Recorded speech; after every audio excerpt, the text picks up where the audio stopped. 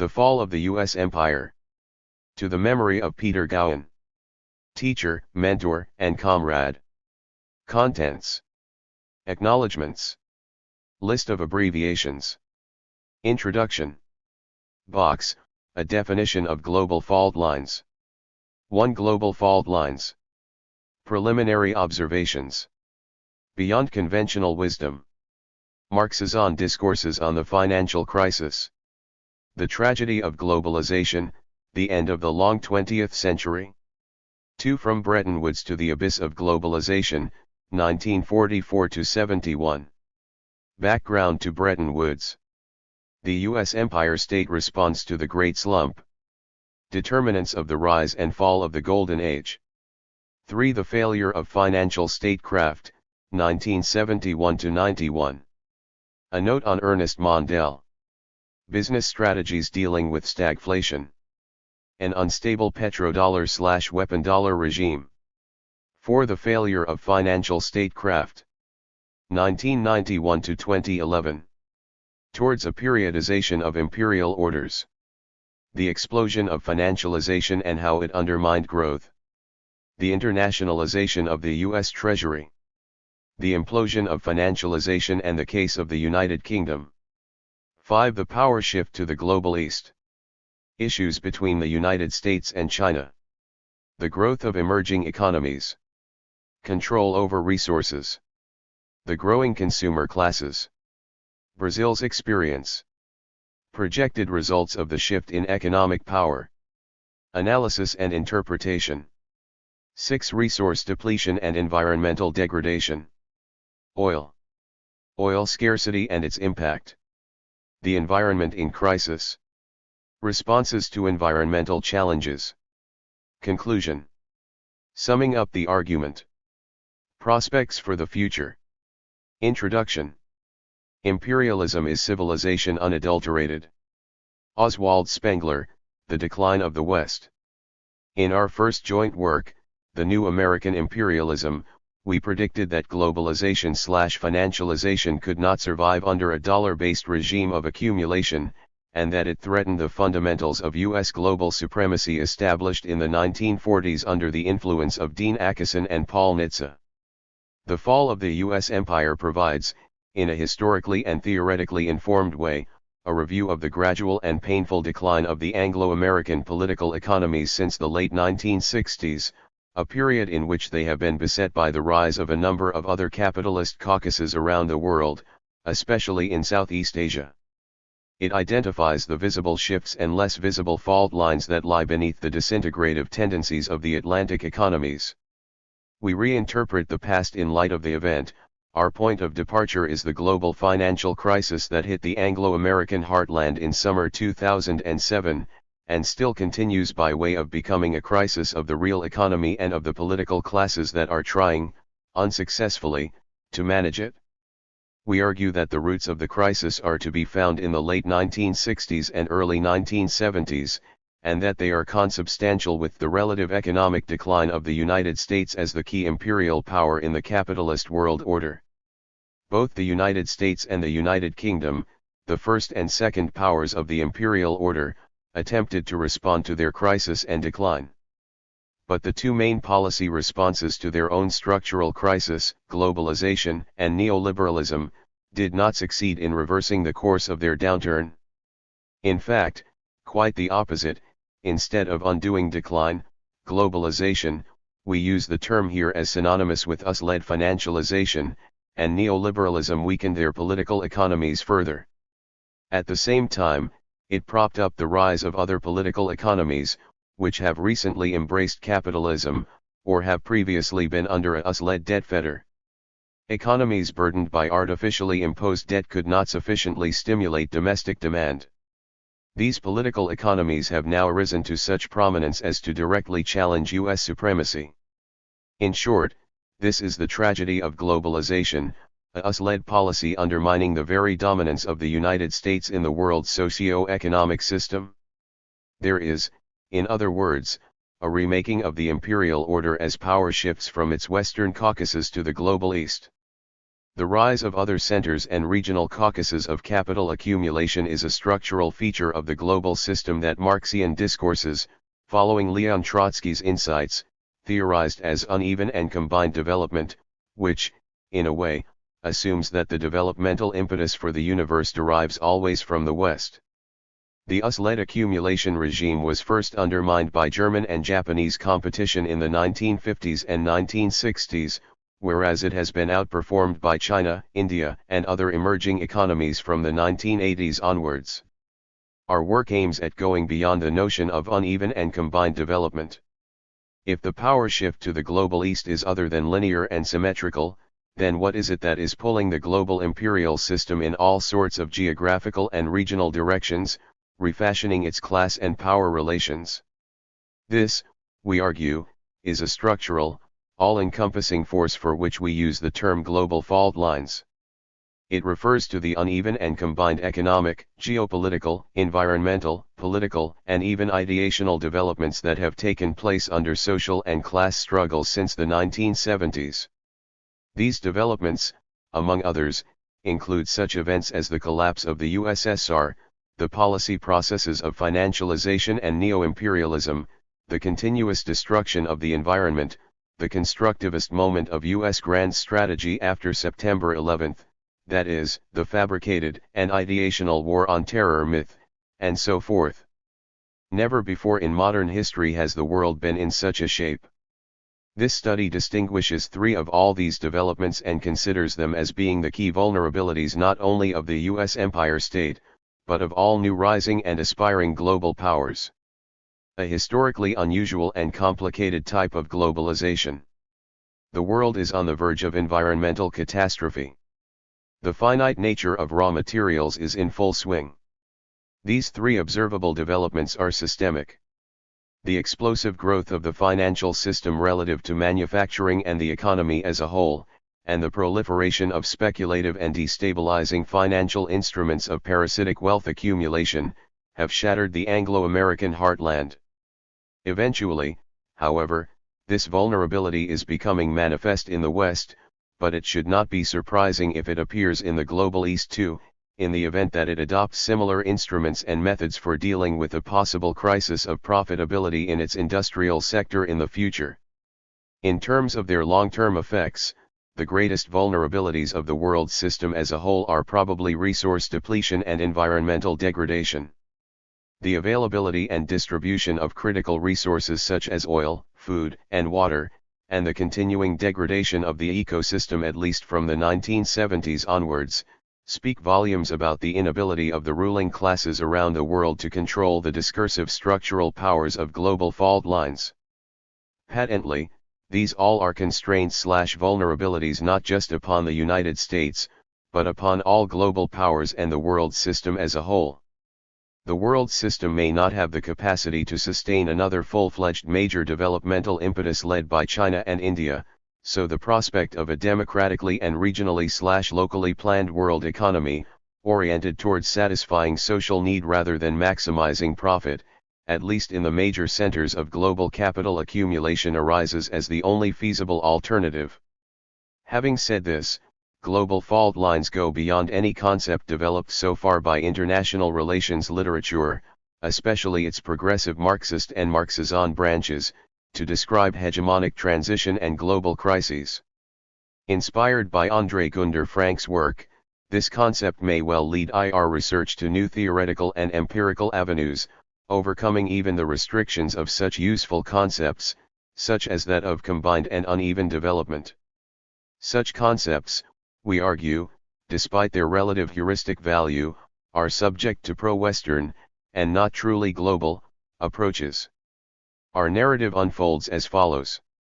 Chapter 1 looks at methodological issues, defines the key concepts of our work and reviews critically the relevant literature on the subject. Our theses and views are tested against major works in the field of international political economy, such as those by Robert Brenner, Leo Panitch, and Giovanni Arrighi. Chapter 2 is a critical presentation of the so-called Golden Age of capitalism, and lays the foundation for a thorough examination of globalization and neoliberalism that, as clusters of policy led by the Anglo-American core, came into being straight after the collapse of the Bretton Woods regime in 1971, if not before. Chapters 3 and 4, entitled The Failure of Financial Statecraft and, reflect a division of the developmental trajectory of the West which we have opted to follow. From 1971 to 1991 growth was very weak and profitability very low. But during the Clinton era, seemingly, growth picked up as well as the rates of profit in both manufacturing and financial sectors. These two chapters show, among others, that globalization and neoliberalism, as policy responses to the crisis of the previous accumulation regime driven by Keynesianism and fixed exchange rates, failed to reverse the declining profit rates in the West, as most of the aggregate growth achieved, especially in the 1990s, was debt-driven. As we pointed out earlier, if financialization is a key vulnerability of the global capitalist system affecting all great powers, whether declining or rising, then resource depletion and environmental degradation are the other two. In chapters 5 and 6 we examine these two key vulnerabilities of the United States and potentially of new rising powers, first and foremost of China, whereas the conclusion of the book outlines the main findings and explains the necessity for a new economic system geared to sustainable human development, ecological plenitude, and the cultivation of genuine human relationships. A definition of global fault lines. Global fault lines is inspired by the late André Gunder Frank's work, in particular his Reorient. We conceive of the term as referring to a post-Hegelian and post-Marxian totality across historical time and space, and whose elements and instances are discursively interconnected, articulated and mingled, invariably generating political and economic change, global hegemonic transitions and power shifts. Just like the movements in the tectonic plates originating in Earth's radioactive, solid iron inner core, the vast shifts in the structures of the international system are the outcome of changes that have been taking place beneath the surface of social life for decades, if not centuries and millennia. These ongoing movements, mostly happening beneath the surface of social life, but becoming more visible in times of acute crisis, constitute and codetermine global fault lines. The term applies to pre-modern and pre-capitalist epochs, despite the fact that there is a different articulation of the elements composing the post-Hegelian totality then. We do not accept that there was a pre-modernity first and a modernity that followed. Rather, we believe that elements and structures of pre-modern eras exist in modern times and vice versa. Human history has never been singular, linear, and uniform. The prime mover, to use an Aristotelian notion, of global fault lines is social and class struggle, as they develop both within the ensemble of dominant power structures and between ruling and dominated classes. Struggles and political economies and states may determine in the first but not in the last instance the elements and articulations of the post-Hegelian/post-Marxian totality. Capitalists do not control capitalism. There are other forces in play that we disclose empirically with the theoretical employment of this new concept. Global fault lines rest on a plural, not singular determination of social and historical continuity, change, and hegemonic transitions. In this sense, Marx is still useful, the concrete is concrete, he wrote in the introduction to Grundriss, because is the concentration of many determinations, hence unity in diversity. Global fault lines do not have a Eurocentric point of departure, as seems to be the case with the notion of uneven and combined development. First launched by Leo Trotsky and further elaborated by George Novak, Ernest Mondel, Michel Lowy, and Justin Rosenberg, UCD has partial heuristic and explanatory powers. Although it is extremely useful in capturing global capitalist developments, it abstracts from global political, societal, cultural, and ideational structures upon which such developments rest. It attributes primacy to economic development as if unable to get rid of the determination in the last analysis by the economic instance.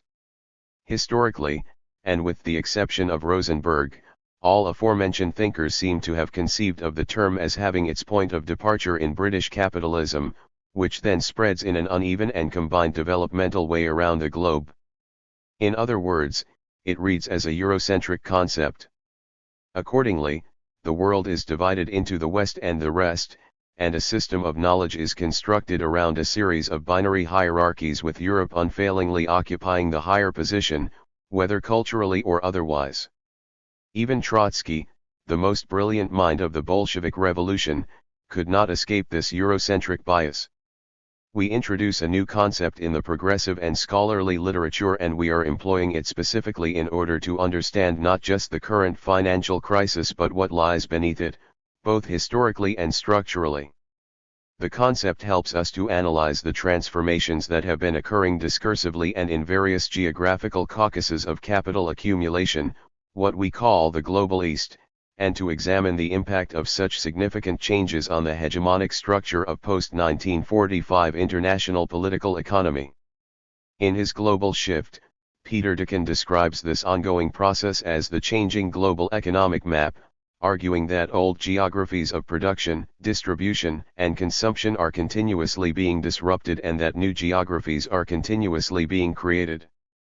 We argue that global fault lines has the intellectual might to explain this process, in the sense that the strength of a hegemonic power can only be properly measured relative to other powers and political economies, and that hegemonic ascendancies and declines correlate strongly to available resources and politico-economic durability. Paul Kennedy was not far off the mark when he argued that military overstretch and a concomitant relative decline is the consistent threat facing hegemonic and imperial powers, whose ambition and security requirements come to be greater than the resource base they can amass. 1. Global fault lines. The most specific feature of this social group, which separates it from the proletariat and the bourgeoisie alike, is its alienation from economic life. This group does not participate in productive activities or in commercial transactions. Its representatives, at times, do not even bother to show up to cash out the bonds with their own hands. This is why we can consider this group as being one that becomes active only in the sphere of consumption. The foundation of the entire life of the rentier is consumption, and the psychology of pure consumption becomes their lifestyle. Nikolai Bukharin, Die politische Ökonomie der Rentners, 1914. Preliminary observations. There is some analytical confusion concerning the literature on globalization, financialization, and the state.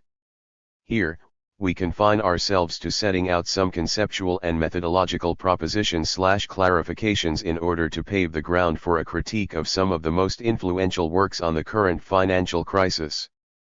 A good starting point could be to clarify the linkages between the domestic and external domains of state activity, what old-fashioned realist theory in international relations calls second and third images. Point 1. These two analytical instances of social and political action are intrinsically interlinked, and at the same time relatively distinct, not least because of the differing policy practices, institutional structures, and jurisdictions that pertain to each one of them. But mainstream IR does not take into account a fourth image, that of the empire state. This image/category or ideal type is as significant as the other two categories, not least because it determines the key structures, practices, and actions of them.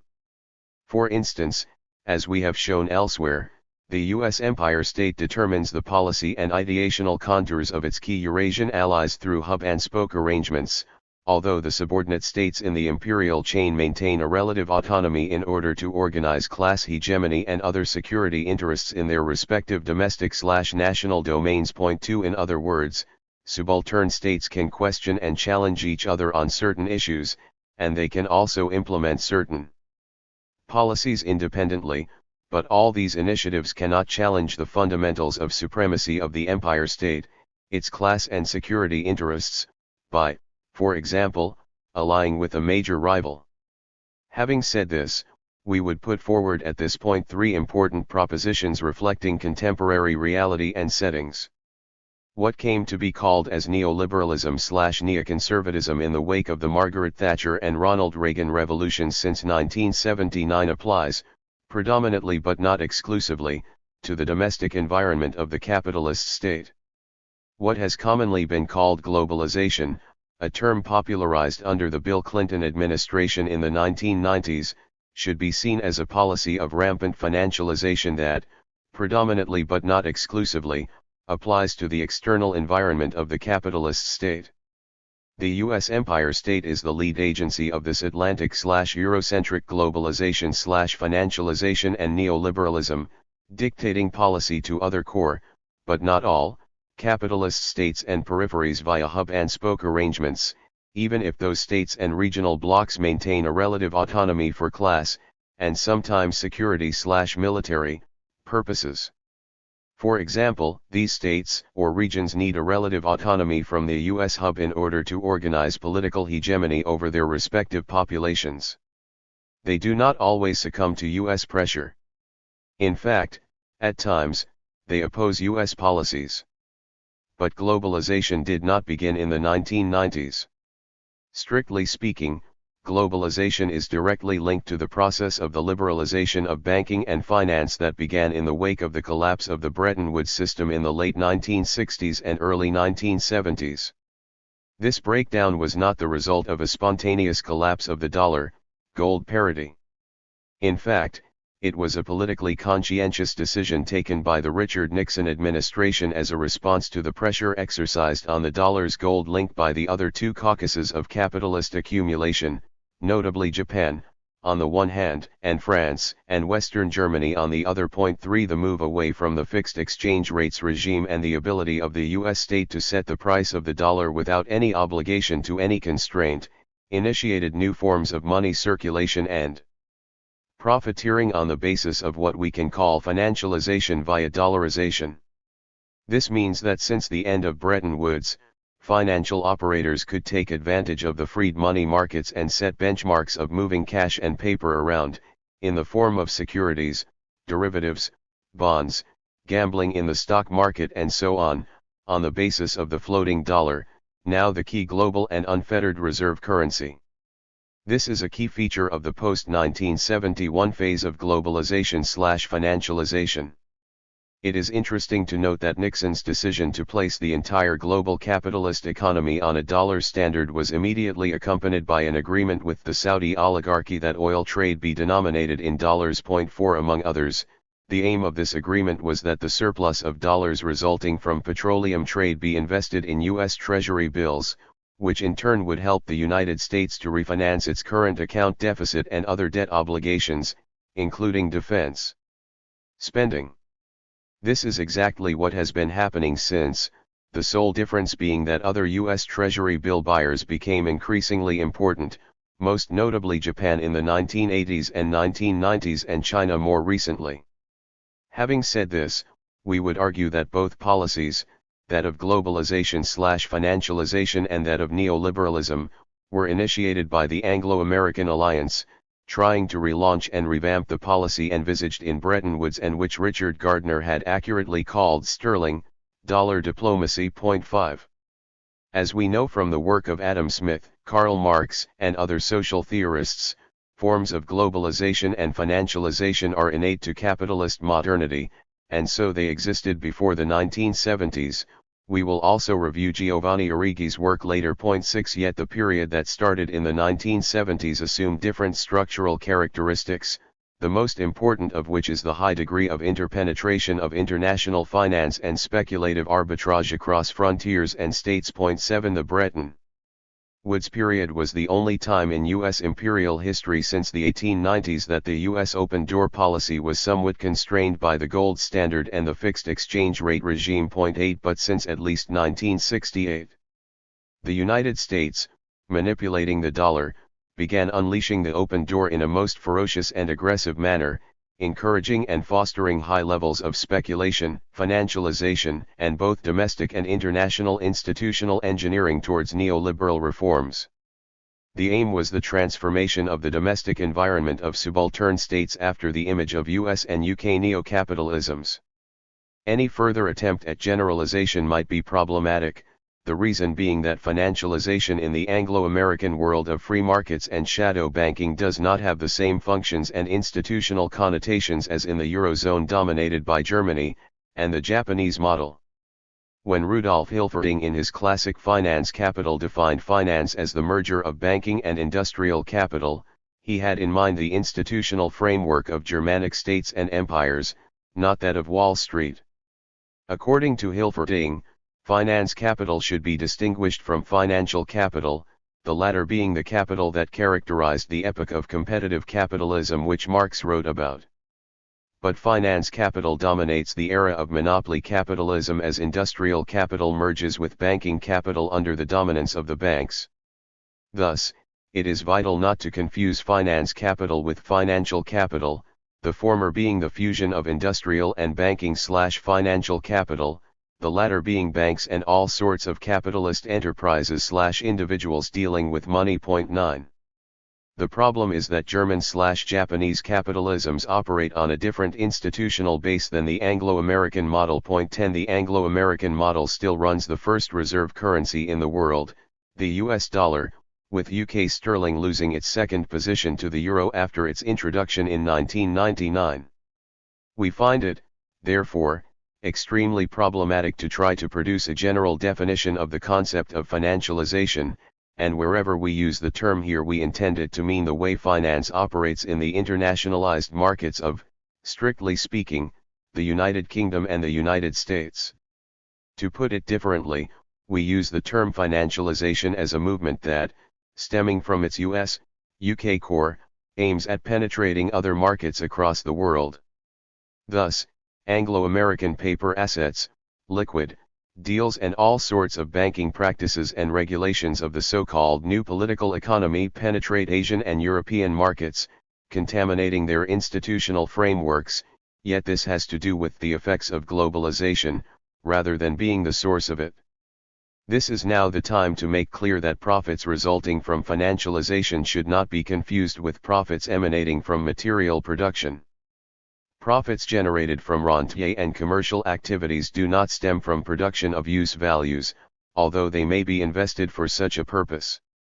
Along with classical economists, Marxists, and other Marxisans, such as Andrew Glynn and Robert Brenner, we use the concepts of profit, profit rate, and average rate of profit only if applicable to material production of use values. In particular, we define as rate of profit the percentage return on capital employed in material production.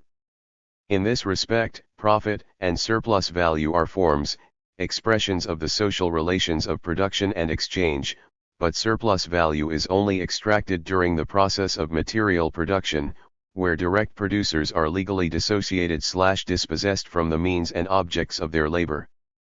Unlike mainstream world system theory, or realist/neorealist international policy economy, which privilege the process of commodity circulation over material production in the definition of capitalist social orders, and unlike orthodox Marxists that see production determining circulation in the last instance, we counter by arguing that material production determines circulation only in the first instance.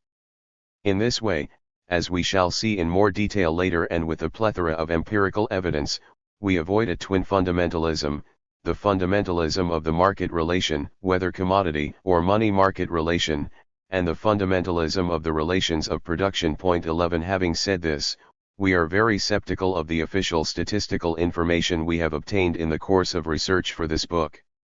Thus, the tables and the statistics we have opted to use here are either carefully selected, or are elaborated by authors with whom we share our views about the manner in which real gross domestic product and other aggregate data are measured. In any case, we use all quantitative data, statistics, tables, and graphs as a way to indicate historical trends, not absolute extractions of solid conclusions and dogmas.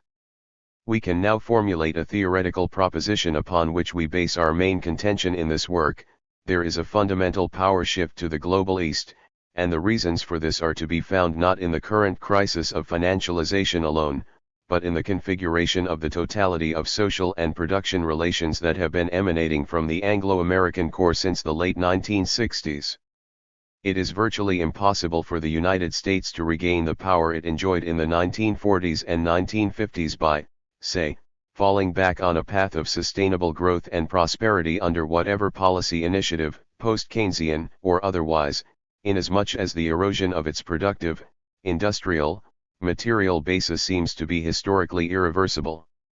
The United States may well turn out to be a great power among others, but not the superpower of the 1950s. 12 This erosion of the industrial base of the Anglo-American economy has been accompanied by the outsourcing of labor power to the global East, especially China and India, which increasingly operate through economies of scale that could dwarf those currently enjoyed with the U.S. market. 13 This reflects the potential for sustained growth and determines the money capital in circulation and the political power embedded in these. Our insistence on the significance of manufacturing is not just an axiomatic article of faith, as Giovanni Arrighi put it in his debate with Robert Brenner. Manufacturing is the ontological social base for the reproduction of life, and it is as significant in modernity, however defined, as it has been in all social systems that preceded modernity, East and West. In short, our claim that the remaking of the imperial order after the tragedy of globalization is underway has its foundations here.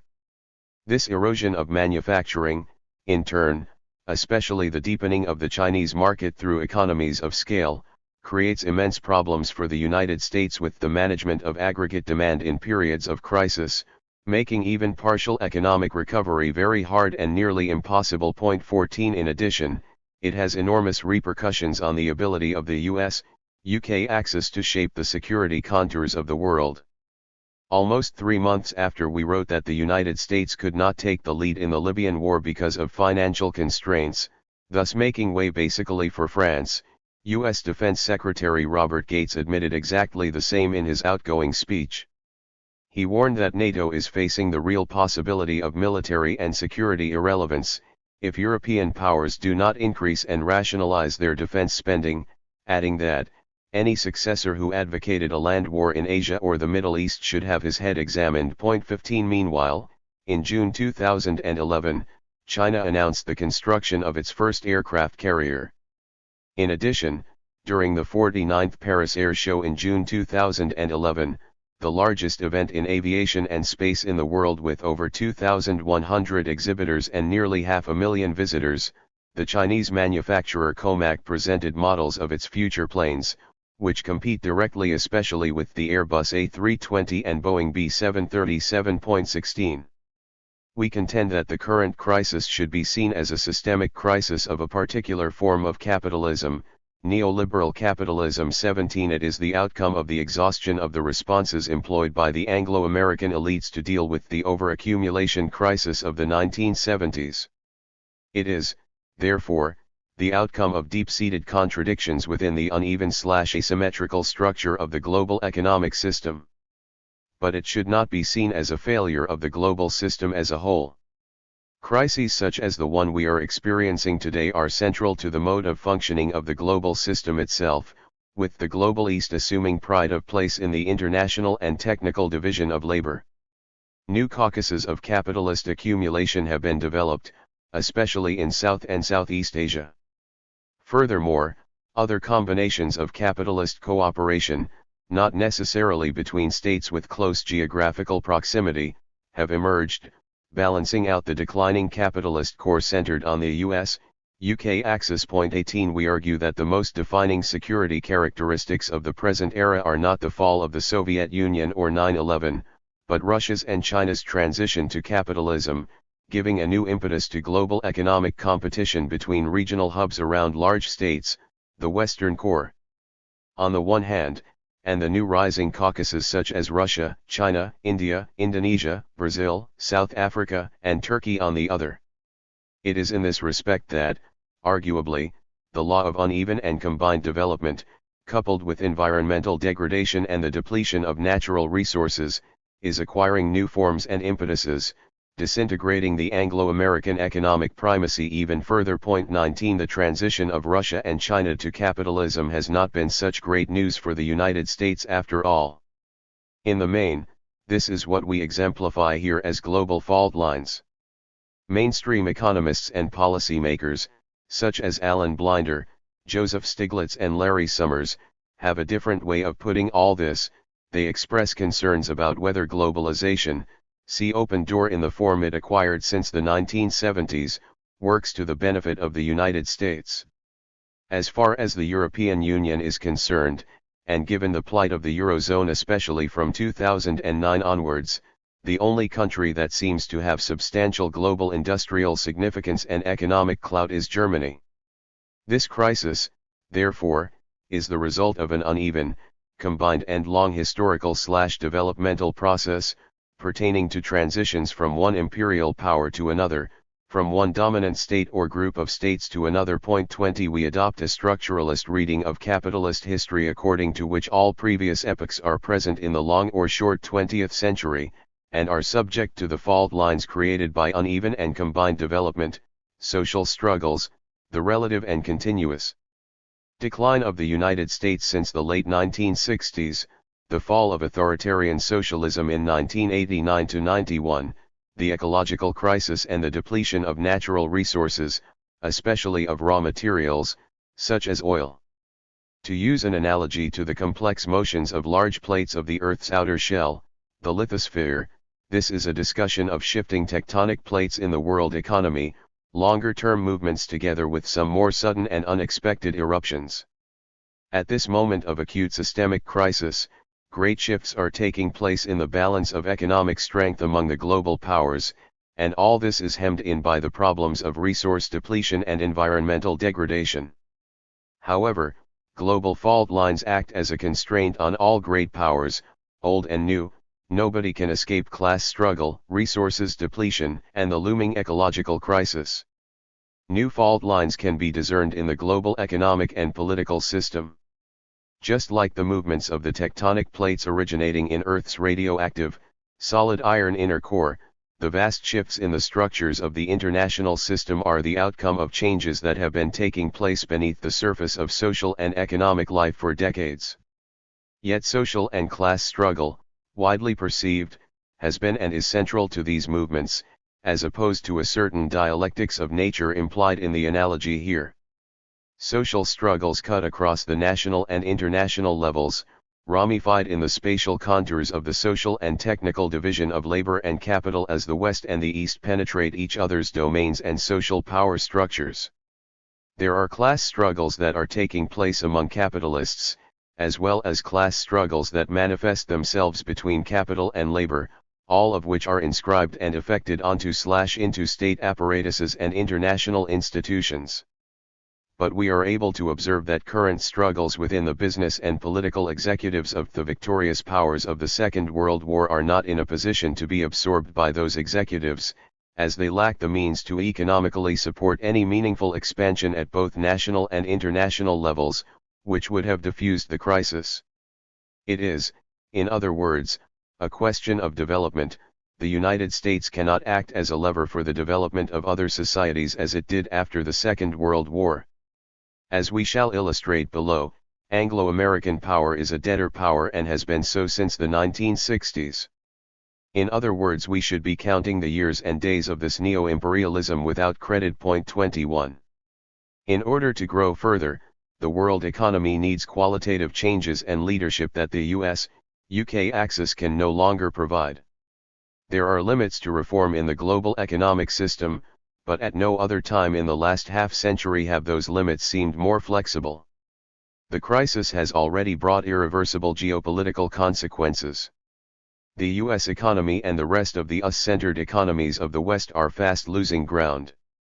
China, India, and other large emerging economies have been strengthening considerably. The underlying feature of the current situation is this historical shift. The unipolar phase of US dominance is being replaced by a multipolar phase, in which the United States will continue to remain one of the most prominent powers, we do not know for how long, but has to share this position with China and India as the biggest and fastest growing rising economic powers.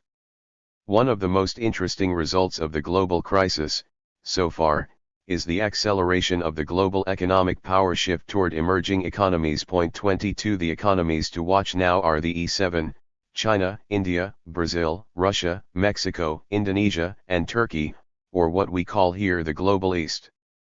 The rest of the 21st century will be increasingly dominated by this relationship between the United States and China, India, Russia, and other rising powers, and it is this that determines the process of the remaking of the global imperial order. 23.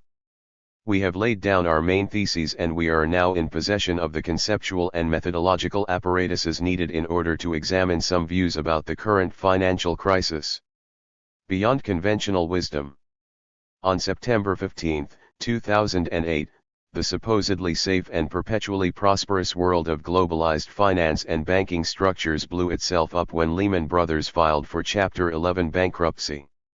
True, the credit crunch kicked in earlier with the collapse of Fannie Mae and Freddie Mac in the United States and Northern Rock in the United Kingdom, but this 158-year-old iconic investment bank was forced into this act of extremes, when the initial breakdown of the U.S. mortgage market turned securitized mortgage-backed debt obligations into toxic assets.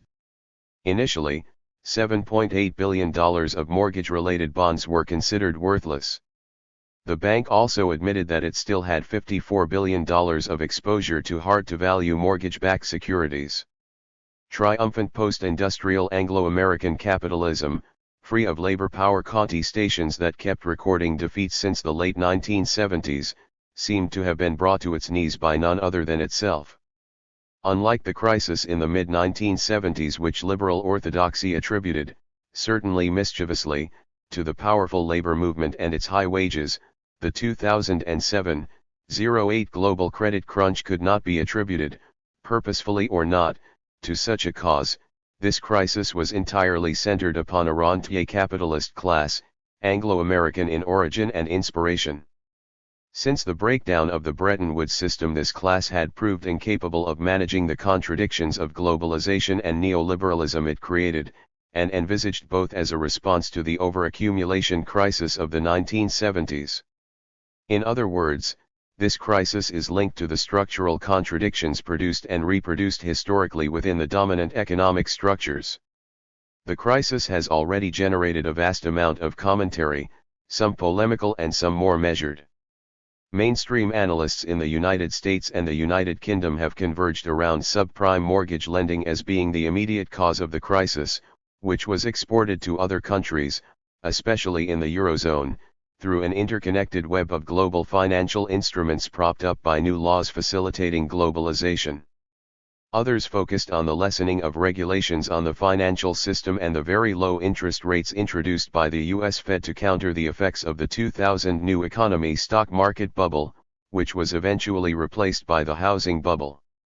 We disagree with these interpretations, and find them superfluous and even dangerous, as the policy recommendations accompanying them are often along the lines we need less state, not more, or the financial services authorities regulating bond markets failed to do their job properly. Point 24. Instead, we argue that the subprime lending itself was one of the many manifestations of a crisis registered in the broader processes of financialization and liberalization, which were put forth as policy responses to the crisis of profitability in the late 1960s and early 1970s. The tragedy of globalization, among others, regards the inability of Anglo-American agencies, whether state or otherwise, to solve the overaccumulation crisis of the 1970s by resorting to the liberalization of finance and banking, and to the manipulation of monetary instruments, such as interest rates, while curtailing welfare spending. Point 25. Concentration/accumulation and circulation of industrial/productive capital are not the same as concentration/accumulation and circulation of money capital, especially in the Anglo-American world. Whereas the former tends to create crises of profitability, the latter is responsible for bubbles and illusions of profitability, and therefore illusions of prosperity and growth. Hence it leads to the boom and bust cycles, as Robert Brenner put it. It is clear, therefore, that we cannot treat financialization and production as an integrated and cumulative form of capital, as do most mainstream economists, and also those whose work is inspired by Antonio Negri's post-structuralist theories of empire. The thesis that is being put forth here, Christian Marazzi, one of Negri's followers, writes, is that financialization is not an unproductive/parasitic deviation of growing quotas of surplus value and collective saving, but rather the form of capital accumulation symmetrical with new processes of value production. 26. In other words, production/circulation of commodities and speculation/circulation of money are dealt with in an integrated way, as if both are carriers of value. Subprime lending and various types of the so-called self-certified mortgages are spin-offs of financialization for the sake of easy and greedy profiteering, or, one might say, the new hype that jumped into markets in the wake of the bust of the .com bubble in 2000. As such, easy lending did not cause the current tragedy of Atlantic capitalism. Rather, it was the entire complex macro-historical and contradictory process of ecologically unfriendly deindustrialization, and the move away from Keynesian regimes of accumulation, that were responsible for the plight of Anglo-American political economy today. A number of authors, including Marazzi, have argued that Keynesianism has always been in operation, inasmuch as the switch from the public to the private has had the same operational effect, namely the boosting of aggregate demand and consumer power via the creation of bubbles and access to easy credit. This may be quite misleading. Bubbles are, in fact, quite political. As a political matter, subprime lending was encouraged by governments and private agencies alike, both because it served the interests of the system in maximizing fictitious profits and because it generated an illusion of value in private property that reinforced capitalist values of growth for growth's sake among the middle and the working classes, and even among the totally pauperized. But this does not mean that Keynesian policy making is the flip side of the neoconservative/neoliberal policy, that is, the type of state policy that has been taking place since the late 1970s, and that was initiated by Margaret Thatcher and Ronald Reagan. Keynes himself was very aware of the catastrophic economic potential of financialization, when in one of his most perceptive comments in the General Theory he wrote, "Speculators may do no harm as bubbles on a steady stream of enterprise. But the position is serious when enterprise becomes the bubble on a whirlpool of speculation." 27. As we shall explain in more detail below, we are not subscribing to certain analyses that stem directly from a Kalekian, Minskian, Keynesian instability hypothesis, according to which the current crisis is the result of the mismatch between state regulation and the new economy of financial capitalism that tends to damage the so-called real economy. 28. Although we recognize the scholarly and positive contribution of this trend to the study of international political economy, and we have certainly benefited from these contributions, we argue that the whole issue is far more complicated. Finance is not simply a superstructure of production, but a class relation penetrating social life and production itself. The fusion/interaction between banking and industrial capital, what Hilferding called finance capital, finds such a historical expression mainly in a German/continental institutional context, but this is not predominantly the case with Anglo-American capitalism. In the Anglo-Saxon world of freedom and liberty, especially in switching periods in which finance comes to dominate the social economy after an overaccumulation crisis in industry, the key to understanding finance and its contradictions is to treat them separately from the realm of capitalist production. As we stated earlier, the interpenetrative function of industrial, banking, commercial and financial capital does not have the same effects upon the formation of money markets in the Anglo-American world as in Germany and/or Japan. In the dollar-sterling world of finance and free enterprise, shadow banking, hedging, bond markets and other financial instruments acquire a life of their own that pertains to the Marxian equation with minimal institutional or other real commodity type mediation. 29. In the event, those who fail to make this distinction, tend either to propose as policy solutions more financial regulations by way of using financial instruments, or a robust state intervention along Keynesian lines, forgetting that none of the alternatives provides a long-term solution. As Saskia Sassen has pointed out, using financial instruments to solve a financial crisis is not at all adequate, not least because the real causes of the crisis lie elsewhere. 30. Most of the debates in the media are related to how much and what kind of new financial regulation is needed. Even more critical and nuanced commentators ended up explaining the crisis by the stupidity, poor economic analysis and sheer ignorance of central bankers, politicians and auditing agencies, and even the greediness of bank managers and directors with their sky-high bonuses. 31 Such explanations, focusing on the blatant deceit and corruption of financial players, run the risk of downplaying the structural features and tendencies of international political economy in the 21st century, which indeed breeds such financial meltdowns. For example, Madoff's Ponzi scheme did not cause anything. It simply took advantage of a reality structured around a flow of liquidity and paper money sustained, through acts of omission and commission, by national and international agencies and policies. 32. There are certain requisites for a capitalist economy to function smoothly. Capital is a social relation and a process of circulation in which capitalists throw in money in order to collect it back with a robust profit on top. This profit, or part of it, then goes back to circulation and investment, seeking more profit and so on. It has been estimated that, through this process of capital circulation, investment, and profit generation, the economy needs a compound rate of growth of around 3%. 33 This rate of growth is necessary, if not vital, for capital and the capitalist economy as a whole to avoid being in a recession. Another important and related requisite is the following: in a depression-free capitalist economy, the wealth being produced throughout the system must be sold. If investment falls below savings, a gap opens up between what has been produced and what is being sold.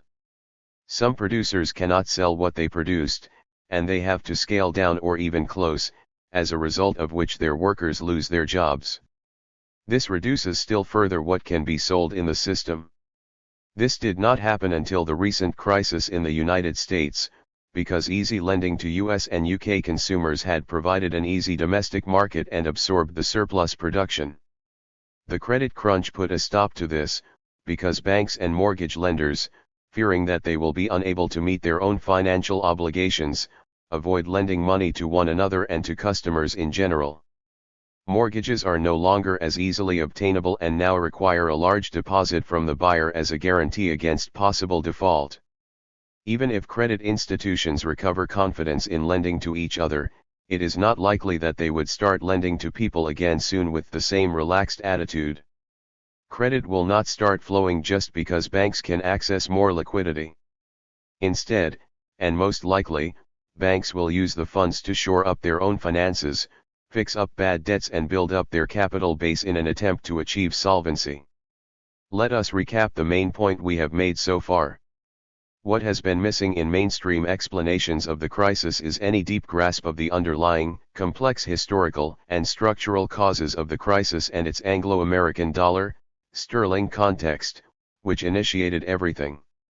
There is an overemphasis on proximate causes, the US housing bubble and the huge size of the US economy, persistent unresolved global imbalances, a lack of government regulation of the financial sector, lax regulation, and insufficient regulation that led to widespread underestimation of risk. 34 We argue that all these are still symptoms or short-term precipitate causes. Explanations and solutions are put forward on the basis that the causes of the crisis are to be found in the contemporary managerial remit of credit and finance alone, whether national or international. As a result, any solution framework that is proposed pertains to the sphere of circulation alone. But it is arguably not the case that these were the basic causes. What is missing in the current debate is any real grasp of the underlying causes of the crisis. Marxism discourses on the financial crisis. In times of crisis like this, where the organization of societies was and is being built on liberal economic dogmas, most schools of thought in IR and international political economy, from constructivists to all sorts of realists and liberals, opt for either aligning themselves with conventional wisdom and mainstream media views, or remaining silent.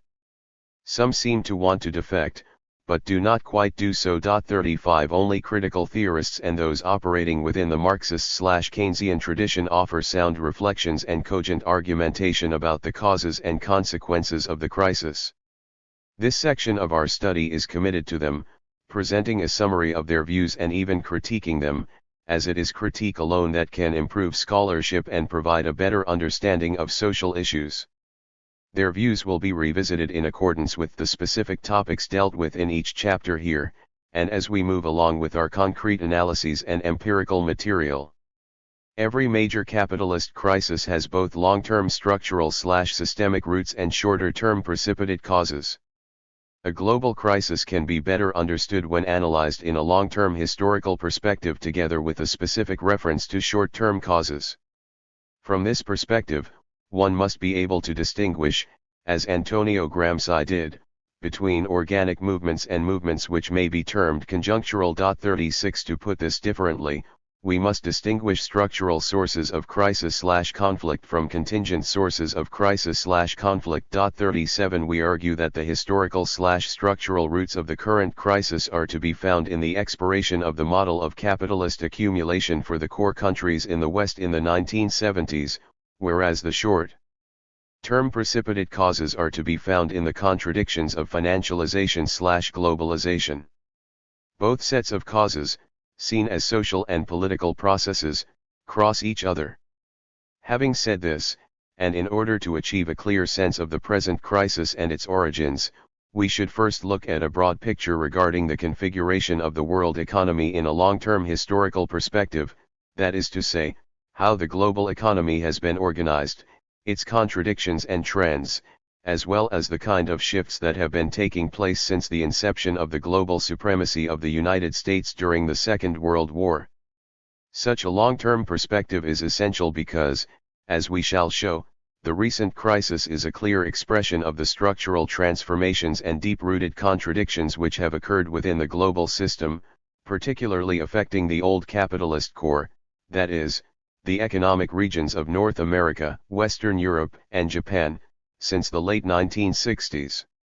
Ernest Mondale was perhaps the first intellectual who saw the breakdown of the Bretton Woods system and the dollar devaluation as the beginning of a perpetual crisis of U.S. neo-imperialism. 38 Mondale's views were opposed, among others, by Nicolas Poulantzas's influential work in France, Germany, and the United Kingdom at the time, arguing that the thesis of the economic decline of the United States is wholly misleading. According to Poulantzas, whose views are in some important respects echoed today in the scholarly work by Leo Panitch, Sam Jinden, and others, the supremacy and centrality of U.S. capital over European social formations and Japan, as well as the forms in which such domination finds expression, leave no doubt as to the dominant position of the United States in the global imperial chain, hence the misleading character of any discourse about U.S. decline. 39 In Germany, however, some theses put forth by Klaus Busch in the late 1970s espoused the Mondale position, arguing that the United States lost its post-war hegemonic position in the wake of the breakdown of Bretton Woods. 40. Today, Panitch and other scholars working around the journal Socialist Register, and finding it rather difficult to establish concrete empirical evidence that undermines the thesis of the long-term, historical economic decline of the United States, would lay out a rather political thesis. To posit a terminal decline in U.S. imperial power is to attempt to accomplish in theory what remains to be done in political struggle. 41. Interestingly, the position of this current of thought shares certain postmodern analyses on financialization, such as the one put forth by Marazzi.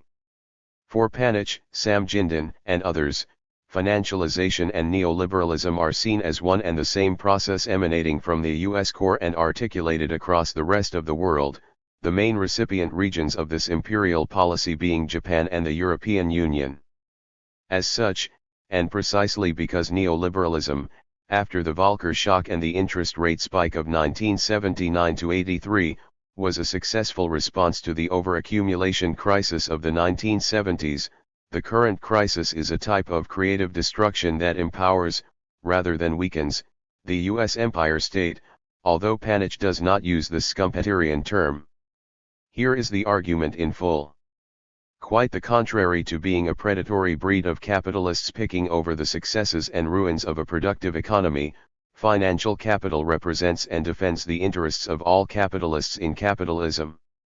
The fault line internal to financial capital of breeding financial crises and speculative bubbles, in the pursuit, as Marx phrased it, of money begetting money, must be interpreted with these integral features in mind.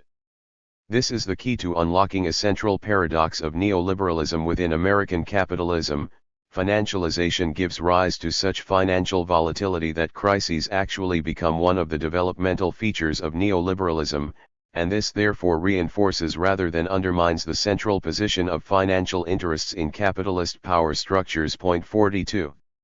The position of Panich and others, therefore, has three defining features.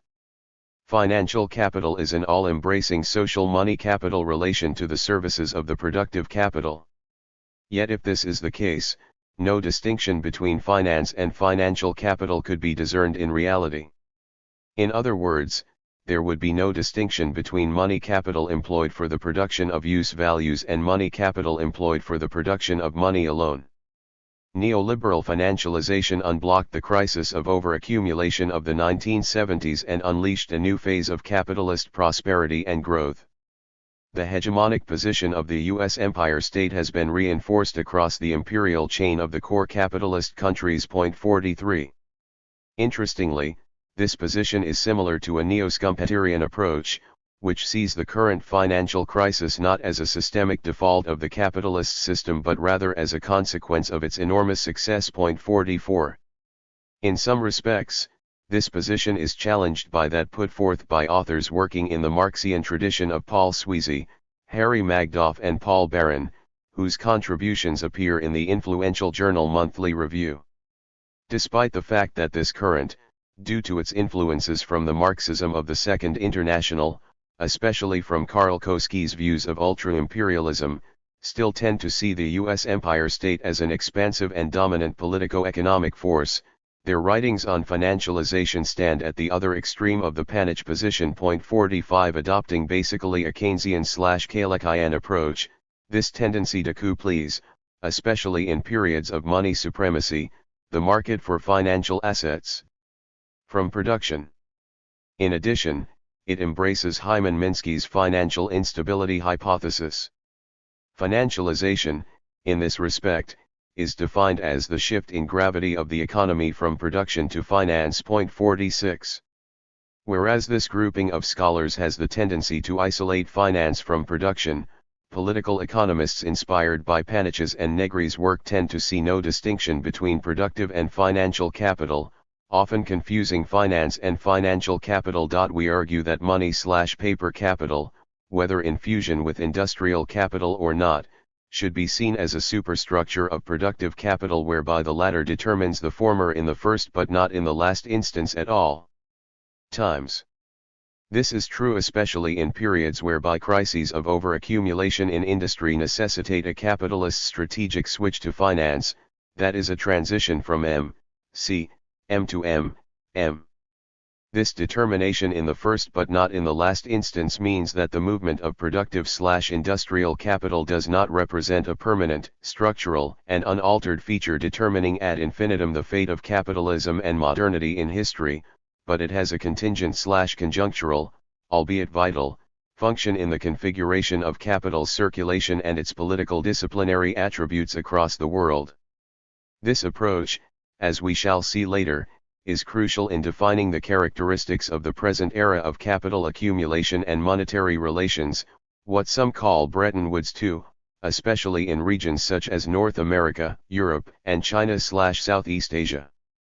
The Foster-Magdoff thesis, precisely because it makes such a sharp distinction between money markets and production, is in a position to distinguish between profits in the financial sector and profits in the manufacturing sector during the period 1970 to 2005.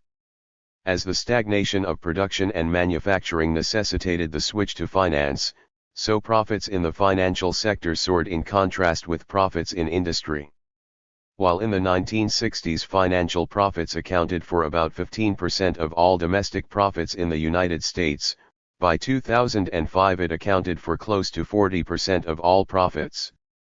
At the same time, manufacturing, which once accounted for 50% of domestic profits, now accounts for less than 15% of profits. Point 47.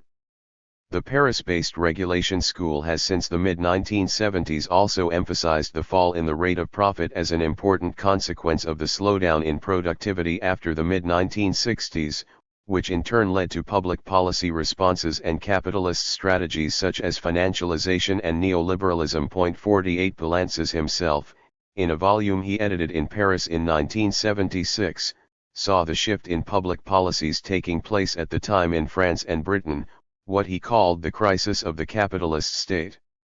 As a way for the capitalist class to restore the tendency of the falling rate of profit at the time. 49 He saw state intervention in the economy as a way for the bourgeois state to counterbalance the tendency for a falling rate of profit, an analysis Marx left incomplete in the third volume of Capital. Others place the rate of profit at the center of their explanation schemata in understanding the shift of the U.S. empire state from the industrial corporation to extreme financialization of this corporation. This includes the important, and rather forgotten, work of such authors as Fred Mosley. 50. Arguably, this line of thinking is very close to Robert Brenner's historical analysis of post-Second World War capitalism.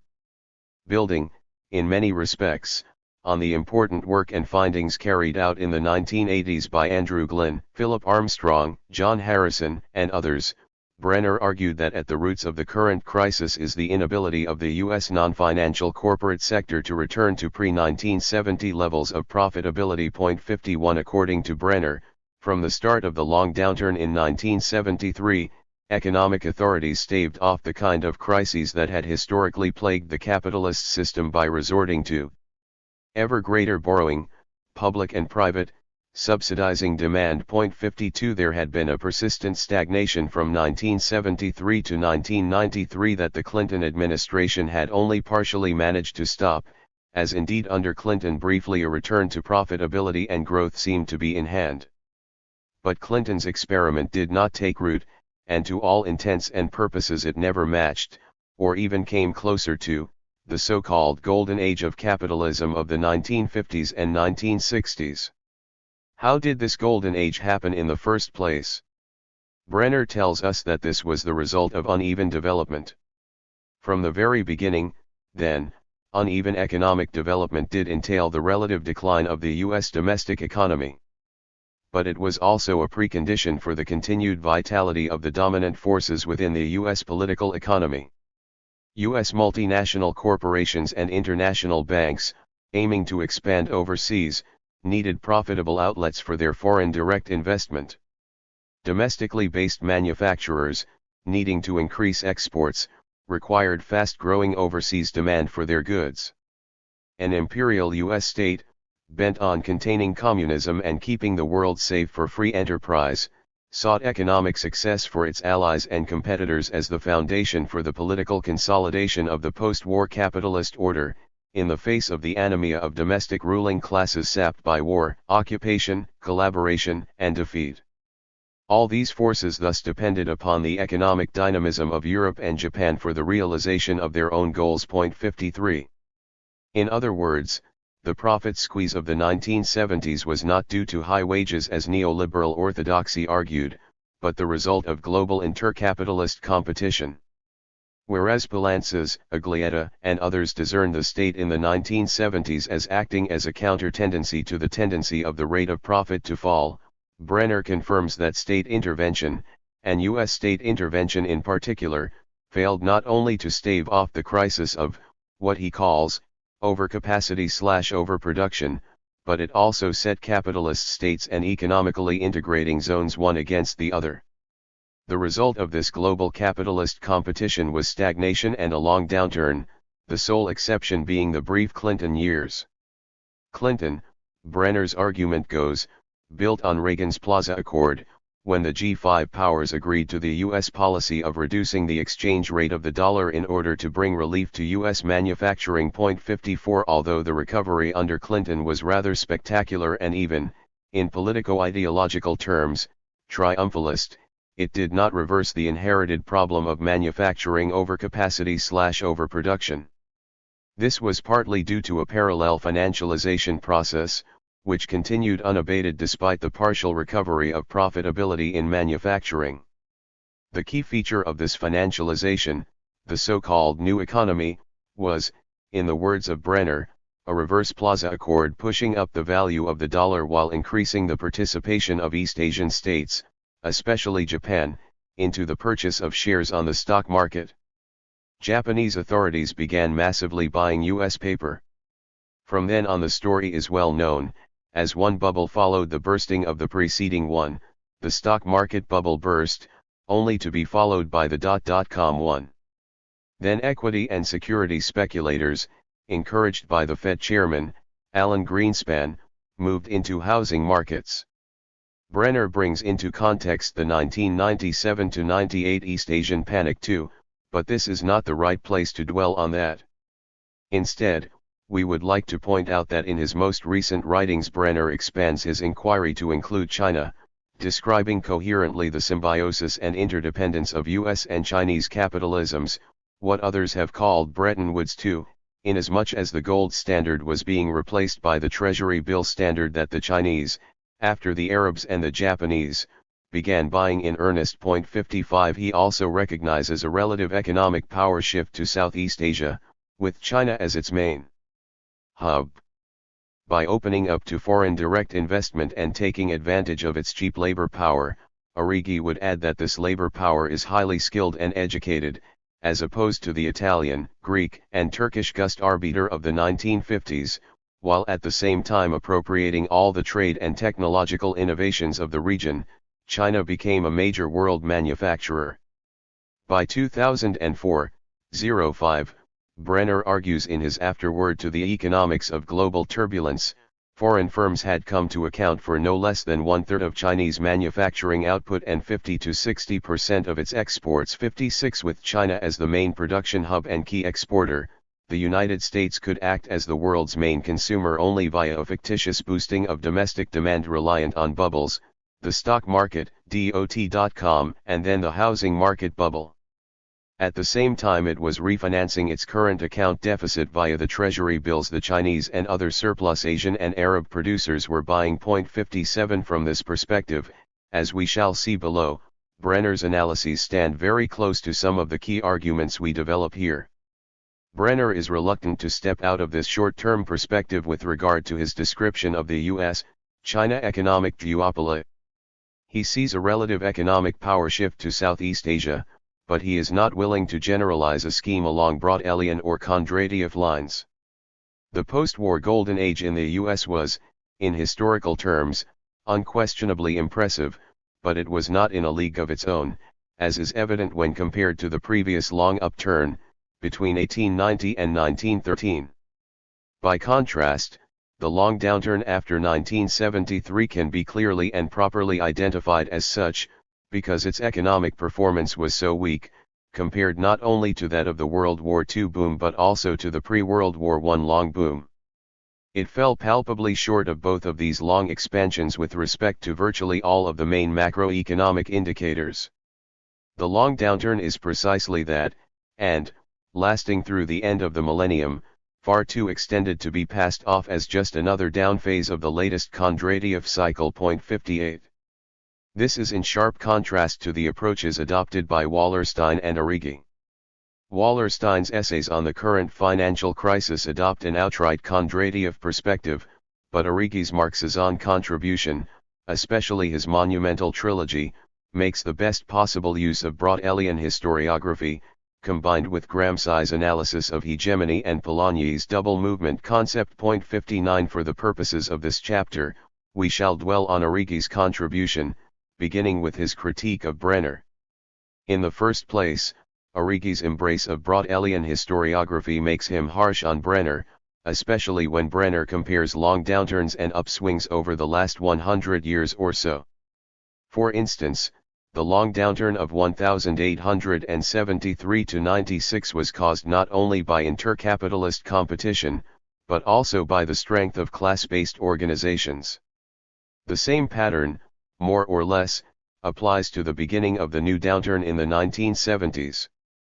In other words, according to Arrighi, Brenner does not seem to have a comprehensive and holistic understanding of crises and historic downturns. His account overplays horizontal pressures and conflicts at the expense of vertical pressures and conflicts. 60 Despite the fact that Brenner states that he will offer a global and systemic analysis of capitalist political economy since the Second World War, in fact his focus remains on three key countries, and tends to evict world politics from the analysis of capitalist dynamics. 61 Thus, a comprehensive analysis of China's dynamics is missing, although Origi admits that Brenner includes China to some extent in his afterword to the economics of global turbulence, and so is an analysis of the negative effects of the escalation of the Vietnam War on the political economy of the United States. Although Origi recognizes that Brenner does not leave Vietnam completely out of his analysis, he nevertheless wants to see it elevated as the most important political factor contributing to the relative economic decline of the United States since the late 1960s. But why is the Vietnam War so important for Origi? Origi, like many others who see the economic decline of the United States through the prism of Broad-Elian historiography and world system theory, considers the U.S. debacle in Vietnam to be the main cause for the deterioration of the U.S. balance of payments. This and the costs of war, coupled with the huge domestic opposition to it in the United States and Western Europe, contributed not only to the profit squeeze and the beginning of stagflation, but also to the collapse of the Bretton Woods system and the devaluation of the dollar that followed suit. 62 In fact, Origi sees the costs of the Vietnam War as being the most fundamental cause of the collapse of the Bretton Woods system of fixed exchange rates. 63 Leaving out of his research design, as he put it, this world political variable, Brenner commits a serious analytical mistake of omission. Last but not least, Origi is in disagreement with Brenner inasmuch as Brenner seems to be analyzing the dynamics of capitalist development by exclusively focusing on manufacturing. The theoretical and historical identification of capitalism with industrial capitalism appears to be for him, as most social scientists, Marxist and non-Marxist alike, an article of faith which requires no justification. Yet, the share of value added generated in manufacturing worldwide has been comparatively small, shrinking steadily from 28% in 1960 to 24.5% in 1998. Moreover, the contraction has been greater than average in Brenner's advanced capitalist countries, the share for North America, Western Europe, Australasia, and Japan combined having declined from 28.9% in 1960 to 24.5% in 1980, to 19.7% in 1998.64. Arguably, this contention is misleading. We discussed earlier the ontological significance of manufacturing for the production and reproduction of social life in all social systems. But beyond that, we would like to argue that the evidence given by Origi to support his claim against Brenner does not seem to be very sound. Origi tells us that his percentage data on manufacturing are calculated from the World Bank, although he does not tell us how. Whereas he is correct in pointing out the decline in manufacturing in the Western core in a historical perspective, he is rather evasive in explaining how the World Bank measures GDP growth and its added value variable in manufacturing. In fact, the World Bank adopts a rather restricted definition of manufacturing, as follows. Manufacturing refers to industries belonging to ISIC divisions 15 to 37. Value added is the net output of a sector after adding up all outputs and subtracting intermediate inputs. It is calculated without making deductions for depreciation of fabricated assets or depletion and degradation of natural resources. The origin of value added is determined by the International Standard Industrial Classification. 65. ISIC is a very restricted UN system for classifying economic data in manufacturing. The UN Statistics Division leaves much industry, including the iron, steel, chemical and petrochemical industries outside its calculations. Whereas divisions 15 to 37 refer to manufacturing, industry corresponds to ISIC divisions 10 to 45, which include manufacturing. They comprise value added in mining, manufacturing, construction, electricity, water, and gas. 66 The way in which Brenner defines the rate of profit in relation to material production differs substantially from the definition of manufacturing by the World Bank, which Origi adopts in order to undo Brenner's argument concerning the relevance of manufacturing. In fact, Brenner says, the rate of profit is generally given for the private economy, or private business economy or a specific major industry. And, he continues, The private economy is, unless otherwise stated, always non-farm and non-residential, meaning that the value added of farms and that attributed to the residential sector is excluded. Brenner also excludes from his calculations the value added of government enterprises. Thus, whereas Brenner's definition is broader and closer to ISIC divisions 10 to 45, at the same time he does not inflate the percentage share of material production as such in order to prove its social and economic relevance. Brenner indicates that during the 1990s the U.S. corporate manufacturing sector still accounted for 46.8% of total profits, accruing to the non-financial sector 67%, and this is a time when industry was being outsourced to China, India, and Southeast Asia. Further, Arrighi criticizes Brenner for not including profits in the corporate financial sector, and for failing to see, Arrighi is using Greta Krippner's work here, that manufacturing leads the trend towards financialization of the non-financial economy. 68. Time and again, this is, at best, an oversight on the part of Arrighi. First, Brenner himself states clearly that late in the 1980s the manufacturing sector remained overwhelmingly dominated by the propensity to use financial resources for financial manipulation, above all borrowing for the purpose of leveraged mergers and acquisitions and stock buybacks, rather than for investment in new plant and equipment. 69. Second, it would be a methodological mistake to confuse financial and non-financial corporate profits, as they correspond to two different forms of socially produced values and use values, whereas some financial profits do not have an impact on these two classical economy variables at all. Thus, it seems that it has taken a long way for Arrighi to meet all these writers who do not distinguish between finance and financial capital. This, in turn, is related to the distinction between productive and unproductive capital, as finance capital may well remain in a portfolio or hoarding and idle form, and it may also be the product of pure speculative arbitrage of an M relation, so having no contact with production of use values. Furthermore, the transformation of an industrialist into a financial agent for profit reasons should not be confused with the structural dimension of the rate of profit and its tendency to fall. The former is an agential function performed as a consequence of a structural tendency dissociated from the capitalist agent. The tragedy of globalization, the end of the long 20th century.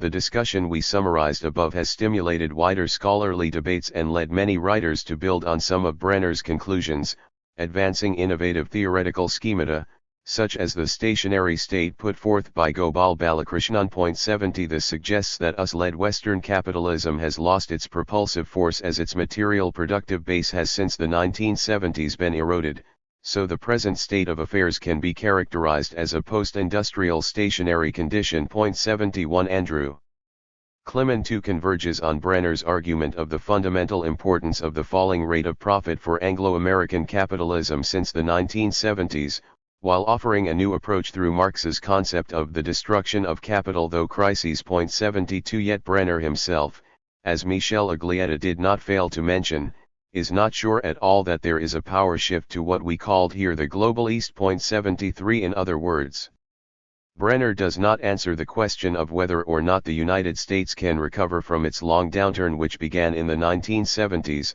and remake the global capitalist order after its image. On this issue, Arrighi is more than clear, namely that the U.S. decline is definitive and irreversible. In fact, his main contribution is not his discussion of Brenner's argument on profitability. Arrighi's monumental trilogy captures the long historic and hegemonic decline of the United States, which it is incapable of arresting. Drawing to a large degree on world systems theory and Broadell's historiography, Arrighi and Beverly Silver describe how great powers rise and fall through successive historical cycles linked to periods of economic crises. Both capitalist and commercial empires in history moved through phases of productive or commercial expansion and through phases of slowdown and deceleration marked by financial expansion. The key contention here is that each time, especially in capitalist history, empires expand their power, they do so on the basis of their lead in the industrial productive sector, whereas when a phase of contraction and crisis opens they are forced to resort to financialization in order to stave off crises in commerce or industry. Resort to financialization, Origi and Silver argue, never manages to restore the global primacy of the empire, it simply delays the empire's decline, and this is the case with the US empire at present. 74. This argument of cyclical and recurrent patterns is better refined in Origi's Adam Smith in Beijing, and in two other contributions written shortly before his death. 75 Origi adopts Braudel's periodization of capitalism, identifying three periods of financial expansion. The first was under the hegemony of Italian city-states in the mid-16th century, the second was centered on Holland, and the third, in the late 19th century, was driven by the United Kingdom. We are interested here in discussing the third period, because it is a period that came into being as a result of the overaccumulation crisis in the United Kingdom, and ended with the 1929-32 financial crash. This is also a period in which capitalism as a mode of production was operating in full, whereas all previous Braudelian periods described by Origi and other world systems theorists are social and historical epochs structured alongside the dominance of commodity exchange relations. 76.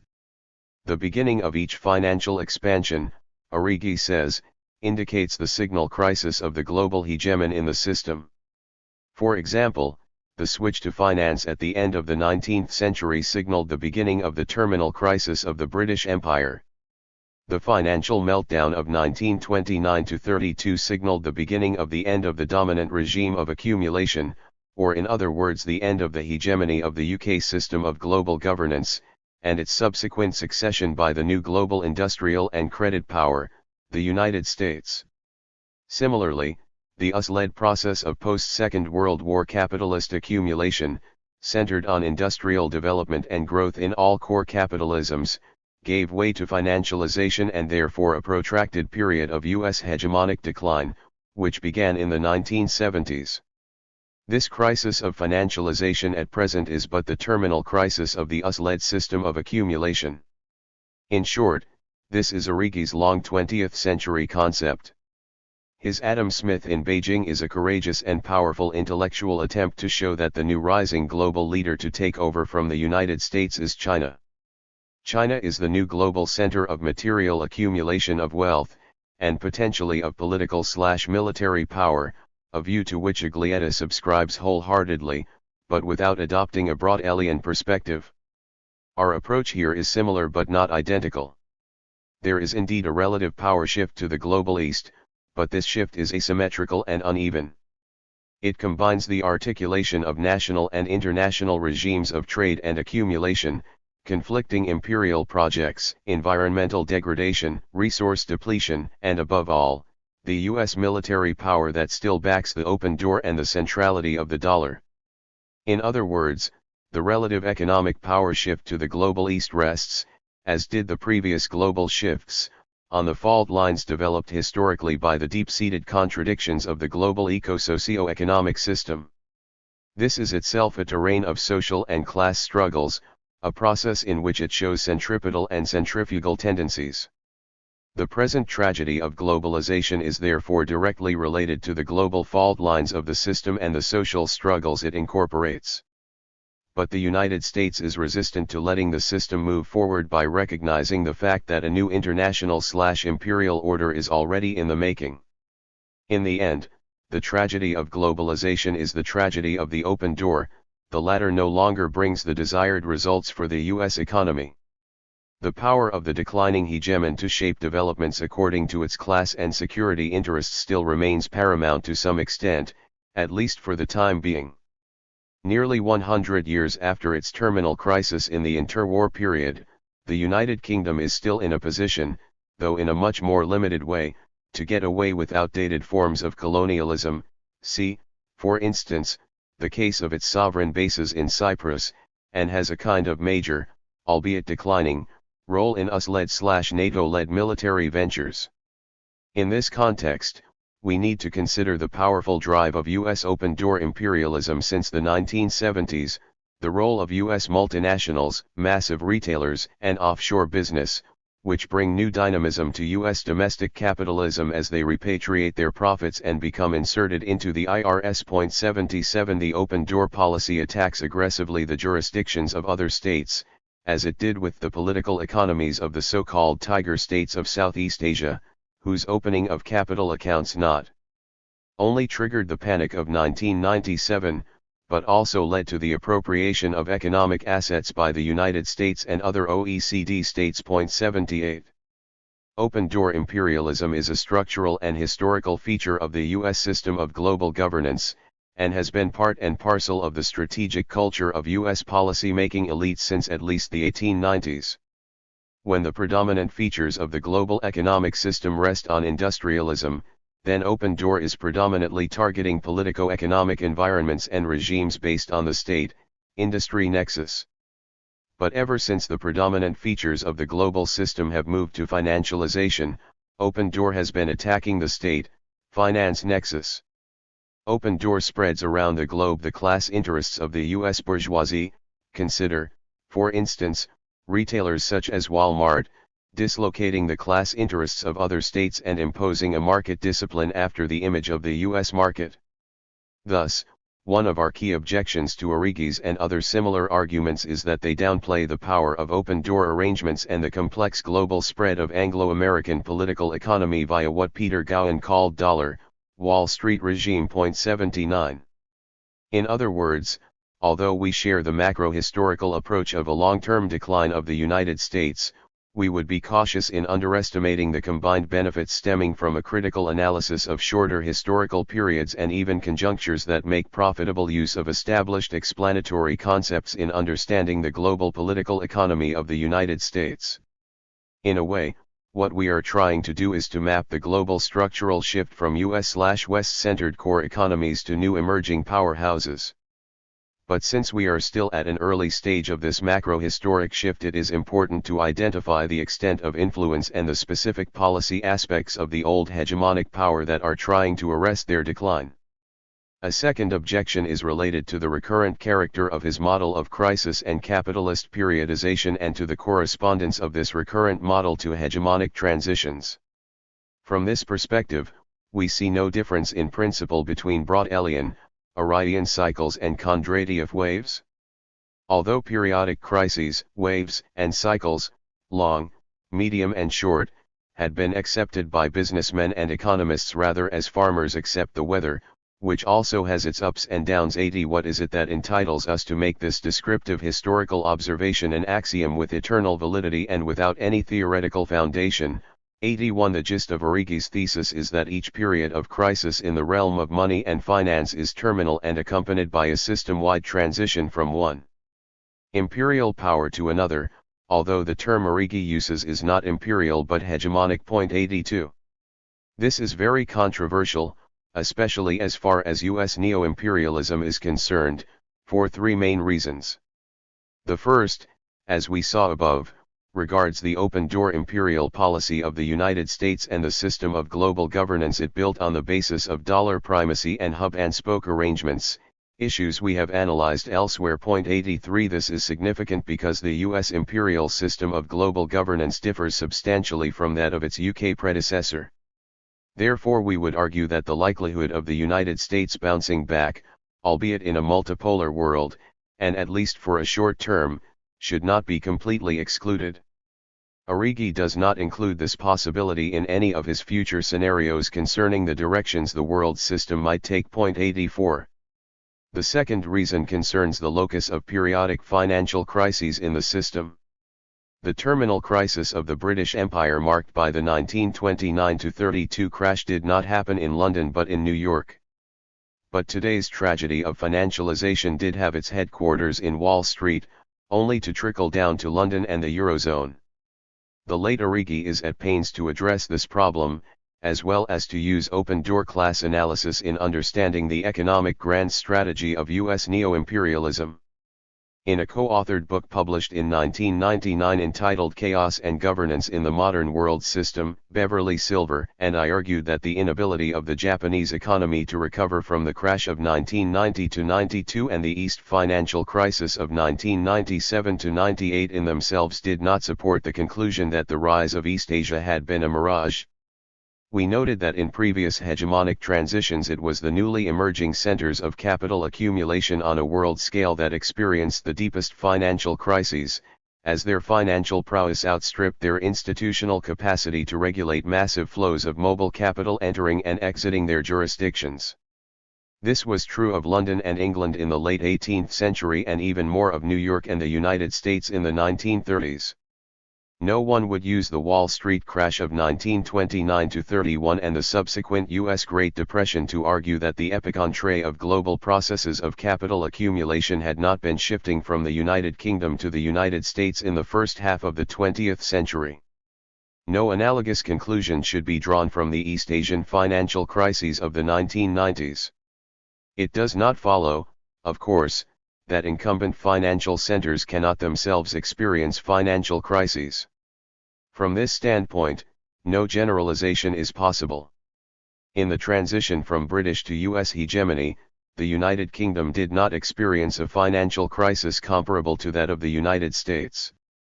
In the present transition, in contrast, in 2001 and again in 2008, 09 the United States has experienced crises at least as serious as the East Asian crises of the 1990s. 85. First, this long quote speaks volumes of the failure of Origi to capture the fact that the East Asian crises of 1997-98 were the product of U.S. open-door policy engineering and not of the weak institutions of local economies which could not manage massive flows of mobile capital entering and exiting their jurisdictions. This is essentially a liberal argument.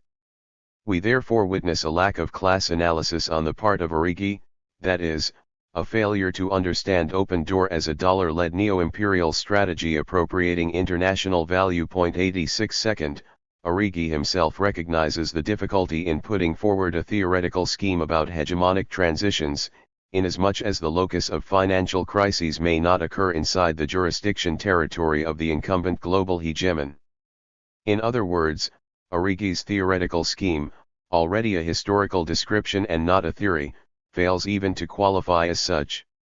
The argument of the fall of the U.S. empire rests on a different approach, although we share with Origi and others the thesis of the gradual power erosion of the United States and the power shift to accumulation regimes dominated by other global and regional powers. First, we accept this with the important qualification that this decline is relative. Second, and as we saw earlier, the argument of global fault lines suggests that 20th century history and beyond can be seen as an all-encompassing moment of convergence and divergence of all global history and social orders so far experienced in history. Under the supremacy of a US-led IPE, this structuralist approach entails a mode of operation alongside the notions of uneven and combined development and social and political struggles at national, regional, and international levels that erode the power of the U.S. center, buttressing the rising of new centers. In the event, it is the discursive development of global fault lines that drives the process. The current global financial crisis is only one aspect of a multidimensional set of simultaneous, interacting and converging crises. What is underlying the current situation, more than anything else, is a significant historical, structural shift that U.S. policies cannot arrest. The unipolar phase of U.S. dominance is being replaced by a multipolar phase, in which the United States will continue to remain one of the most prominent powers, but has to share this position with other new rising global superpowers and regional powers. The new rising centers are not necessarily particular territorial states, but an ensemble of powers across the globe, which, for lack of a better term and because of an overuse of the term Global South, we call the Global East. This includes primarily China, India, Brazil, and Russia. Our structuralist understanding of global history, in turn, does not underestimate the utility of the study of specific periods in capitalist history. Nor does it insinuate that the historical trajectory of the global system resembles a mere return to a new center, whatever that center might be, so that therefore no real distance can ever be covered, and no real prospects and progress can ever be registered, especially for the deprived and the subaltern world's social classes. Quite the opposite, the tragedy of globalization and its underpinning system of global fault lines that drive it are seen here as the outcome of modern social and economic struggles reverberating within the executives of core capitalist states. From this perspective, the struggles in the United States, Europe, China, the Middle East and Northern Africa today are as important for the progress of humanity as the scholarly prediction of a possible replacement of the Anglo-American imperium with a new form of global order, possibly centered, as Arrighi saw it building on Braudel's perspective, on China. We argue in Chapter 5 that there is a power shift to the global East, and that China, for the time being, is indeed at the center of that shift. We incorporate into our analyses the massive ecological crisis and the finite nature of raw materials, two aspects of the crisis today that have been lingering since the early 1970s. The chapters that follow attempt to substantiate our criticisms addressed to the works of the scholars reviewed here, while acknowledging their profound influence in shaping the undertaking and the argument of the fall of the U.S. empire. Among others, it will become apparent that our contribution to these debates relates to the critical role of the connection between Anglo-American grand strategy and the international political economy of oil, gas, and other hydrocarbons. We will show that control over extraction, production, refining, jurisdiction and transportation of oil and gas from petrostates to Western and Eastern markets at stable prices denominated in dollars is vital for Anglo-American global supremacy. Again, this is a matter of successful U.S. open-door neo-imperialism. In the end, agential strategies cannot arrest long-term structural decline. If anything, they can only delay it. 2. From Bretton Woods to the Abyss of Globalization, 1944–71. Lenin is said to have declared that the best way to destroy the capitalist system was to debauch the currency. By a continuing process of inflation, governments can confiscate, secretly and unobserved, an important part of the wealth of their citizens. By this method they not only confiscate, but they confiscate arbitrarily, and, while the process impoverishes many, it actually enriches some. Lenin was certainly right. There is no subtler, no surer means of overturning the existing basis of society than to debauch the currency. The process engages all the hidden forces of economic law on the side of destruction, and does it in a manner which not one man in a million is able to diagnose. John Maynard Keynes, The Economic Consequences of the Peace. Background to Bretton Woods. The overaccumulation crisis that hit the industrial core in the last decade of the 19th century gave birth to one of the most enduring features of emerging U.S. neo-imperialism, namely its open-door policy. U.S. Secretary of State John Hay issued his open-door notes in September and November 1899, a political move that should not be seen, primarily, as a result of a systemic competition between the United States and European imperialist powers over China and Southeast Asia. Rather, Open Door originated from within the U.S. socio-economic system as a consequence of the first serious crisis of the U.S. accumulation regime after the Civil War and the victory of the industrial North over the agrarian and populist South. Never before, the Commercial and Financial Chronicle wrote in August 1893, has there been such a sudden and striking cessation of industrial activity. Mills, factories, furnaces, mines, nearly everywhere shut down in large numbers, and hundreds of thousands of men thrown out of employment. 1 The way out of the crisis, as U.S. industrial and financial elites saw it, was imperial expansion abroad, penetrating more markets for the consumption of the commodities that could not be sold at home. And if this could not happen by means of economic diplomacy, then bold military intervention forcing other states to open their markets to U.S. industry and finance was the second best preferred solution. In this respect, we could surmise that the U.S. polity, despite its administrative federal complexity and convoluted physiognomy, refracted the interests of the capitalist class from its very beginning and in the clearest possible way, in contrast, for example, to Britain's crown system and feudal remnants. In the words of Williams. In a less well-known episode, businessmen such as William Rockefeller of Standard Oil had urged the Cleveland administration to intervene boldly in the Brazilian Revolution of 1893.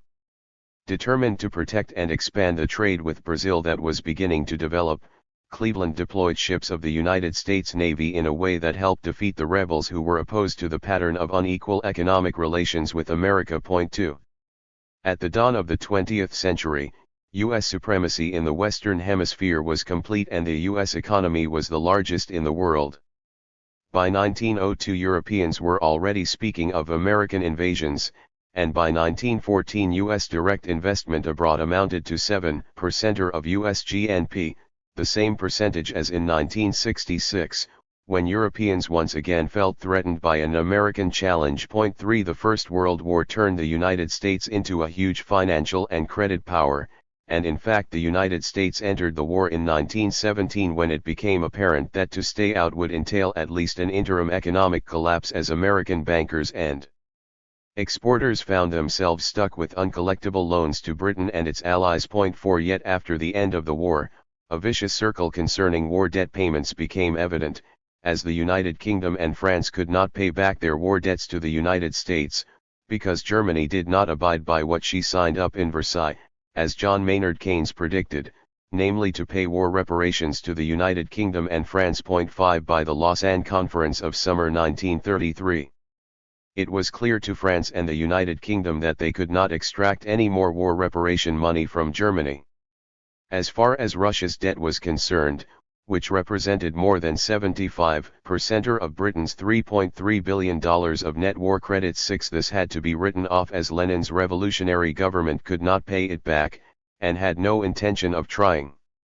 This, coupled with the overall effects of Russia's withdrawal from the international capitalist system, created a major instability in the system of European and international political economy between the wars, as the Russian link of the global imperialist chain turned socialist.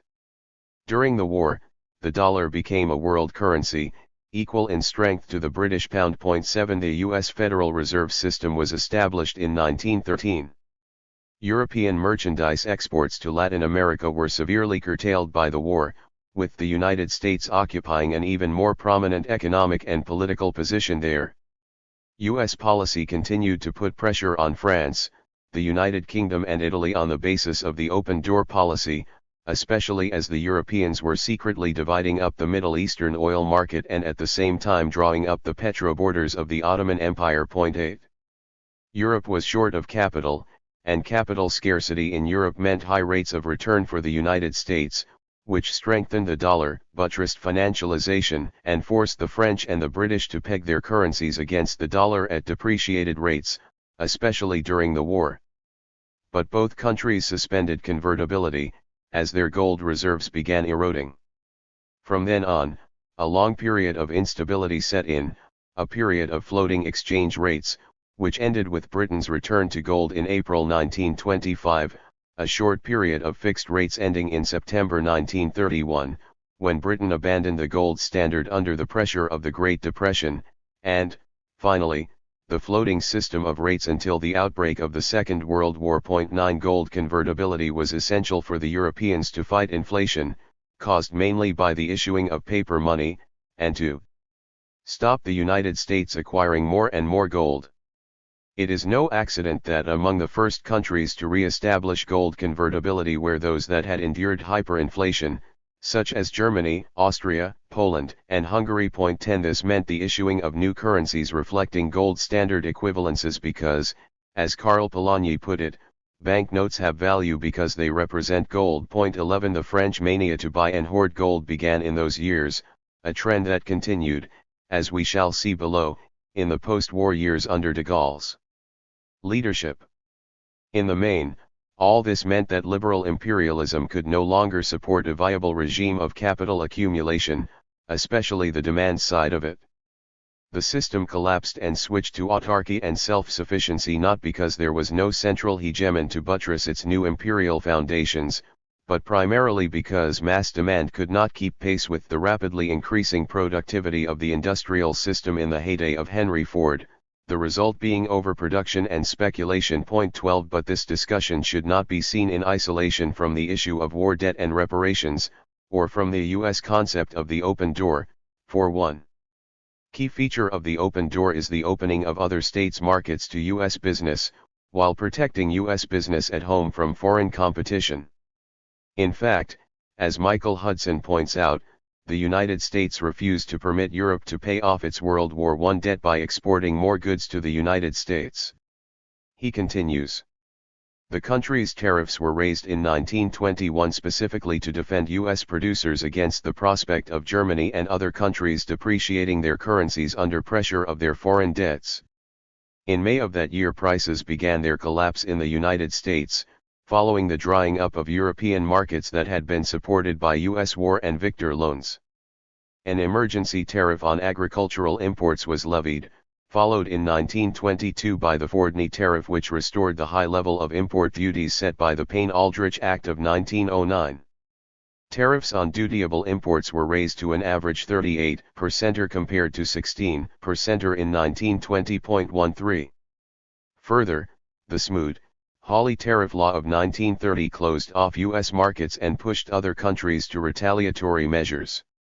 It was not Nazi Germany that first closed itself off from the outside world, but the liberal and open-door United States. 14 Thus, the structural contradictions of capitalist modernity were unleashed beyond control.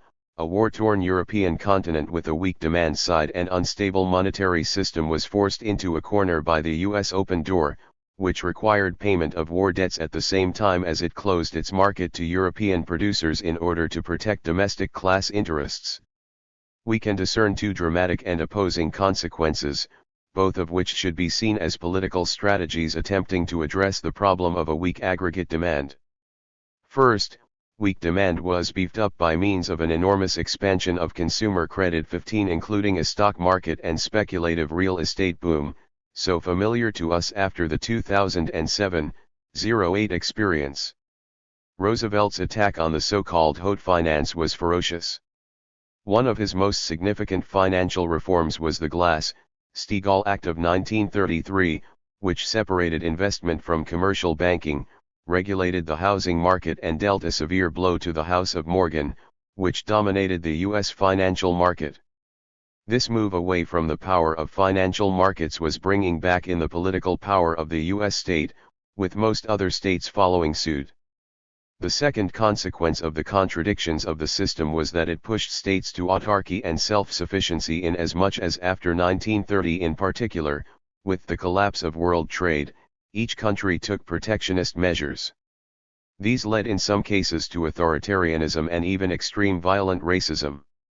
Britain suspended gold convertibility on September 21, 1931, whereas France kept commodity money in place until 1936. That is, gold convertibility, mainly because of its obsession with buying gold. Other countries employed exchange controls to defend the exchange rate. Greece defaulted on its debt obligations in 1932 for a second time in its modern history, the first being in 1893, embarking on a dictatorship in 1936 under Yanis Metaxas. Similar developments followed in Spain after its dramatic civil war and Portugal, both of which were taken over by dictators, Franco and Salazar respectively. In January 1934 the United States increased the gold-dollar parity from $20.67 to $35 an ounce, and this eventually forced France and, among others the Netherlands, to abandon convertibility. It is interesting to note that, precisely because of the extreme financial speculation, monetary instability, and high inflation, industrial production began a free fall in all core countries and unemployment rose massively. In 1929-30 U.S. industrial production fell by 48% and unemployment peaked at 25%. Just before Hitler came to power, Germany's industrial production fell by 39% and unemployment in industry soared at 44%. In 1931, the British set up the Macmillan Committee to propose solutions for reconnecting industry and finance, a link that was apparently broken. From this perspective, Keynes' efforts were arduous and unique, he had set himself to producing an economic theory and political program going beyond the curses of liberal financialization and authoritarianism, whether, as he saw it, of the Bolshevik or the fascist authoritarian type, while rescuing the fundamentals of capitalism. In the end, the Keynesian platform outlined in his general theory and widely adopted by parties of the left and right in Europe after the Second World War, succeeded in boosting aggregate demand management while undermining the ability of the working classes to lead the process of transition towards a new, socialist regime of accumulation. As far as the medium of international exchange was concerned, this was settled at Bretton Woods and rather against Keynes' wishes. The U.S. Empire State responds to the Great Slump. Once the dominance of the industrial North over the agrarian South was established after the Civil War, the United States patiently built its world system of control, first in Latin America and the Philippines, and then in Europe, Japan, Korea, and the Middle East. Its superior army, weapons systems, and intelligence networks have been essential to this project. But equally important, if not more so, has been its economic control of the world economy, mainly through the role of the dollar as the world's reserve currency. Dollar supremacy has always been critical to the future of U.S. global dominance, even more so than its overwhelming military power. Spread all over the globe today in key geostrategic locations and choke points, U.S. military power and projection is ultimately financed by dollars produced outside the United States. Thus, the U.S. economy is intimately tied to the dollar's international status as a reserve currency. And the continuing dominance of the U.S. dollar is not a matter of simple economics, but is also deeply rooted in the global geopolitical role of the country today. But how did this all come about, and even more importantly, is it sustainable in the long run? In this section, we shall deal only with the process that laid the foundation stones of the dollar supremacy, namely the fundamentals of the Bretton Woods system. The central place that the United States still occupies today in the global system rests on a particular convergence of structure and history. The crucial phase in this process occurred during and after the Second World War. Only after the twin disasters of the Great Depression and the Second World War did international capitalism gain a new life under the supremacy of the new U.S. system of imperial governance. This reorganization of capitalism could not have been accomplished without the uneven and combined development of certain structural characteristics that also shaped the post-war leadership of the U.S. neo-imperial state. The post-war state of physical and economic ruin in much of Europe, Asia, and parts of Africa represented a challenge, but more an opportunity, for the United States to lead post-war reconstruction in the world system in a manner different from that pursued after the First World War. The economic and financial system in France was shattered, the whole of the German state had collapsed, the United Kingdom was on the brink of bankruptcy, and Japan was prostrate, hit by the atomic bomb and entirely disorganized after the collapse of its imperial state which had claimed a greater East Asia co-prosperity sphere. 16 Under these circumstances, only the United States remained as a stable and powerful capitalist state capable of determining the terms of a new world economic order. And this is exactly what had been crystallized in the Bretton Woods arrangements. The key task to rescuing the global capitalist order was to recompose the nations of Western Europe and Asia as member states, and then place the U.S. Empire State at the center of the system via hub-and-spoke arrangements. From an economic perspective, this required that the United States create a new international monetary system buttressing new trade regimes and spearheading new developmental perspectives with the purpose of regenerating new open-door conditions. Both the post-war international political economy and the domestic political economies of U.S. allies had to abide by open-door requirements. How did this new international order come about, and what were these new open-door requirements? We will reconstruct some important events and policy-making decisions here that show precisely the strength of the U.S. Empire State as the globe's new center of power after the Second World War.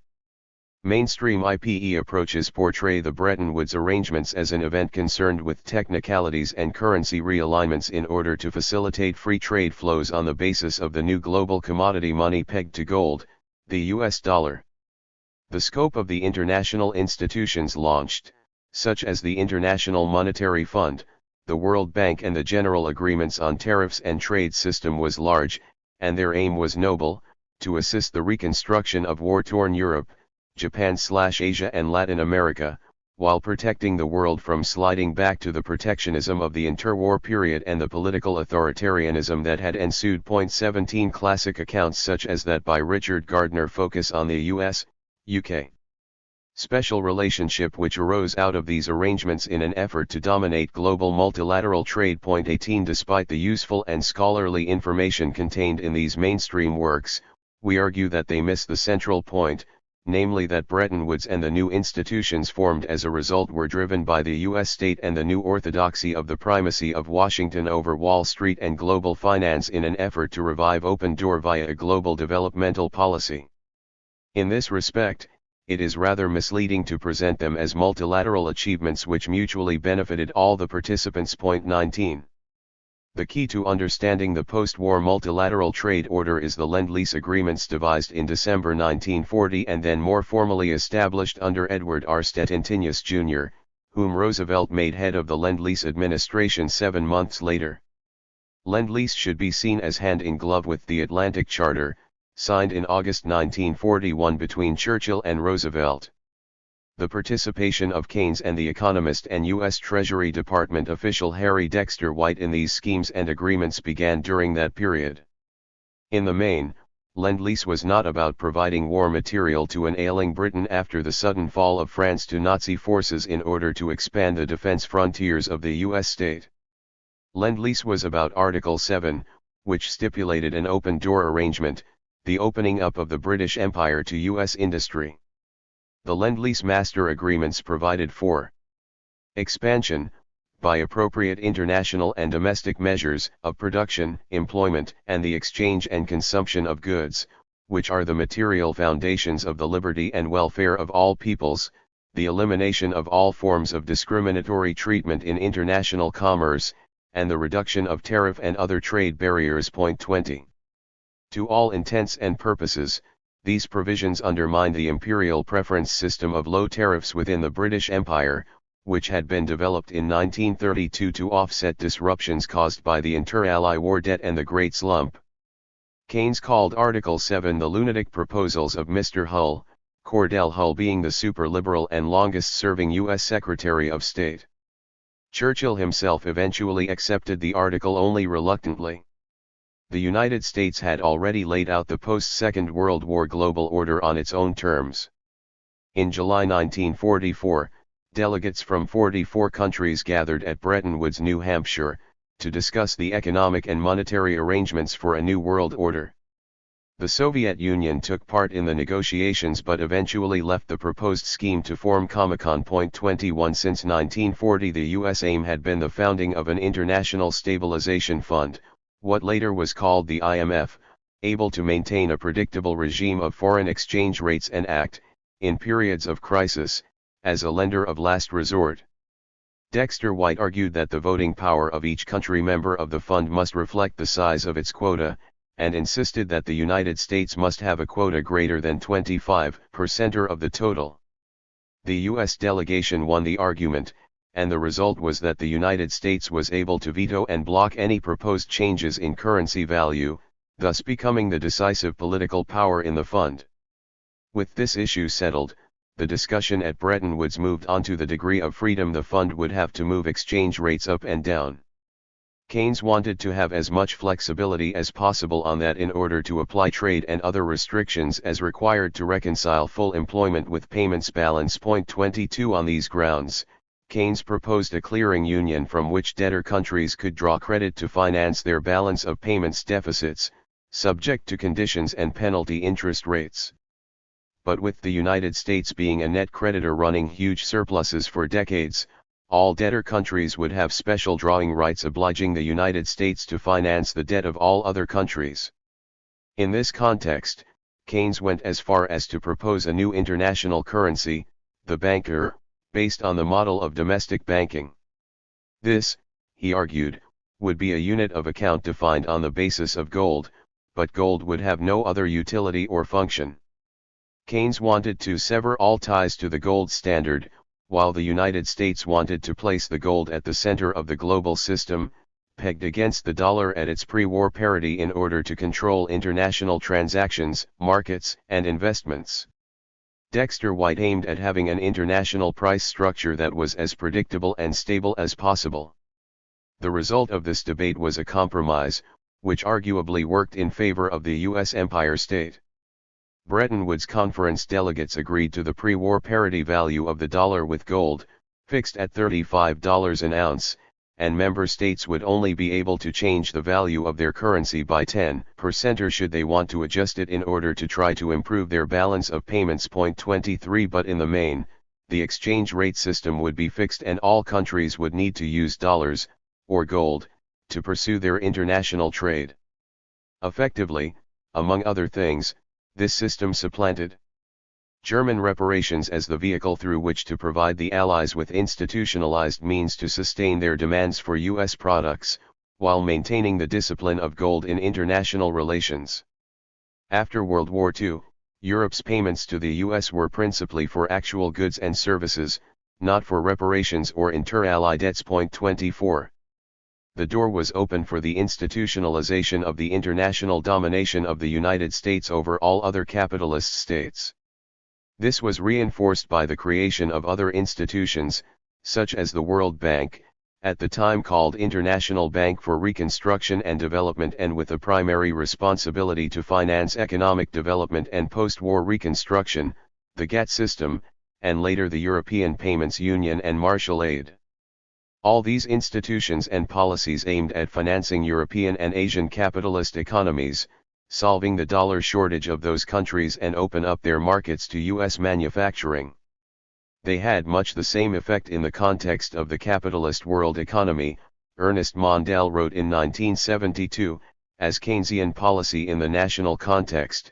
A large quantity of additional purchasing power was injected into the international area which, given a great deal of unutilized capacity, inevitably led to a major expansion of world trade. 25 Those who had no dollars could not buy U.S. produce, and the United States had to provide dollars to avoid another depression once the war was over. While together with the United Kingdom it led the new war against unemployment. But above all else, the United States, by providing dollars to the buyers of its products, was essentially financing itself through its money printing press. A small favor was paid to the United Kingdom alone. The IMF Articles of Agreement, Michael Hudson observed, required signatories not to enter into bilateral monetary agreements or other forms of protectionism, save for the sterling area, which was to be left intact. 26 Herein lies the key explaining a great part of the so-called special relationship between the United Kingdom and the United States.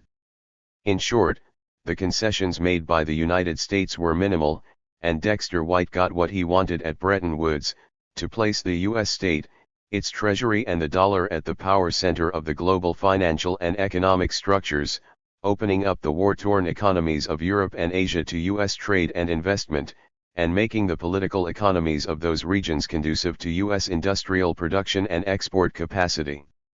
U.S. corporations had evolved into hubs of increasingly dense host country and cross-border networks among suppliers, financiers, and final markets. This worked to secure an even tighter international network of production, and arguably promoted the internationalization of the U.S. state, with the open door becoming more and more embedded across the globe. Increasingly, U.S. national/class interests were defined in terms of acting not only on behalf of the United States, but also on behalf of the extension and reproduction of the global capitalist order. By the mid-1940s, the United States was in possession of 75% of the world's gold reserves and 60% of the world's total manufacturing output. There is a lot a creditor imperial power can do with all these advantages, but this is precisely what has stopped being the case since the 1970s. Let us now turn to examine the economic miracles of the 1950s and 1960s in order to explore the way in which this U.S. economic power system had been eroded. Determinants of the rise and fall of the Golden Age. Interestingly, Bretton Woods institutions as such had very little operational value in the 1950s and 1960s. In fact, they became relevant only after the United States suspended formally the dollar-gold convertibility in August 1971. This was no accident. Monetary institutions perform their aggressive capitalist assignments better when they are free of constraints and fetters, and this was the kind of environment opening up to them after 1971. The IMF and the World Bank began to participate increasingly in the creation of Yugoslav and Latin American debts in the 1970s and 1980s, with these reaching their climax in the 1990s as pure instruments of the U.S. Treasury for the implementation of shock therapy neoliberal doctrines in Eastern Europe. In other words, the Bretton Woods arrangements should be seen as monetary vehicles for the expansion of U.S. power via dollarizing the European and Asian markets. Insofar as the key operational instruments were dollar-gold parity, with the dollar as the global reserve currency, and the fixed exchange rates regime, money was fettered. When gold convertibility ended, this unleashed the ability of all sort of business actors to exploit the advantage of the dollar's floating exchange rate. The key contradictions and disintegrative tendencies of the capitalist system began to be manifest at two levels simultaneously, at the international monetary/financial level and at the level of industrial production. The result was a manifestly serious fiscal crisis of core capitalist states in the West.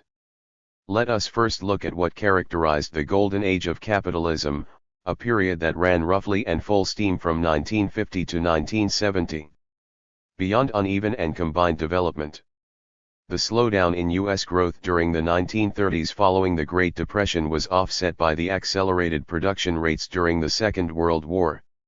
As we saw earlier, the United States came out of the war as a huge credit and industrial machine, the only power capable of assisting the reconstruction of the destroyed economies of Europe and Asia. The Marshall Plan did not only carry out a large-scale economic aid program to help the recovery of Western Europe, it also promoted a preferential regime for European products to be exported to the United States. This assisted Europe and Japan with their problems of dollar shortage. The United States could supply dollars and other forms of dollarized aid in exchange for imports.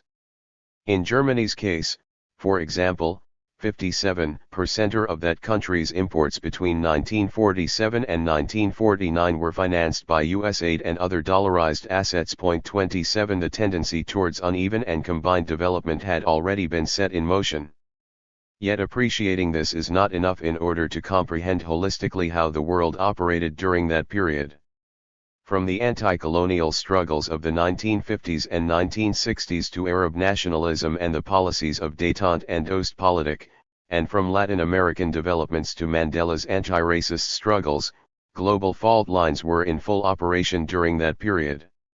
From 1938 to 1950 the index for the U.S. gross national product, at constant prices, rose from 100 to 179, as opposed to 128 for the USSR, 114 for the United Kingdom, 127 for Holland, 121 for France, and 72 for Japan. 28 At any rate, the United States ended the war with almost two-thirds of the world's industrial production. 29 In 1945 the share of profits in the value of output was 22%. 30 Between 1950 and 1958 the foreign exchange component of world reserves increased by nearly $7 billion, all of which took the form of U.S. dollars, turning the dollar into the world's reserve currency and the U.S. the world's central bank, at least for that period. 31 Based on its technological and military lead, innovative research and development programs, the mass of its gold reserves and the powerful position of the dollar in global currency and trade markets, the United States was the undisputed leader of the capitalist world. It overpowered the United Kingdom in the Bretton Woods arrangements, took the lead in the GATT negotiations on trade liberalization and set out the rules for European and Japanese reconstruction processes, including rules and institutional arrangements regarding security and military matters, such as the formation of the North Atlantic Treaty Organization in 1949 and the bilateral treaty with Japan in 1951, which allowed for the establishment of U.S. military bases there, especially in Okinawa. In the 1950s and 1960s, U.S. capital in Western Europe and Japan assumed particular relevance, and was largely centered on manufacturing, especially petrochemicals. 32 Initially led by the United States, foreign direct investment flows more than doubled between 1950 and 1957, from $11.8 billion to $25.4 billion, and then doubled again between 1957 and 1966 to $51.80 billion. 33 Multinational corporations expanded even more than during the pre-war years by way of dollarizing returns and profits, then partially repatriating them to the United States, and also creating a number of subsidiaries in the host countries. These developments, coupled with strong state investment policies, increased the potential for endogenous industrial development of the European and Japanese political economies proper. For example, by 1970, the share of Europe in total US FDI outflow balance increased to 33.5% from 14.7% in 1950, and the share of manufacturing industry increased to 41.1%. 34 Similar developments occurred in Japan. Although the Japanese state employed an interesting strategy, it focused on building a network of multinational corporations in Southeast Asia and other peripheral regions, creating solid foundations for further expansion into the European and US markets. The environment, obviously, was the first to suffer.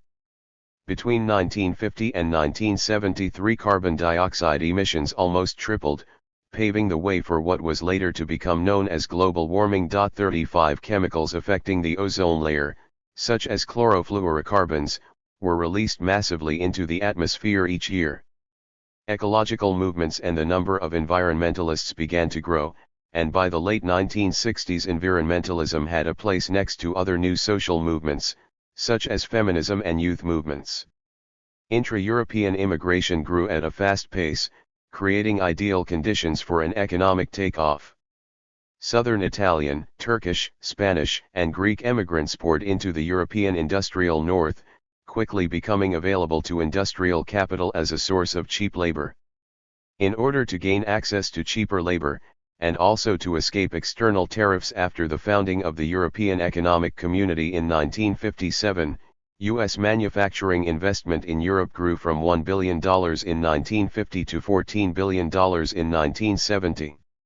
The United States was becoming the engine of growth for the rest of the world economy in the 1940s and 1950s, not least because it needed developed consumer markets to export and sell its products. These markets needed to be conducive to its new, dollar-centered, open-door policy. But building a European and Japanese consumer market for U.S. manufacturing proved to be difficult, because growth in this period was asymmetrical, and was higher outside the United States than inside it. This period saw the rapid expansion of primarily West German and Japanese manufacturing. State investment played a paramount role in the pro-growth strategies of post-war political elites during the years in question. During the 1950s, Germany's manufacturing output grew by an average of 10% per year, and its GDP by 8%. In Japan the numbers were more miraculous. Manufacturing output during the same period grew at an average annual rate of 16.7%, and GDP at about 10%. 36 average annual growth rates in the United States, Western Europe, and Japan in the 1950s and 1960s were nearly 6%, whereas the growth in the volume of trade was 8 times faster than in the period 1913 to 50 and twice as great as in the century from 1820. Trade among the Western industrial economies was the most dynamic element in this, with trade and output growth especially marked in manufactures. 37. Finance capital, that is, the merging of banking with industrial capital, played a leading role in investment, especially in infrastructure, a process that took place under the aegis of the state. 38 The capitalist state, in other words, controlled banking and financial capital, led domestic economic development, organized hegemony, and absorbed and refracted social struggles and discontent. In addition, this means that most economic miracles were based on the developmental and export-led capacities of core capitalist states, that is, on the dollarization of global markets via the fixed exchange rate mechanism established at Bretton Woods. It is very important to understand the full implications of this, because one of the problems of the 1944 regime was that dollars began accumulating not just in the United States but also, above all, outside it. This is the dollar glut problem, which became a problem as U.S. competitiveness was undermined, mainly but not exclusively by the core capitalist economies of Western Europe and Asia. We shall deal with this issue below. For the time being, we would add that one of the reasons why the Golden Age was golden was that the price of a barrel of Saudi oil averaged less than $2 throughout the entire period from 1950 to 1973. 39 Cheap oil fueled the fast growth of the core capitalist economies of the United States, Europe, and Japan. When the oil market collapsed in 1973, the United States created a new link with the dollar, leading to further dollarization. Let us now look at some qualitative policy instruments that buttress the uneven and combined economic takeoff in core global capitalist states. In terms of domestic policy requirements, the Western capitalist states, although each one of them operated within the socio-political constraints of its own traditions, adhered to Keynesian policy making. This, first and foremost, entailed a rationalized management of aggregate demand in order to stave off market disequilibria. It entailed the development of welfarism and the control of interest rates and inflation through fiscal/budgetary instruments. Under Keynesian policy making, the state assumed major entrepreneurial and financial roles by acting directly as an organizer of production and the reproduction of social capital. Increases in real and nominal wages under the aegis of the state were to be offset by an increase in the level of consumption and by continuous investment strategies. As Andrew Glynn, Philip Armstrong, and John Harrison pointed out, the rise of wages during the Golden Age is a complex phenomenon. 40 Rising wages did not damage the conditions of production, but they helped to encourage the introduction of new means of production in capitalist enterprises, so they could limit their employment numbers and maintain high levels of profitability. Glynn, Armstrong, and Harrison went on to argue, regardless of their importance in sustaining accumulation by providing a growing market for consumer goods, wages must be regarded as a basically passive element in the process of realization. The development of wages is largely a product of the process of accumulation itself. A capitalist boom requires surplus to be realized. Workers' spending as a whole provides the demand which realizes the profits of capitalists producing consumer goods. But the pay of their employees is an expense which reduces profits, not a source of demand which realizes them. Only the spending of workers employed elsewhere realizes profits in the consumer goods industries. These workers will only be employed if there is demand for the products they make, for export, from the government or from the employers themselves. So the realization of all the surplus ultimately depends on sufficient spending by the employers, the government, or by those purchasing exports. 41. Fordism was the sister structure of Keynesianism, a perfect match of it.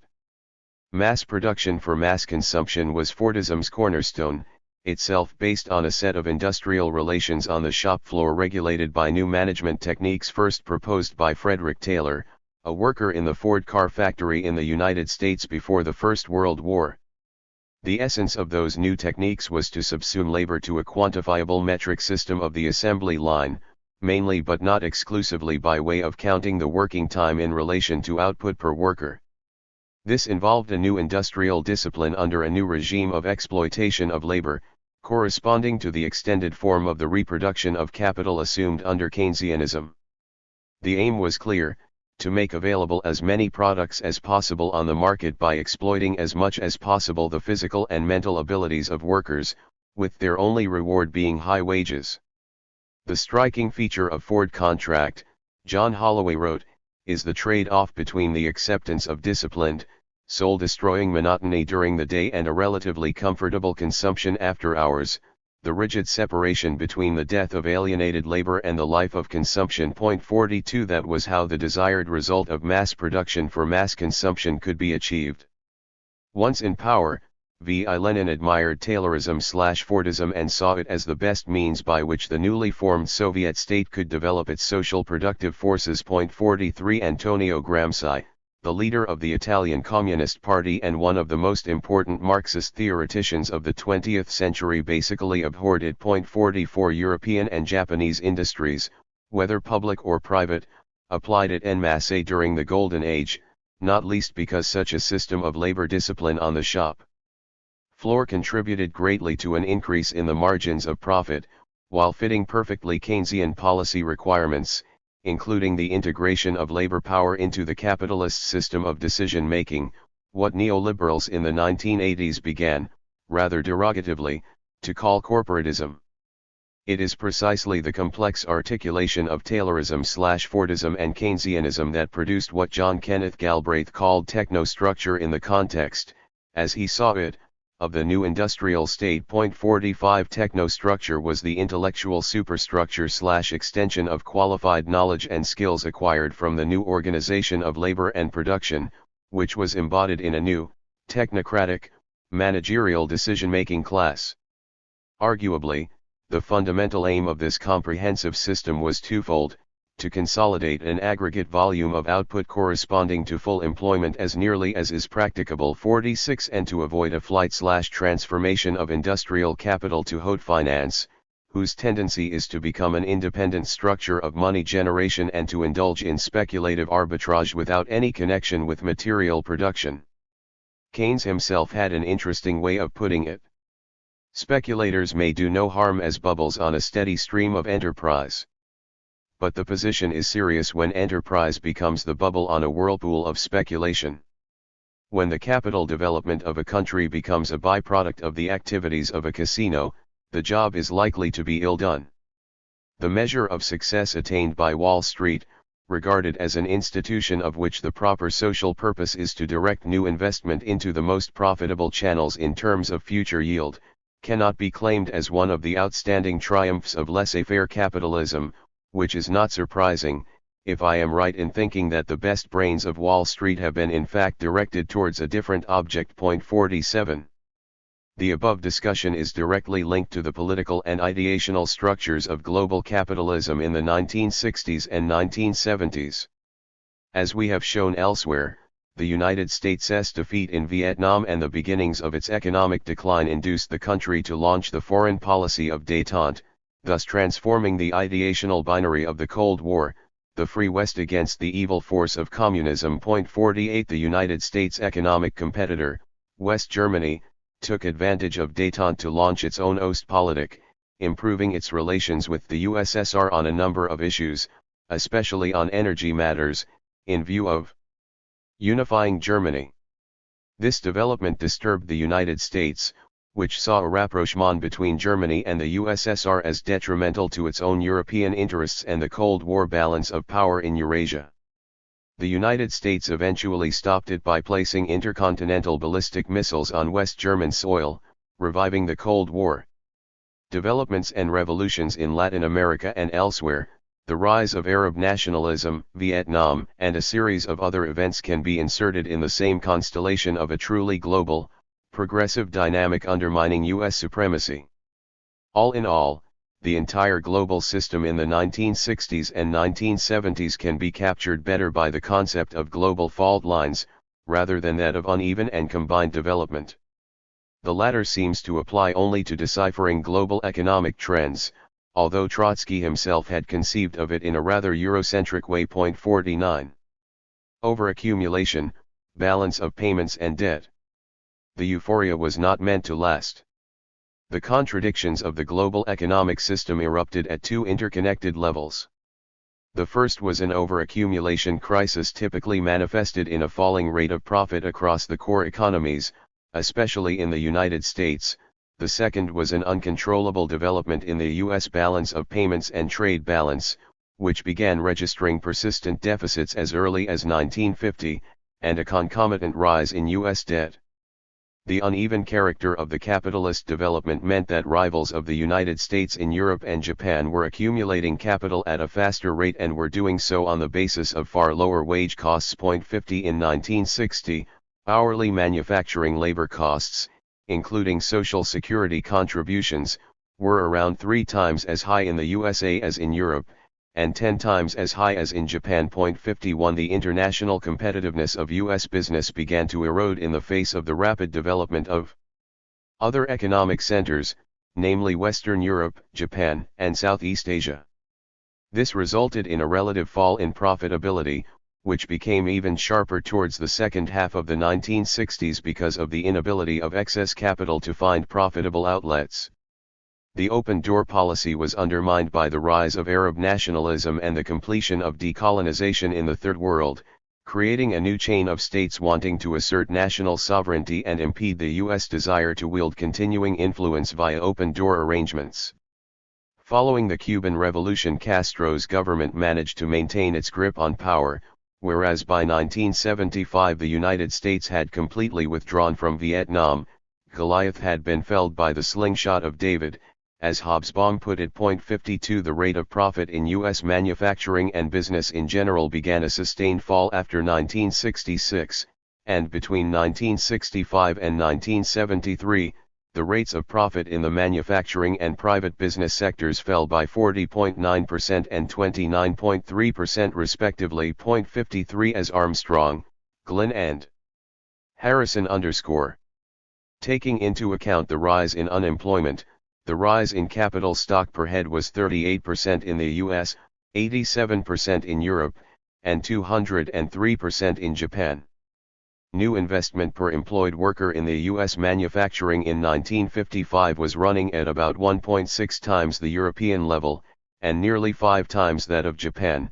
By 1970 US manufacturing was investing about the same per worker as European industry and one-third less than Japanese. In the US, average productivity rose by less than one-half between 1954 and 1970, in Japan it rose 3.5 times and in Europe it doubled. 54. It should be noted that the fall of profitability in Europe began earlier, and that this was not caused primarily by the widespread industrial conflict and social unrest that culminated in the events of May 1968 in France and in Italy's hot autumn. 55 Rather, profitability began falling earlier in Europe as a result of the competition between the global triad, which created a dollar glut in European markets. That is, this period saw an accumulation of US dollars in the hands of European producers that could not find profitable investment outlets for them. Let us consider this case carefully.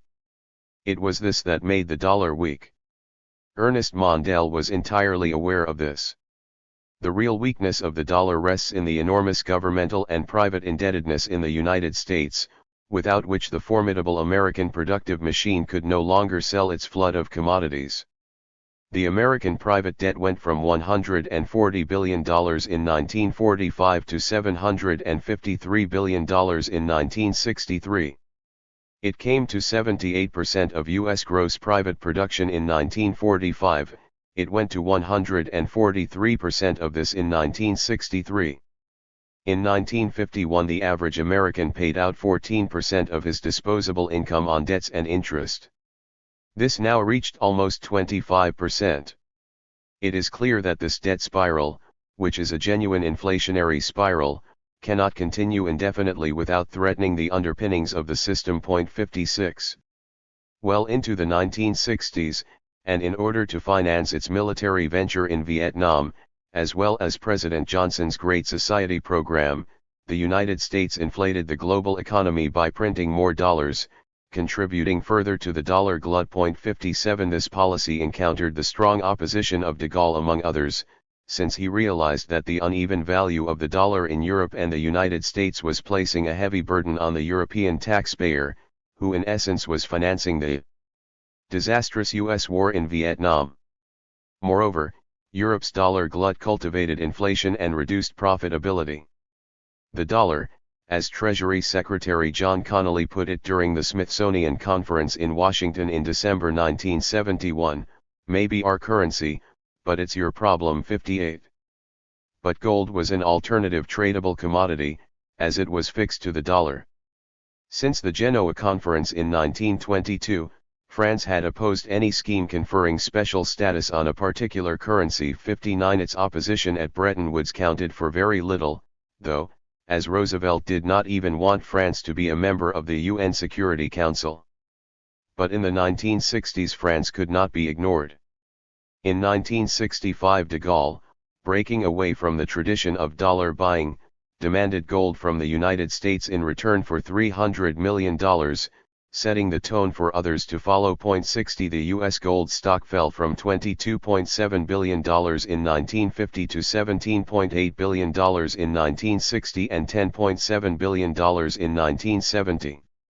Yet foreign official holdings of dollars grew by much more than foreign gold holdings, reaching $26.1 billion in 1970-61, a fact that U.S. policymakers took seriously into consideration when they pushed U.S. President Richard Nixon to break away from the Bretton Woods system, closing the gold window once and for all. 62 Beginning with Japan, the United States attempted to put an embargo on its gold buyers, but it was already too late. As early as 1947, Belgian monetary economist Robert Triffin anticipated this run on U.S. gold by the country's capitalist competitors, when he argued that U.S. balance of payments deficits could be sustained without eventually undermining the commitment of the United States to sell gold for dollars. In fact, Triffin did nothing more spectacular than remind us that history and societies are dynamic, and not static, processes. With the erosion of U.S. competitiveness, the dollars accumulated in Europe and Asia outnumbered those circulating in the United States proper. As capitalists in Europe and the United States moved to raise the price of commodities in order to offset profitability losses, inflation inevitably moved in. In the United States, inflation jumped from 1.5% in the early 1950s to 5.9% in 1970. By the mid-1970s, and because of the events of 1973 to 74, when the Organization of Petroleum Exporting Countries, in coordination with the United States, quadrupled oil prices, inflation skyrocketed to double-digit numbers across the capitalist core. This proved very damaging, especially for European and Japanese competitiveness. Further state intervention in the aggregate demand in the United States and the United Kingdom had the sole effect of widening fiscal disequilibria, thus initiating a permanent cycle of fiscal crises for the U.S. federal state. Budget deficits in the United States began rising steadily as a result of debt financing. 63. To bring in a more macro-historical view, whereas in the early 1950s, the United States, with 6% of total world population, accounted for approximately 40% of the gross world product, by 1980 the American share had dropped by half to approximately 22%. 64 This shift reflected substantially a process of deindustrialization, as Anglo-American manufacturing started to move offshore where tax exceptions were substantial and labor power much cheaper. In 1957, 74 of the top 100 global firms were from the United States, but this number dropped to 53 in 1972. 65 The sales of the largest 100 U.S. firms were nearly double the sales of the largest 100 non-US firms in 1962, but in 1972 they were only 40% or more. In the case of the car industry, the numbers are equally telling. In 1962 the largest 3 U.S. producers accounted for 67.5% of the sales of the top 20 global producers, but in 1972 the share was 58.1%. In 1957 the biggest 3 car firms sold 11.6 times as much as their 3 biggest rivals, yet in 1972 the difference was 4.2 times. 66 In the iron and steel industries the ratio fell from 4.7 to 0.9 respectively. Stagnation in investment, particularly in renewing the means of production, became endemic, and the result was a sharp rise in unemployment. The process of deindustrialization assumed colossal proportions in the United States in the 1980s as the result of an overvalued dollar, the interest rate spike and the subsequent high cost of capital. The United States began increasingly to consume more imported goods and services from Europe, Asia, and the rest of the world, and to produce less. Meanwhile, new U.S. multinational corporations based in Europe and Southeast Asia began pioneering cross-cutting equity ownership, cross-licensing of technology and joint venture schemes, increasingly targeting the so-called developing world. Thus, An interpenetration of each other's home market began, with the beneficiaries being the laggards of the developing world who were fast catching up. All in all, by the late 1960s the United States began to move steadily from being a credit superpower to a debtor one, from an economic giant to merely being the first among equals in economic terms. The main policy determinants of the rise and fall of the golden age of capitalism can be summarized as follows. Full employment policies, mass production for mass consumption, and the avoidance of a casino/Ponzi capitalism via control of the exchange rate mechanism and banking capitals. Unemployment was almost non-existent during the years in question, the partial exception being the United States and Canada with an average rate of unemployment at about 4.7 per cent 67. It is no accident that European social democracy flourished precisely by accommodating itself within the policy perimeters of Keynesianism/Fordism, thus obtaining the best possible results for the mass of working people: high wages, universal welfare, free education, healthcare, and progressive pension schemes. The internationalization of the U.S. state, the institutionalization of the primacy of the dollar via Bretton Woods institutions, large capital flows in intra-core political economies, and the creation of colossal transnational corporations also contributed, together with the demand-led policies of the state, to creating an explosive developmental mix in each end of Eurasia, relatively eroding the primacy of the United States in the IPE. The first determinant applies predominantly, but not exclusively, to what we have called domestic environment of the state. The second applies predominantly, but not exclusively, to the external environment of the state. The internationalization of the U.S. empire state provided the main glue for these two domains of social action and struggle, often mobilizing anti-Soviet/anti-communist Cold War rhetoric and ideational schemes. But the US-led IPE was undermined by the neo-capitalist revival of the European and Southeast Asian cores. Global fault lines began working against the primacy of the U.S. empire state. We now turn to examine this process. 3. The failure of financial statecraft, 1971–91. There was nothing natural about laissez-faire. Free markets could never have come into being merely by allowing things to take their course. Just as cotton manufactures, the leading free trade industry, were created by the help of protective tariffs, export bounties, and indirect wage subsidies, laissez-faire itself was enforced by the state. Laissez-faire was not a method to achieve a thing, it was the thing to be achieved. While laissez-faire economy was the product of deliberate state action, subsequent restrictions on laissez-faire started in a spontaneous way. Laissez-faire was planned, planning was not. Karl Polanyi, The Great Transformation. A note on Ernest Mondale. Financial statecraft is the name we give to the process initiated by the decision of the Nixon administration in August 1971 to opt out of the gold fetter, thus consciously placing the entire international political economy on a pure dollar standard. Free of any constraint, the dollar, it was thought, could be manipulated at will by the executive of the U.S. Fed. Financial statecraft is not the same as economic statecraft, for example assigning trade privileges, tariffs, and quotas, or providing foreign aid in times of drought and disaster.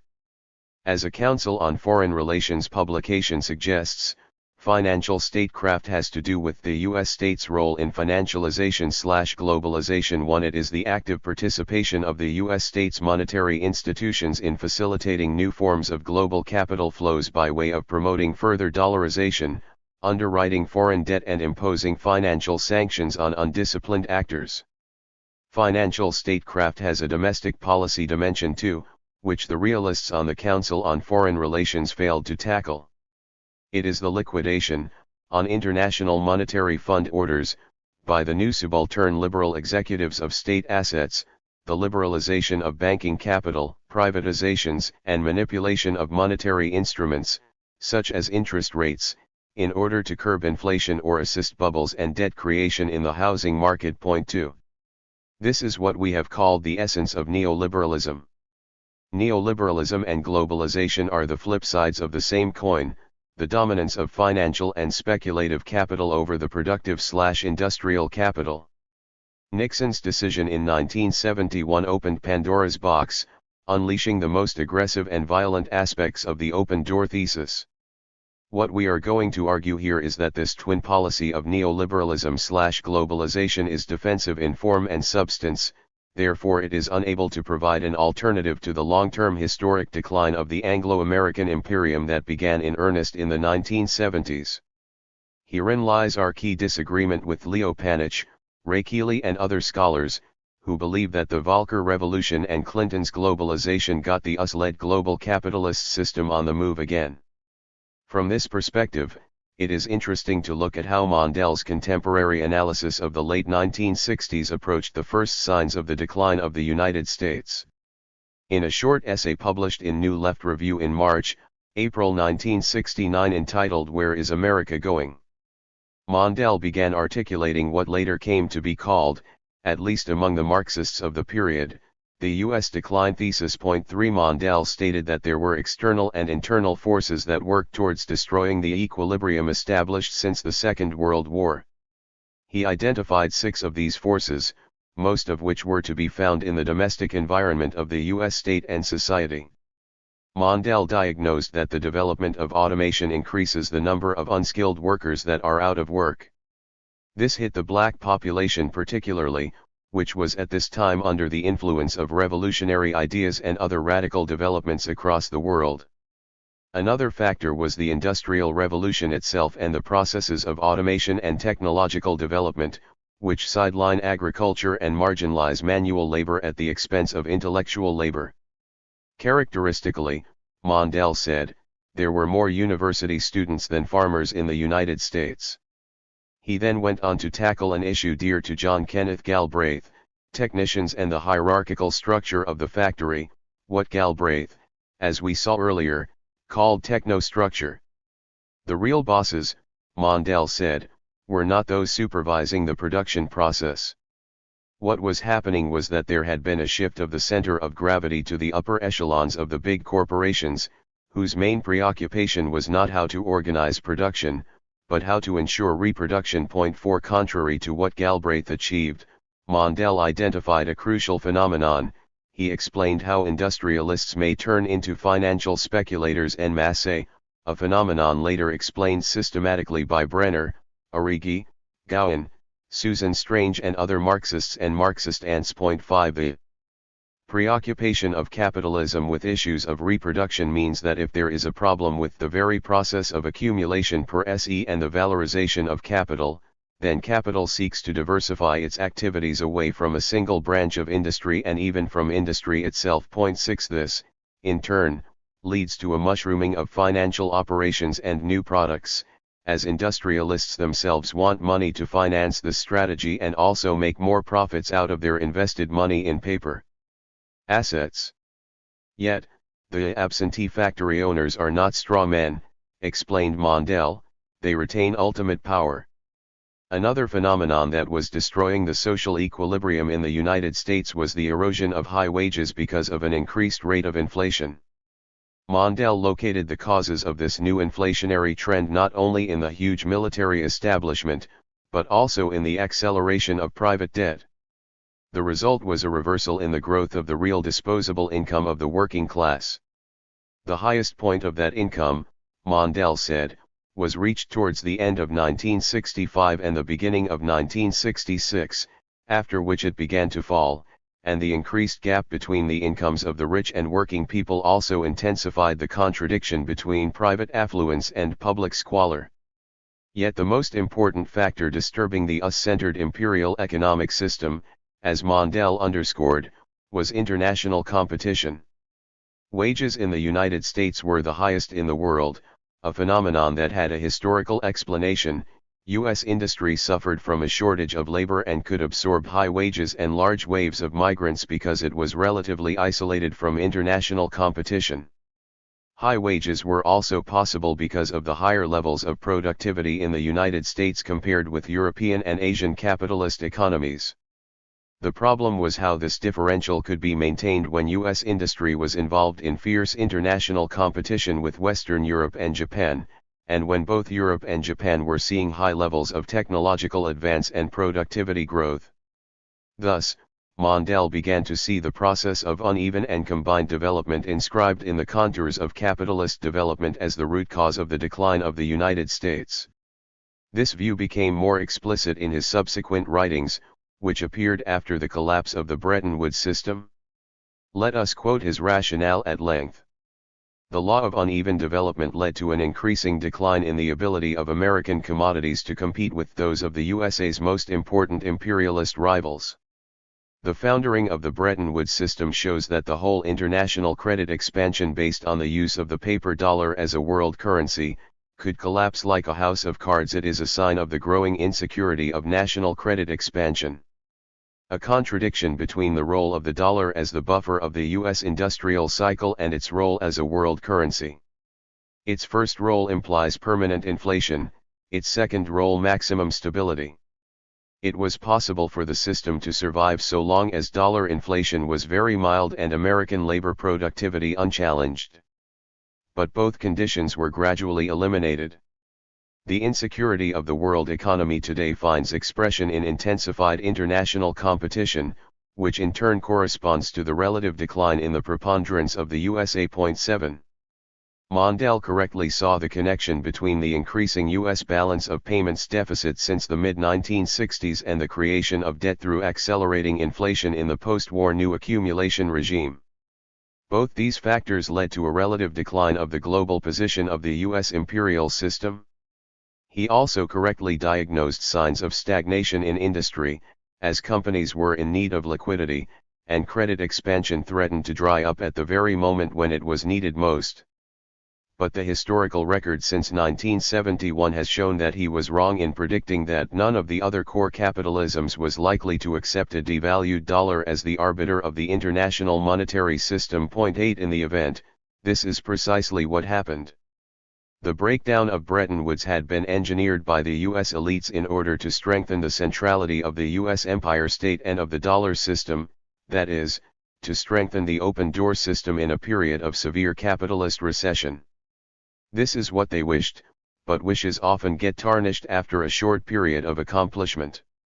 One crucial point U.S. policymakers took into consideration was the link between the dollar and black gold, oil, and above all Saudi oil. Another was the link with the defense industry and its export capacity, both trends which, we could argue, were manifest in the 1950s, even before the Suez Canal crisis.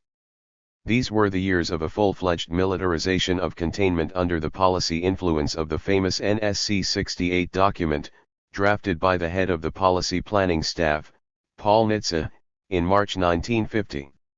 Some 5 years after Suez, Dwight Eisenhower, in his farewell address, would talk of a military-industrial complex as an impediment to democracy.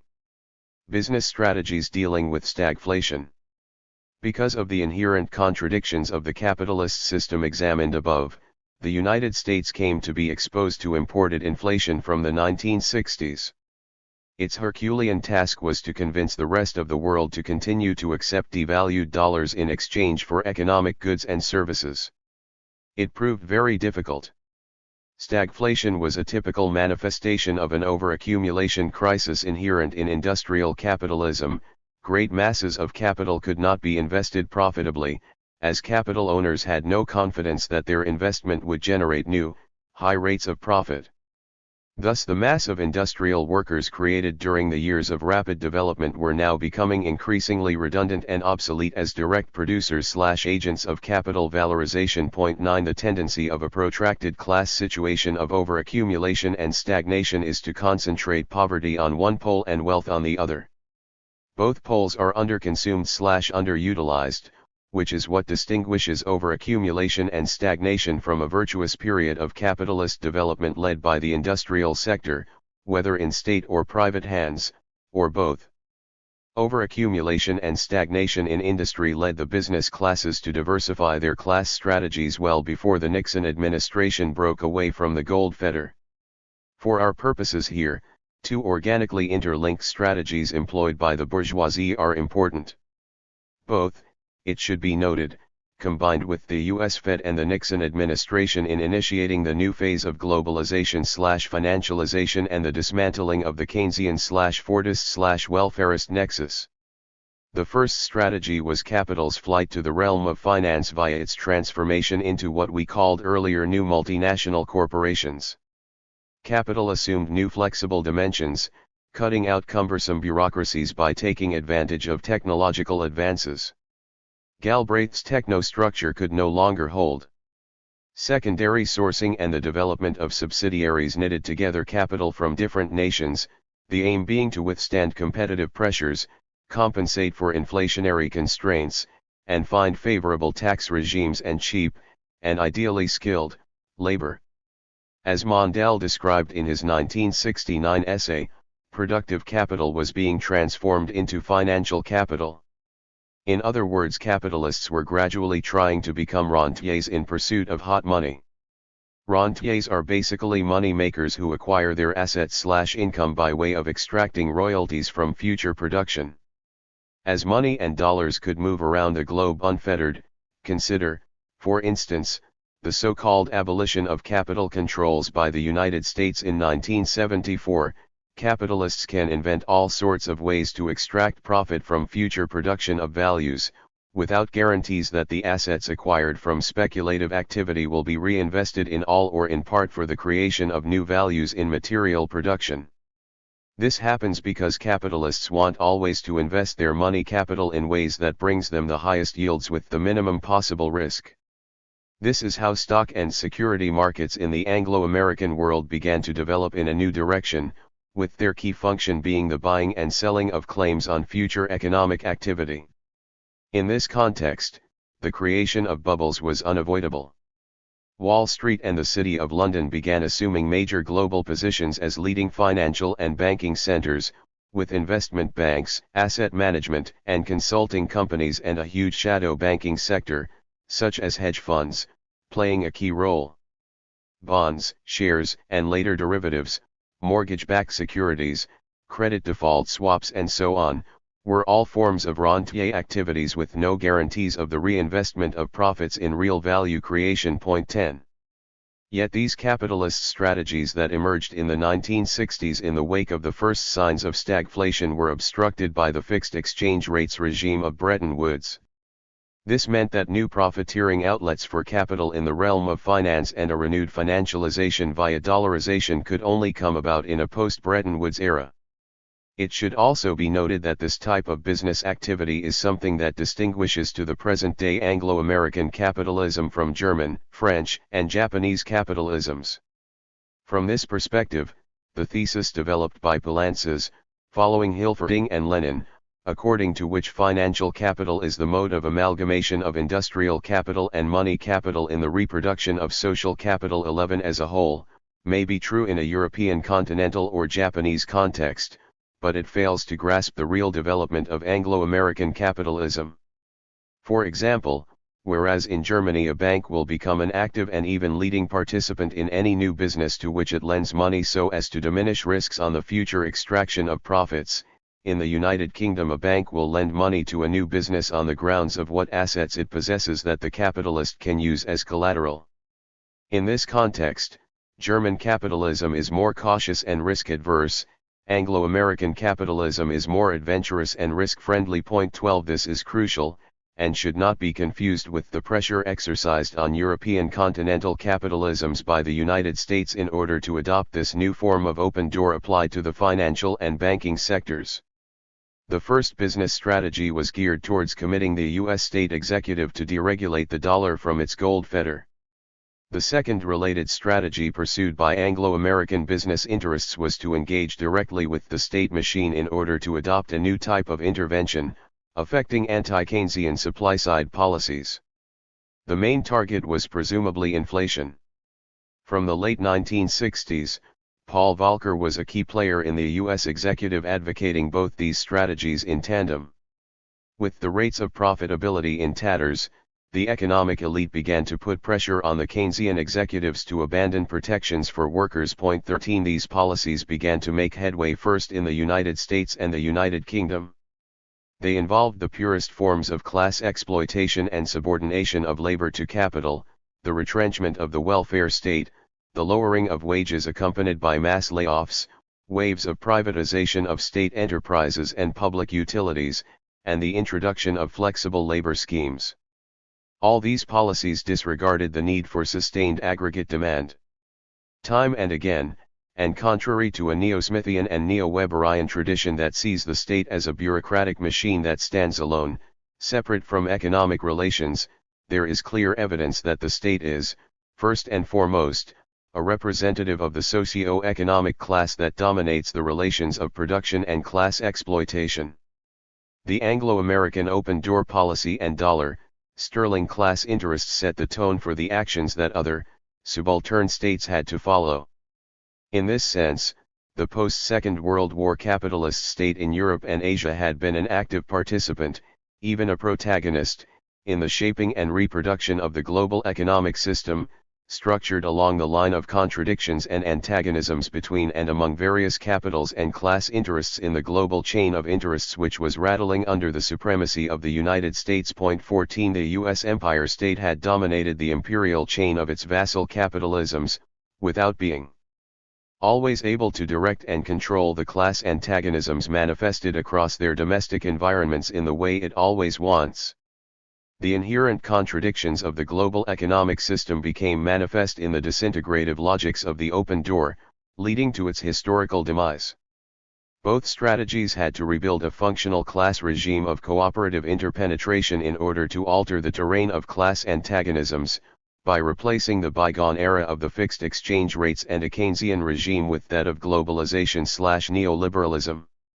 In this context, U.S. business and political elites, working closely with other Organization for Economic Cooperation and Development elites, were aiming at opening up the financial and banking regulation systems in European and Southeast Asian capitalist states.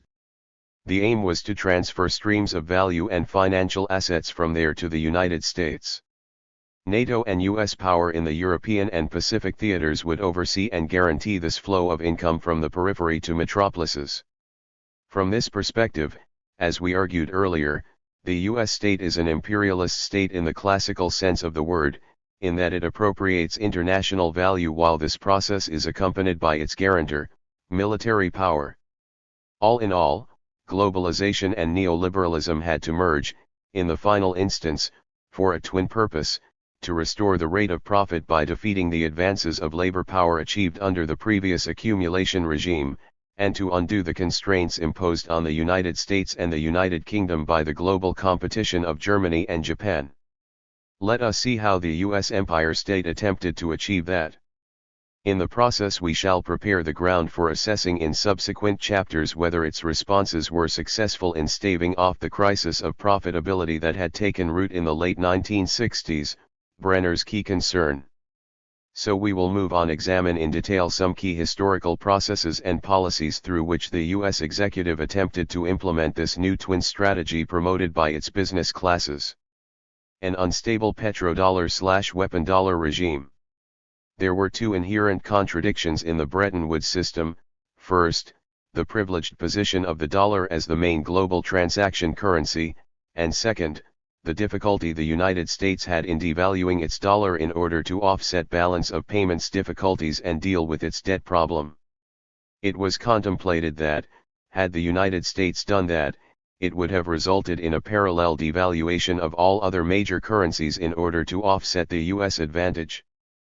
But increasing competition from the other capitalist centers, the escalation of the Vietnam War in the late 1960s, the massive outflow of gold and the Great Society program pushed U.S. policymakers to print more dollars, inflating the global economy yet without solving an increasing balance of payments deficit and its connection with U.S. debt. The United States also began to accumulate large amounts of foreign dollars coming into the country from the gold buying of France and other countries that followed the French lead. Under these conditions, the gold-dollar equivalence could not hold. By 1970-71 the dollar was completely out of tune with all other major international currencies, a tendency that was articulated in asymmetrical fashion by the rates of inflation across the world, creating unsustainable disequilibria in exchange rate regimes. But this did not make U.S. policymakers lose their sleep. When, on August 15, 1971, President Nixon cut the Gordian knot by closing the gold window, as Joanne Gowa put it, he knew that this move represented a massive increase of economic freedom and action for the United States, since the entire IPE would have now to turn into a pure dollar standard. 15. The dollar was becoming the sole standard against which other currencies could be measured. Now, under floating conditions, the U.S. Treasury could devalue the dollar at will, thus reducing foreign debt obligations and boosting exports. And as the United States was the sole power that could print dollars, it could be argued that the move represents a full-fledged transition from commodity money to fiat money, a situation unique in the monetary history of the last 200 years. Fiat money is a different name for signierage, which means that the dollar signierage can bring royalties to the United States and its business classes by spending or investing money abroad without the need to earn or produce anything abroad, or without the need to bother very much about changes in the dollar exchange rate. The same goes for setting up a military base abroad. The United States is not constrained by any foreign exchange considerations. Strictly speaking, the United States was not interested in just shifting the IPE from pegged to floating exchange rates. In essence, the United States was seeking to restore its economic and political leadership in the capitalist world, using multilateral political means and acting under the international political umbrella of détente, a foreign policy seeking cooperation and mutual nuclear disarmament with the USSR. 16. Thus, in December 1971, at the Smithsonian Institution in Washington, D.C., all major industrialist countries agreed to a significant devaluation of the dollar against all major currencies. This was deeply resented by the Japanese and the Europeans alike, but the response by John Connolly, as we saw earlier, was sarcastic: "The dollar is our currency, but it's your problem." From then on, the road had opened to financialization, as speculators, like post-1971 tourists, could move their money and assets around the world, without major restrictions, capitalizing on favorable exchange rate regimes and playing on the strong/weak currencies ratio. Nixon ensured, despite serious objections from other countries of the capitalist core, that financial relations would progressively be taken out of state control, centered instead on private financial operators and asset managers.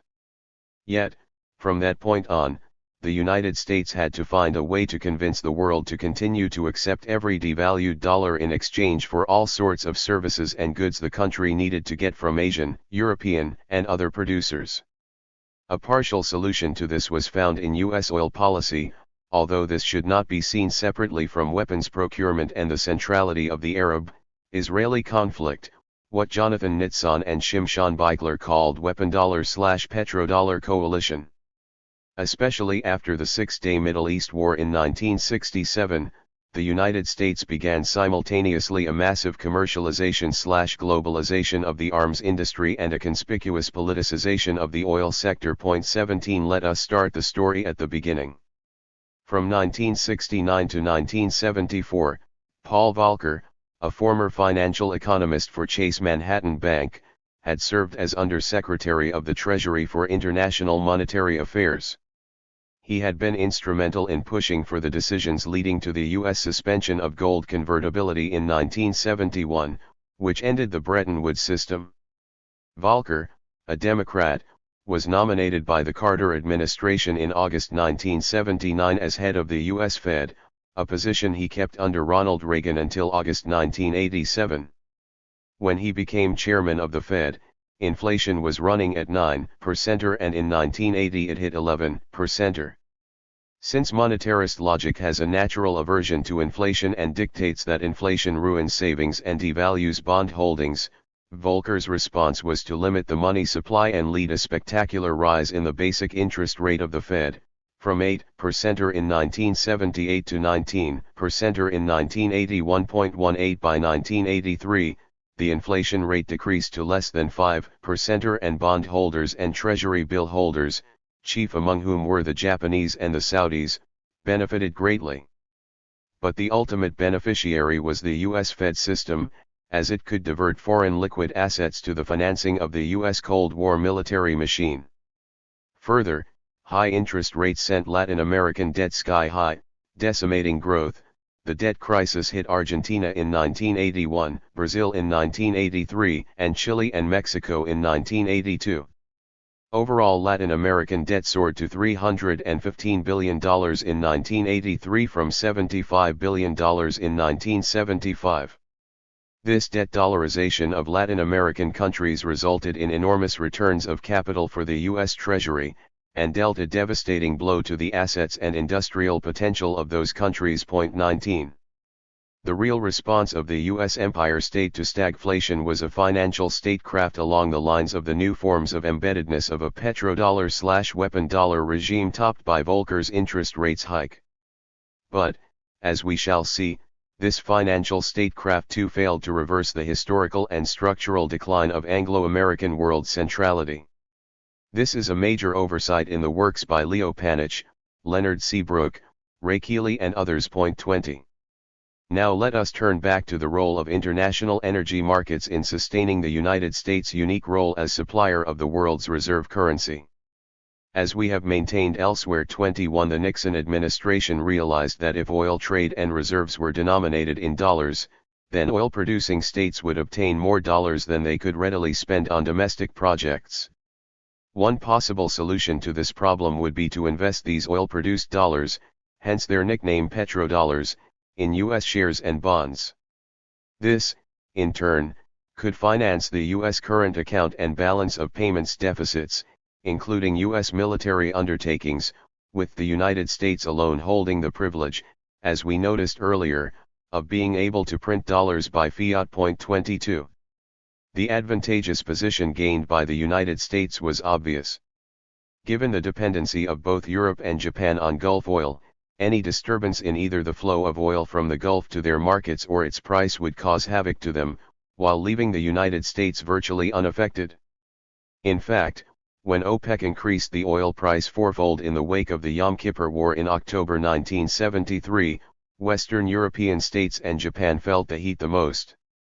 The increase in the price of oil was not the result of the anger of the Saudi oil producers exhibiting solidarity with their Arab brothers and sisters because of the Yom Kippur War.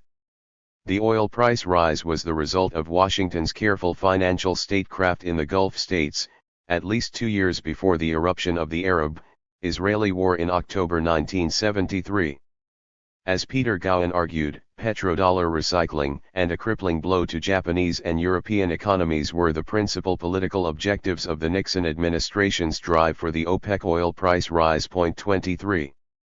U.S. hegemony via petrodollarization in the Gulf was formalized in June 1974, when the U.S. Secretary of State, Henry Kissinger, established the U.S.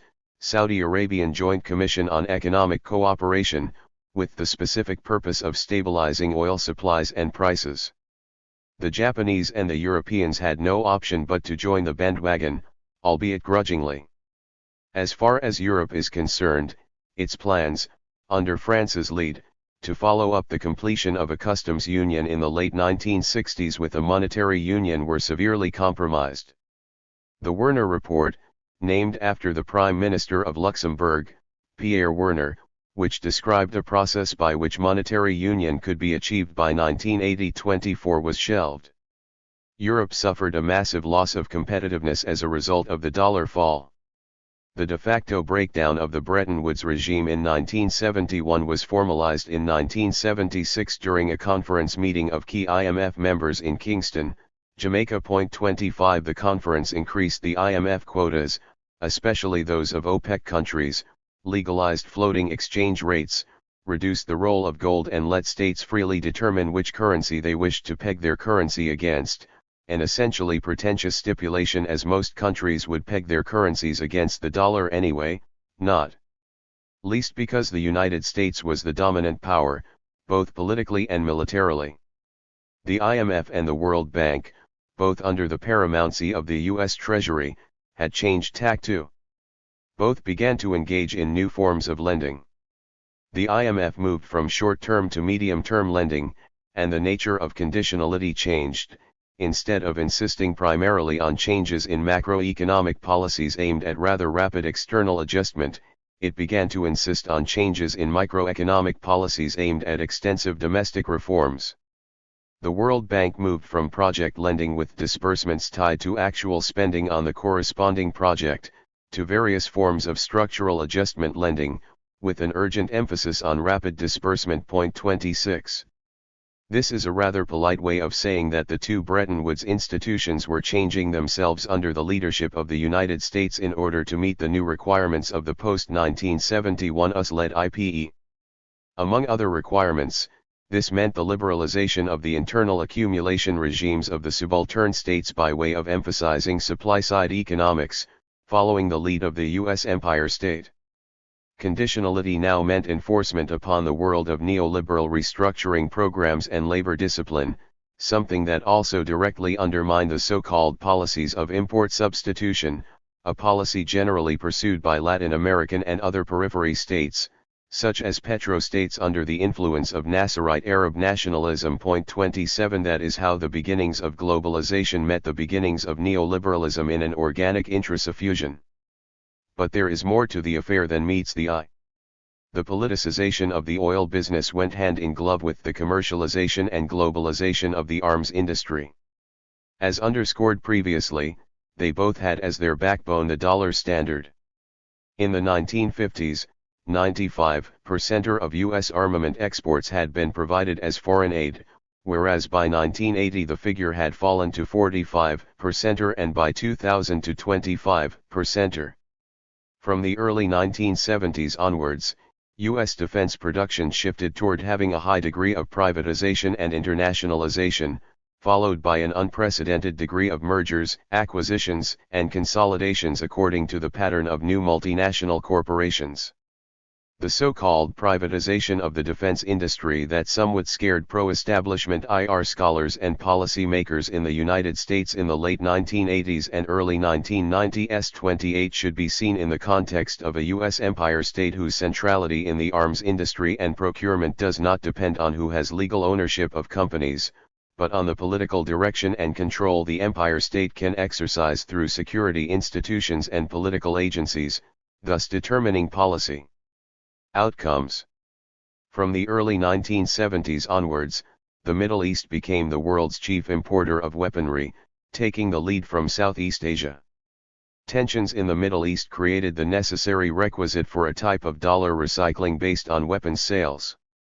Since the 1940s, Nitsan and Beikler argue convincingly, the Middle East's role in world accumulation was intimately linked to oil exports, but from the 1960s onwards, this significance was further augmented by a newer flow of arms imports. 29 These two flows provided a powerful response for the United States to its profitability crisis, inasmuch as the combination of these two flows was associated with the generation of substantial profits for the U.S. defense industry, Anglo-American oil companies and the Treasury Department. Furthermore, it should not be forgotten that the two flows were dollarized. Thus, for example, in 1974 Saudi Arabia's arms imports amounted to $2.6 billion, whereas between 1985 and 1992 it spent $25.4 billion. Throughout the 1970s and 1980s the United States increased its arms sales to Middle Eastern states, particularly during the Iraq-Iran War of 1980–88. In 1988, the administration suggested increasing U.S. arms exports by $3.3 billion, to a level exceeding $15 billion, with proposed shipments worth $3.6 billion to Israel, $2.7 billion to Egypt, $950 million to Saudi Arabia, and $1.3 billion to other Middle Eastern countries. 30 Intensified conflict and rising tensions in the Gulf region, and later in Central Asia and North Africa, which included the Pakistani/Indian orbit, meant greater involvement of the United States in the region, greater militarization of the region and the United States, and greater consolidation of the alliance between U.S. military and energy interests.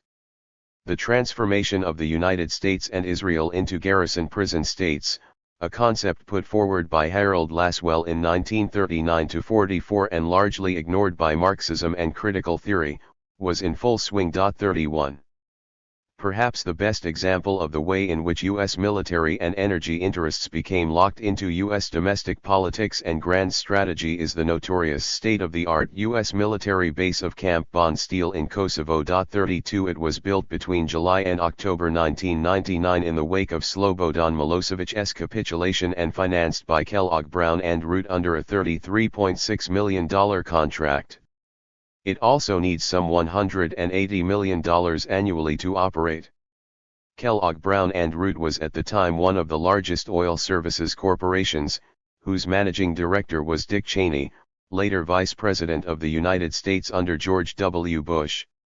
Meanwhile, the same company, as well as a number of other US-led companies, was interested in getting involved in the Trans-Balkan pipeline project from the Bulgarian port of Burgas to Durrës, Albania's Adriatic port.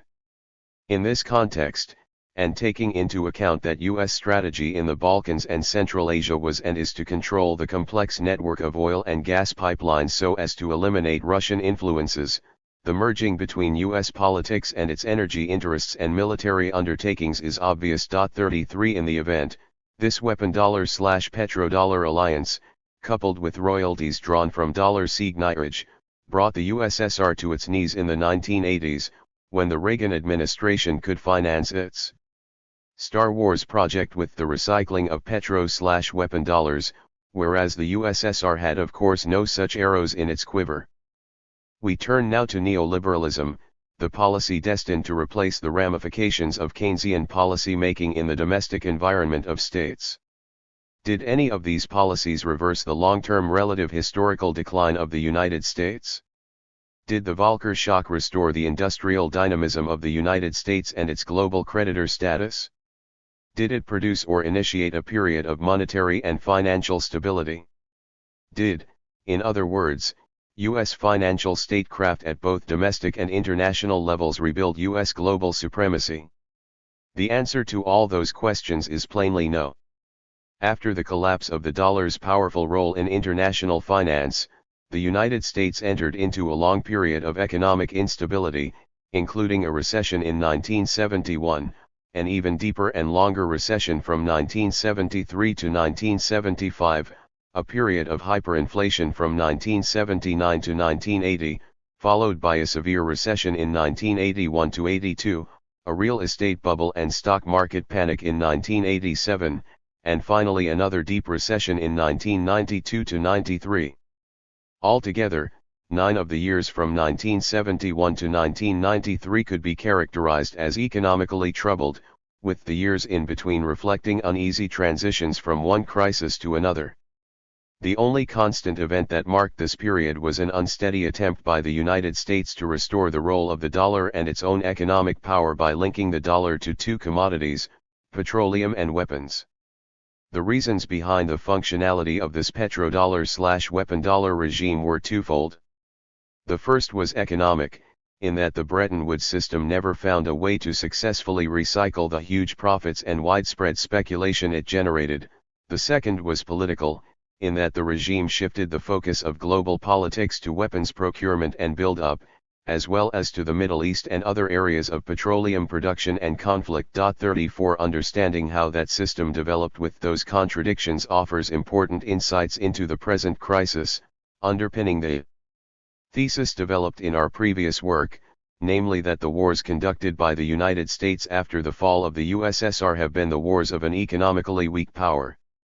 Andre Gunder Frank identified this strategic trend in post-Cold War U.S. foreign policy as follows: Washington sees its military might as a trump card that can be employed to prevail over all its rivals in the coming struggle for resources. 35.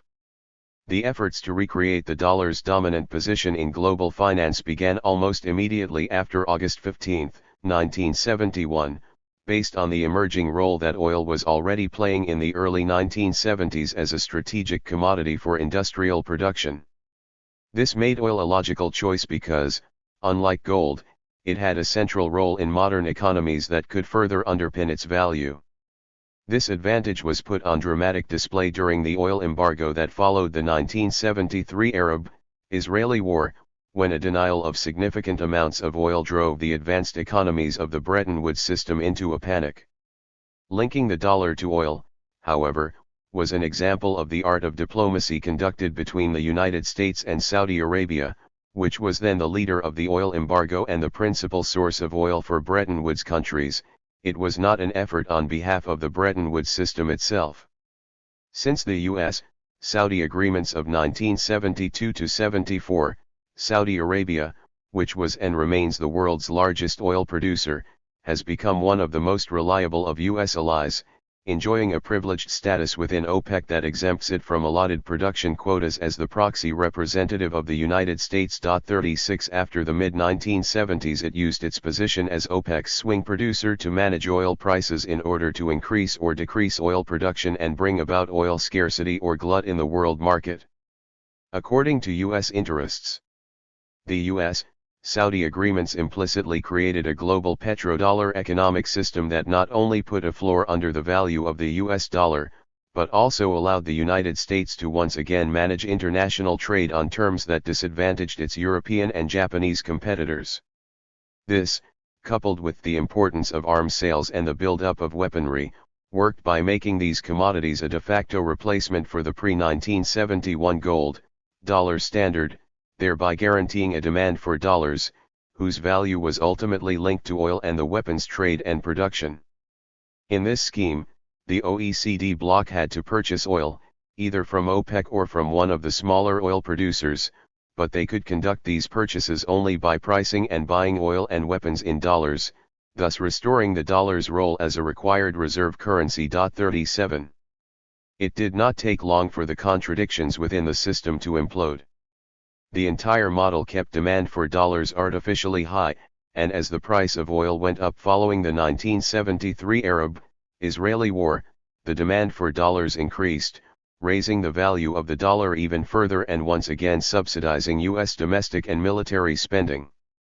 This form of dollarization boosted further the inflationary trends in the United States, Europe, and Japan, deepening the stagnation of the global economic system.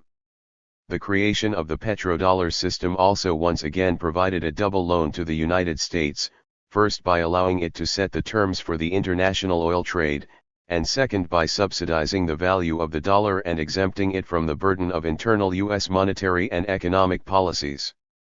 This allowed the United States to print dollars to pay for its oil imports without giving up goods and services in exchange, as the value of those dollars was supported by the demand created for them by the petrodollar/weapon dollar regime. 38 The yin and yang of this petrodollar/weapon dollar economy, however, also meant that U.S. benefits were offset by costs imposed on other capitalist economies, particularly those emerging from post-colonialism and other periphery states, as the United States exported its economic problems. Thus, when the 1973-75 recession began, the United States could shift its effects onto its capitalist partners, which then bore the greater burden as oil prices rose after 1974. Similarly, the hyperinflation of the late 1970s and the sharp global recession of 1981-82 became global crises as Bretton Woods institutions struggled to recycle dollars into for-profit investments. This led depositor banks in the advanced capitalist economies to look to less developed countries for profits, because oil-exporting economies were unable to absorb the huge oil revenues that were generated in US dollars. 39. The tragic results of the crises of the 1970s and early 1980s were, once again, exacerbated by a failure of the United States to exercise leadership within the OECD bloc. Rather than promoting sensible social investments, the United States chose in the mid-1970s to use the petrodollar/weapon dollar overhang as an opportunity to promote the purchase of U.S. Treasury bonds and bills, which would act as yet another subsidy for the U.S. economy, especially its increasing current account deficit. The short-term benefits this solution provided, however, were more than offset by its long-term costs, as the United States increasingly came to rely on foreign investors as the primary source of finance for U.S. investments. 40 This had the effect of artificially increasing prices through speculation, leading to an inflationary outburst that undermined the perceived value of the dollar, causing a decline in demand for dollars and a corresponding upward spike in U.S. interest rates that found expression in Volcker's policy. This in turn forced depositor banks to scramble to find new ways to invest the growing hoard of petrodollars, leading to further attempts to dump excess petrodollars in developing economies, which merely fed the inflationary spiral there, by adding a rapid increase in the price of basic commodities to the mix. But in this case, the vast amount of liquid that flowed into the banking system was accompanied by a disregard for the underlying financial problems that it masked. The banks, which were making huge profits on loans, had little incentive to blow the whistle, and the U.S. executive, which was using the situation to create an illusion of prosperity, had little incentive to self-critically examine a system for which it was ultimately responsible. As Volcker stepped in to radically raise interest rates to cool inflation and protect the dollar, a growing number of the economies of developing countries sank into a deep depression. These crises might have brought down the entire Bretton Woods institutions, except for massive new spending by the United States as part of a new Cold War initiative. Generally identified as Star Wars, this initiative by President Ronald Reagan poured huge amounts of money into military spending, presumably in an effort to drive the Soviet Union into bankruptcy. But the reasons were not systemic, as mainstream IR, and especially its old-fashioned realist IR branch, want us to believe. The reasons lie in the domestic stagflation of the U.S. economy, that is, the overaccumulation crisis of the core, which employed all policy means possible to fight overaccumulation and regain the global initiative. But capitalism is a beast that imperial policy, whether monetary/neoliberal or Keynesian, cannot tame. For example, the Star Wars project, never really carried out, helped to temporarily dry up the petrodollar surplus by channeling it into military development, but it also touched off another burst of speculation within the United States which centered on commercial and residential real estate. While much smaller than the present speculative bubble, the collapse of this real estate speculation was at the time the most serious financial crisis to hit the United States since the Great Depression, sparking the largest single-day decline in U.S. stock prices and shaking confidence in the economy that continued through the 1992-93 economic recession. 41. Table 3.1 Average profit rates in three sectors. Source, adapted from Brenner. Volcker's neoliberal financial statecraft provided no solution to the issue of stagnation and low rates of growth, and it did not solve the problem of unemployment across the core, despite the introduction of flexible labor schemes and other devastating measures for labor. Importantly, neoliberal policies and the dismantling of the Keynesian state apparatus, personified by Margaret Thatcher and Ronald Reagan, did not restore the rate of profit, especially in manufacturing. And this happened despite a substantial fall in real wages. During the decade 1979-89, average Japanese annual real GDP growth fell by half and growth in the OECD Europe to 2.3%. Denmark, the Netherlands, Greece, Sweden, and West Germany were the countries most hit by the long downturn. Between 1950 and 1973 the average world GDP growth was at 4%, whereas between 1973 and 1996 it fell to 2.9%. Between 1965 and 1980 the average annual growth rate in the Middle East and North Africa was 6.7%, but it fell to 0.5% between 1980 and 1990. Post-1971 neoliberal financial statecraft failed spectacularly to deliver growth, welfare, and prosperity. 42. Table 3.2 Comparing average profit and unemployment rates, and average annual rates of change for real wages in private business, in selected OECD countries. Source, adapted from Brenner. 4. The Failure of Financial Statecraft, 1991-2011. In the way that even an accumulation of debts can appear as an accumulation of capital, we see the distortion involved in the credit system reach its culmination. Karl Marx, Capital. Towards a periodization of imperial orders. Political economists have offered important insights in understanding capitalist crises in conjunction with the strategies employed by political agencies. Colin Hay, for instance, has launched an interesting concept, that of crisis displacement strategies. Point 1 In a rather constructivist statement, he defines these strategies as stemming from a new trajectory imposed upon the state and when the intense and condensed temporality of crisis emerges as a strategic moment in the structural transformation of the state. From this perspective, crises are revealed as epoch-making moments marking the transition between phases of historical political time. This is an interesting approach, which draws heavily from a rather constructivist elaboration of the international, building on Anthony Giddens' notion of structuration. It was on the basis of this that Alexander Wendt articulated his description in 1987. This approach, in our view, obscures the agency/structure binary in social sciences and falls within old Hegelian schemata of an identity between the subject and the object, an approach not dissimilar to George Lukács' early work, History and Class Consciousness. Point 3 From this perspective, we would like to insist on the utility of the concept of financial statecraft in interpreting the reality of U.S. economic strategy as U.S. policymakers themselves perceive it, and act upon it.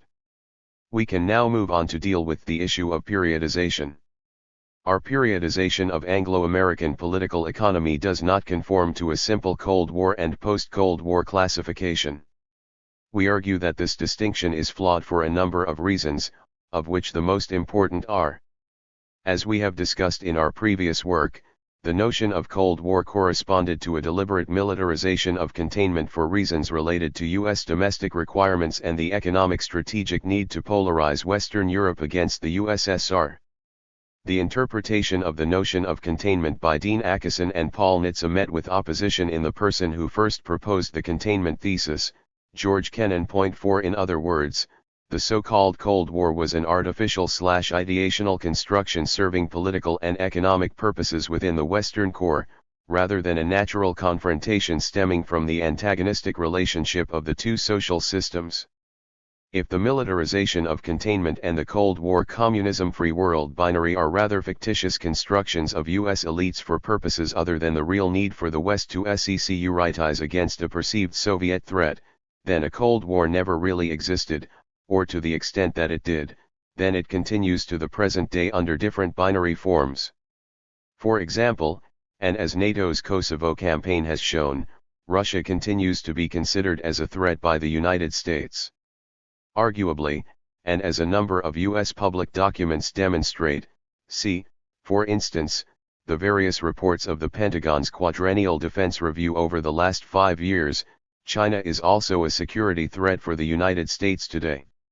Our focus being the Anglo-American-led global capitalist system, the phases of growth and crises of capitalist modernity reviewed here do not correspond to a political periodization, however conceived, with or without Cold War as a variable. Undoubtedly, this is an oversight that many authors commit when attempting to put together an all-encompassing analytical historical framework, including both international economics and politics. Point 5. The literature on the phases of economic development and the crises that ensued indicates that a different periodization is needed in order to grasp the asymmetrical, uneven, and combined growth of the international political economy over the last 150 years.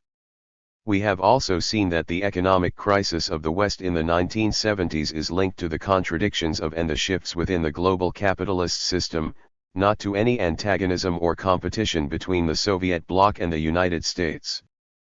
Furthermore, the literature indicates that the world economy in the 1990s, a most fascinating decade marked by a chaotic situation in Eastern and Central Europe and the brief revival of the U.S. economy under the Clinton administration, experienced a period of economic growth, with the revival of profit rates to some extent, which appeared as a triumph of neoliberalism and financialization. In this chapter, the argument we put forward is that this is a false picture and that the crisis of overaccumulation in the 1970s is being solved via a deepening of the crisis in the West and a simultaneous power shift to the global East. This is a key part of our global fault lines argument. Concluding his widely popular 1988 study of global political economy, The Rise and Fall of the Great Powers, English-born and Oxford-trained Yale historian Paul Kennedy observed that the task facing American statesmen over the next decades is to recognize that broad trends are underway, and that there is a need to manage affairs so that the relative erosion of the United States position takes place slowly and smoothly. 6. Kennedy claimed that empires rise and decline as a result of their ability to stay abreast of economic and technological change and so to achieve relative prosperity and dynamism. In chronicling the decline of the United States as a global power, Kennedy compared measures of the economic robustness of the United States, such as levels of industrialization and the growth of real gross national product, with those of Europe, Russia, and Japan. What appeared from his analysis was a shift in the global political economy over the last 50 years which followed from underlying structural changes in the organization of the global financial and trading systems. As this book has argued, these shifts reflect fault lines in relationships between social formations and economies that have been growing as a consequence of deep historical trends, with China, India, and Brazil now emerging as new centers of power that are replacing the concentrations of power that developed in the post-Second World War era. These shifts frame the present crisis as something more than an episodic and incidental spasm in the onward expansion of global capitalism, and we would like to argue that economic power is much more driven by long-term and dynamic factors than is generally acknowledged. 7. Kennedy has been joined in his arguments about the structural decline of U.S. power in the global political economy by several other authors who similarly see global political economy through a historical lens, among them Andre Gunder Frank and Emmanuel Todd. 8. However, until recently their arguments had been greeted with little enthusiasm by mainstream US and European political economy and economics theorists, because they contradict what these scholars believe to be a global political economy driven by unassailable US power. 9. But mainstream views are precisely such, because they underwrite a positivist and an ahistorical view that reinforces existing structures of power and policy making. A more critical view of the global political economy abandons the comforts offered by positivist and ahistorical explanations, and in so doing pledges itself to an encounter with the long march of historical processes and the theories it supports. A critical historical analysis requires a definition of how it is critical and an identification of the spatial and temporal movements in historical perspective. In this case, a critical analysis of the global political economy and its present crisis begins with understanding that this subject is structurally bounded with the political acts of governments, because governments arguably influence, although they do not determine, the structural relationships within the global economy. 10. This does not imply that ideology and culture are not important, they are, but emphasizes that government, acting as the institutional instrument of political elites, facilitates the way that ideology and culture function through the structures that it authorizes. This varies from country to country according to the peculiar history and internal politics of a particular country, with internal political shifts inevitably rippling out to become shifts in the global political economy. In many cases, these internal shifts are prompted by national political elites, but occasionally, as in the present crisis, internal shifts appear quite beyond the control of national political elites, causing shifts in the global political economy that are similarly beyond the control of structures created by national governments. In the later case, these global shifts illuminate fault lines in relationships between and among nations and societies that have long historical trails.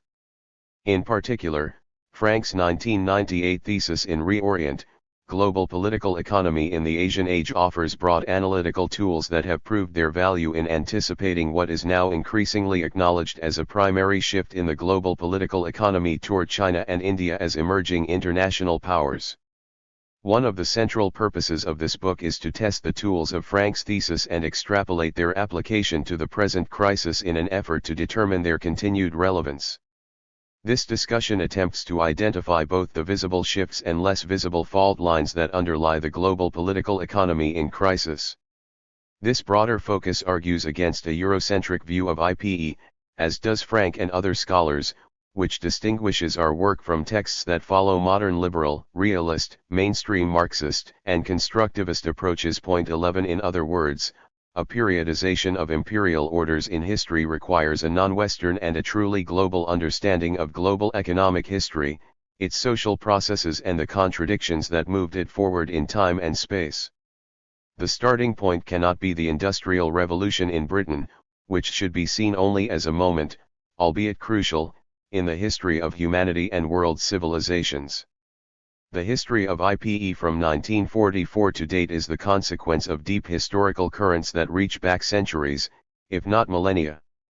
This deep history reveals that China and India have historical claims to economic and political leadership that are re-emerging, and that global financial systems have always been extensions of national politics into the economic arena. These basic historical observations act as a starting point for understanding how and why the economic structures built at Bretton Woods were designed as retrospective tools to ensure the emergence of strong central powers that could act to police the IPE. As the two most powerful war survivors, the United States and the Soviet Union stepped into their respective policing roles, but with clearly defined spheres of influence. But as subsequent events demonstrated, their dominant positions were largely temporary, as the parallel economic and political systems that they dominated were strained by continuing shifts in global economic relationships. These fault lines produced critically important crises in the global political economy. The collapse of Bretton Woods system, which was undermined by European and Japanese reconstruction and the Cold War. The global credit crisis of the early 1980s, which was induced by the creation of a US-dominated petrodollar economy in the 1970s. The global monetary crisis of the late 1990s, which grew from an extension of neoliberalism into the global financial system after the collapse of the Soviet bloc countries. The present global credit/financial/economic crisis, which reflects an accumulation of speculative debt generated partly to conceal and/or delay the decline of the old core European, American, Japanese global political economy centers. Typically, dominant responses to each crisis represented a menu of policy choices that were designed to address past rather than present problems in a way that would preserve the relative power of existing economic and political elites. Thus, all relied on conventional political and economic theory to explain the crisis and on existing institutions to solve it. No doubt, in each case conventional ideas gave way to political realities, and solutions were imposed that tilted towards preserving power rather than solving problems. It is also the case that each crisis followed a script of denial. The problems were not openly acknowledged until they broke out into the public sphere. Leaders preferred to put a bland face on policy choices that made them appear to maintain continuity, whether they did or not, and blame was laid on individuals, rather than on structural and/or ideological deficiencies. Only long after each crisis had passed was there any thorough and objective discussion about its nature. We now turn to examine the IPE of the last 20 years. In particular, we consider whether the policies implemented under Clinton in the 1990s reversed the long downturn of Anglo-American capitalism and, as a consequence, the long downturn of Western capitalism as a whole. We then move on to examine briefly U.S. financial statecraft in Eastern Europe in order to show that the shock therapy neoliberal policy put forth by Harvard University economist Jeffrey Sachs did not benefit post-Soviet societies, and did not deliver growth and prosperity. All in all, we argue that the policies of financialization/globalization and neoliberalism pursued by executives from the United States and the United Kingdom did not reverse the declining trajectory of Western capitalism. If anything, they underpinned the rise of new rivals, such as China, Russia, and India. At the same time, the United States proved incapable of relaunching itself as a major creditor power offering developmental perspectives to weak and depressed economies, as it did after the Second World War. Arguably, these processes are strictly interconnected. The explosion of financialization and how it undermined growth. Capitalism, as a social and global system, rests on the search for profit and the accumulation of capital. What stimulates investment is, however, not just the absolute level of profits, but the rate of profit, which is the ratio of profits to investment. Most observers of capitalism consider the rate of profit as one of the most important indicators of the robustness of the economic system. Classical economists, especially Adam Smith, David Ricardo, and Karl Marx, believed that the rate of profit in a capitalist economic system would tend to fall over time. The rate of profit is an essential indicator that determines, as well as exposes, conditions of accumulation, in other words, the health of a particular economic body. In the world economy, the rate of profit stayed more or less steady, and even rising, all through the late 1940s, the 1950s, and the early 1960s. As a result, these years witnessed a steady rise in the levels of investment, and a continual boom. But from the late 1960s onwards, profit rates fell continuously, especially in manufacturing, with the global economy witnessing a real decline in the rate of global GDP growth. As we saw earlier, growth slowed, profits dropped, inflation and unemployment rose, and a fiscal crisis of the state stepped in. We also outline the responses. Governments, under the lead of the United States and its central bank, introduced a series of measures, which later came to be known as neoliberalism. Neoliberal response to the recession took the form of Reaganism in the United States and Thatcherism in the United Kingdom, with their policies spreading through most of the developed economies of the West. Under pressure from the leading capitalist agencies and the U.S. Treasury, via the IMF and the World Bank, core European and Asian economies have adopted structural adjustment programs along the same lines. As a result, global growth averaged 1.4% in the 1980s and 1.1% in the 1990s. But it was 3.5% in the 1960s and 2.4% in the 1970s. 0.12 strong global growth was no more. 0.13. Let us now look at profits. Net profit rates in manufacturing in the United States were 10% in 1980, the lowest point ever, and went up to 15% in 1989, the best Reaganite year, then hit 19% in 1997 to 98, the best years under Clinton, before they started to fall again. 14. What caused this partial recovery in U.S. manufacturing? The argument put forth here by Brenner is very convincing.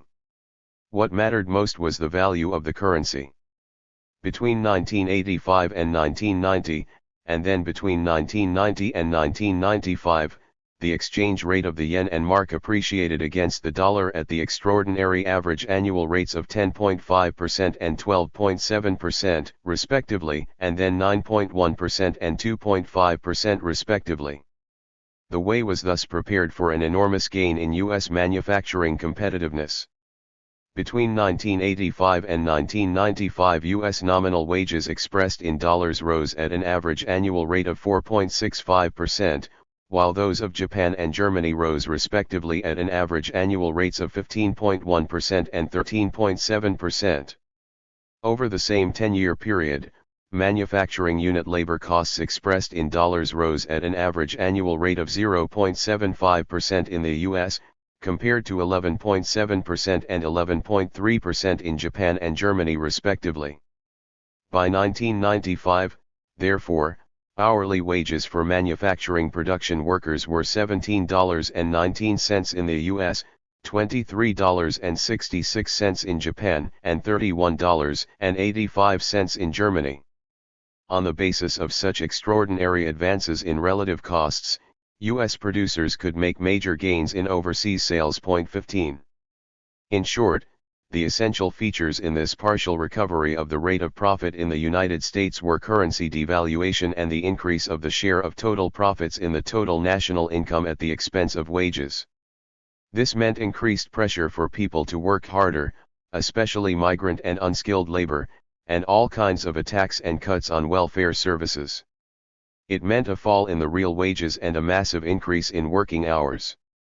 Almost everywhere in the world, the proportion of the wealth produced that went back to workers had decreased since the 1970s. 16 However, and despite the fact that this approach is methodologically flawed as an aggregate factor, we should also add the role of the U.S. consumer debt, examined below, in stimulating the partial recovery of the 1990s. But still, as seen in the figures above, the profit rates never recovered more than about half their previous decline. The US Federal Reserve and the Bank of England began to cut interest rates and encourage lending in order to deal with periodic mini-recessions and encourage investment. At the same time, money became very cheap for the average consumer, who was encouraged to borrow. An active state-led process of deregulation began. This included, among other aspects, the elimination of robust oversight on financial institutions, investment banks, hedge funds, and all sorts of operators and new financial instruments. Such measures were able to encourage spending to some extent and thus to extend the boom, but we can now firmly conclude that these practices simply delayed the bursting of the bubble for a few years, inasmuch as the growth registered was fictitious and debt-led. This was a clever way on the part of the Anglo-American elites to pass the debt from the state to society, yet this proved to be a temporary measure offering only a short breathing space for the already declining U.S. hegemonic system. The Carter administration initiated industrial deregulation in airlines, trucking and state-owned enterprises, the landmark being the bailout of Chrysler in 1980. This set the tone for what was to follow. Tax reform acts reduced taxes on individuals, placing a disproportionate burden on the weak and the deprived, as the Social Security tax, the equivalent of national insurance contributions in the United Kingdom, increased by 25%. As far as the transformation of industrialists into financial operators and rentiers was concerned, this took on an entirely exceptional form.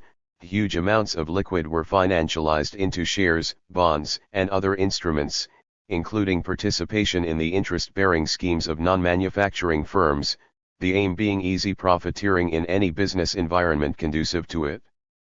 Manufacturing corporations' interest payment as a proportion of profits, Brenner observed, having grown to 15% during the years 1973 to 79 compared to just 3.8% for the years 1950 to 73, increased to 35% between 1982 and 1990 and 24% between 1990 and 1996. 17 mergers and acquisitions continued apace.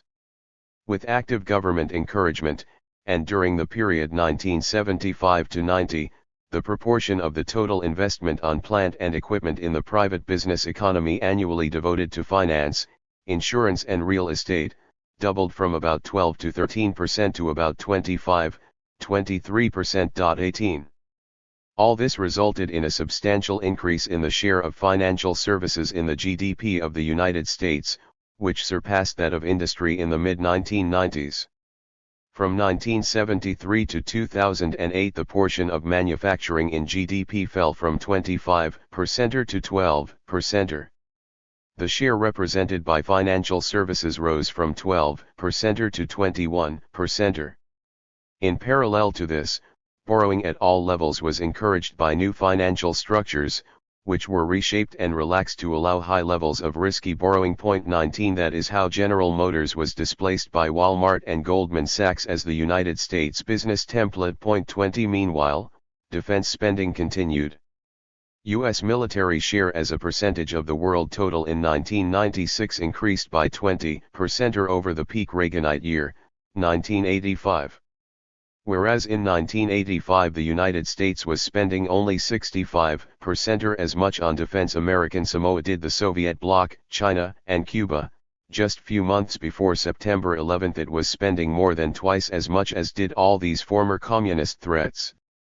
Clearly, this spending was partly financed by the U.S. debt. Saudi, Japanese, and later Chinese and other Asian producers were buying. 21 It is important to pay attention to the debt dimension of the U.S. economy in the 1990s and after, because it is directly linked to deindustrialization, the position of the dollar, and eventually to financialization and neoliberal policy making. The overaccumulation crisis of the 1970s led the United States and other core economies to escape to financialization and neoliberalism. But this hindered the growth of the real economy while increasing the growth of debt relative to GDP. The outstanding consumer debt as a percentage of disposable income in the United States rose from $1,450 billion in 1981 to $6,960.6 billion in 2000 and $11,496.6 billion in 2005.22 in the end. Total debt in the U.S. economy, that is, debt owed by households, investment and commercial banks, non-financial business as well as government, amounted to 3.5 times the nation's GDP, and was not far from the $44 trillion GDP for the entire world. 23 This has also contributed to growth. As measured by national accounting practices with which we methodologically disagree, as they give a false and rather misleading image of economic development, welfare, and modernization. Thus, the truth of the matter remains as noted by Robert Brenner, whereas financial profits rose from 15% in 1960 to 40% in 2005, profits in manufacturing fell from about 50% in 1960 down to 13% in 2003. But we need to go a step further, to point to the outsourcing to the global East, especially of manufacturing and labor power, processes that should be seen as a result of the failure of financialization and neoliberalism to put the political economies of the United States and the United Kingdom back on a developmental track. Before we look at the present crisis as such in the United States and the United Kingdom, let us consider how the United States attempted to take advantage of the collapse of state socialist economies of the Soviet arc, thus temporarily displacing the problems of post-1971 IPE to the dilapidated economies of former Council for Mutual Economic Assistance states. The operation was spearheaded by the IMF and the World Bank, two key vehicles through which the U.S. Treasury internationalized its operations worldwide. The internationalization of the U.S. Treasury. General comments. The deregulation and internationalization of Bretton Woods institutions in the 1990s occurred in the context of the collapse of the USSR and the embedded power of neoliberalism, achieved in the 1980s, as the driving policy form of a new political economy dynamics in the United States and the United Kingdom. With no socialist system available and with Europe unable to provide any feasible alternative, the former members of Comecon and other states emerging from the Soviet collapse had no choice but to join the Bretton Woods institutions and accept Jeffrey Sachs' shock therapy policy recipe. The effect of this was to expand the powers of the U.S. Treasury. As an ideology, neoliberalism was making headway with the writings of such intellectuals as Friedrich Hayek and Milton Friedman. 24 Neoliberal ideologues were able to articulate a hegemonic discourse presenting the failure of state socialism in the East and the breakdown of Keynesianism in the West as identical projects and the source of all evils. The key claim was that capitalism as a social system was failing to thrive under state-led policies and socio-economic practices. These arguments particularly targeted the Bretton Woods assumptions about liberal institutionalism and government regulation, favoring instead a free market system left to the management of private enterprise. Neoliberalism, however, also came with a political price in undermining the basic liberal concept of a social contract between citizens and their government for the provision of essential social services, and concentrating economic power in the hands of private capital, more accurately, of financial capital. While the collapse of socialist systems in the early 1990s opened the door to an extension of Bretton Woods institutions and their reconstruction around neoliberalism, it also removed an important safety valve that had acted to protect Bretton Woods during its many crises. The state socialist economies of Comecon had offered a relatively stable, long-term market for the excess production of Bretton Woods member states from 1949 to 1991, thereby partially buffering them against capitalist crises of overaccumulation.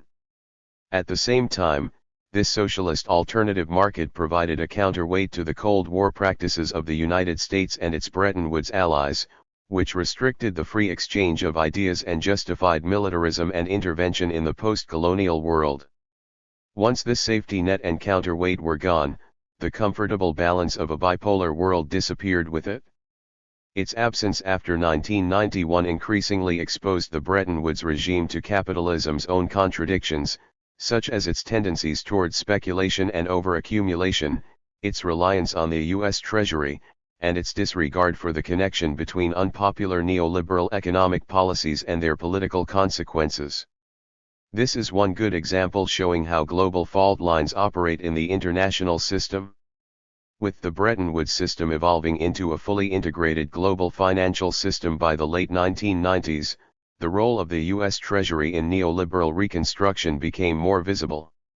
In fact, the U.S. Treasury became a direct organizer of political hegemony within OECD countries via the control of Bretton Woods institutions, some of which had been transformed, such as the GATT, into the World Trade Organization. The institutional power that the United States enjoyed in governing the IMF and World Bank before 1991 was thereafter joined by an even greater power of persuasion that drew public as well as private institutions to neoliberalism and financialization around the world. 25. Thus, when the United States dismantled its own Depression-era restraint on speculative investments by banks, the Glass-Steagall Act, and replaced it with the Gramm-Leach-Bliley Act, labeled the Financial Services Modernization Act of 1999, it effectively institutionalized and formalized casino capitalism on a world scale. 26. Once introduced, casino capitalism rippled through the global economy, promoting massive concentrations and exchanges of capital among global speculators, the transfer of speculative funds to international banks and other financial institutions, and the development of an array of new speculative investment tools to generate quick and easy profits. This whole process of extreme financialization has completely lost sight of the fact that without real production there is no value. Production has become increasingly incidental to the much more lucrative business of balance sheet restructuring. It should come as no surprise that the neoliberal transformation of the global economy ended badly. Warning signs of its destructive capacity had been in evidence during the U.S. savings and loan fiasco of 1987. Then, with the added power of the Internet and its global communications revolution, the neoliberal promotion of unregulated currency trading ricocheted like a bullet inside the global banking system, first creating the Asian financial crisis, which led the U.S. government to make a frantic multi-billion-dollar midnight rescue of long-term capital management, and later generating a stock market bubble and the dot-com bubble, which when it collapsed in late 1999 added further evidence of the dangers that came from unregulated speculation.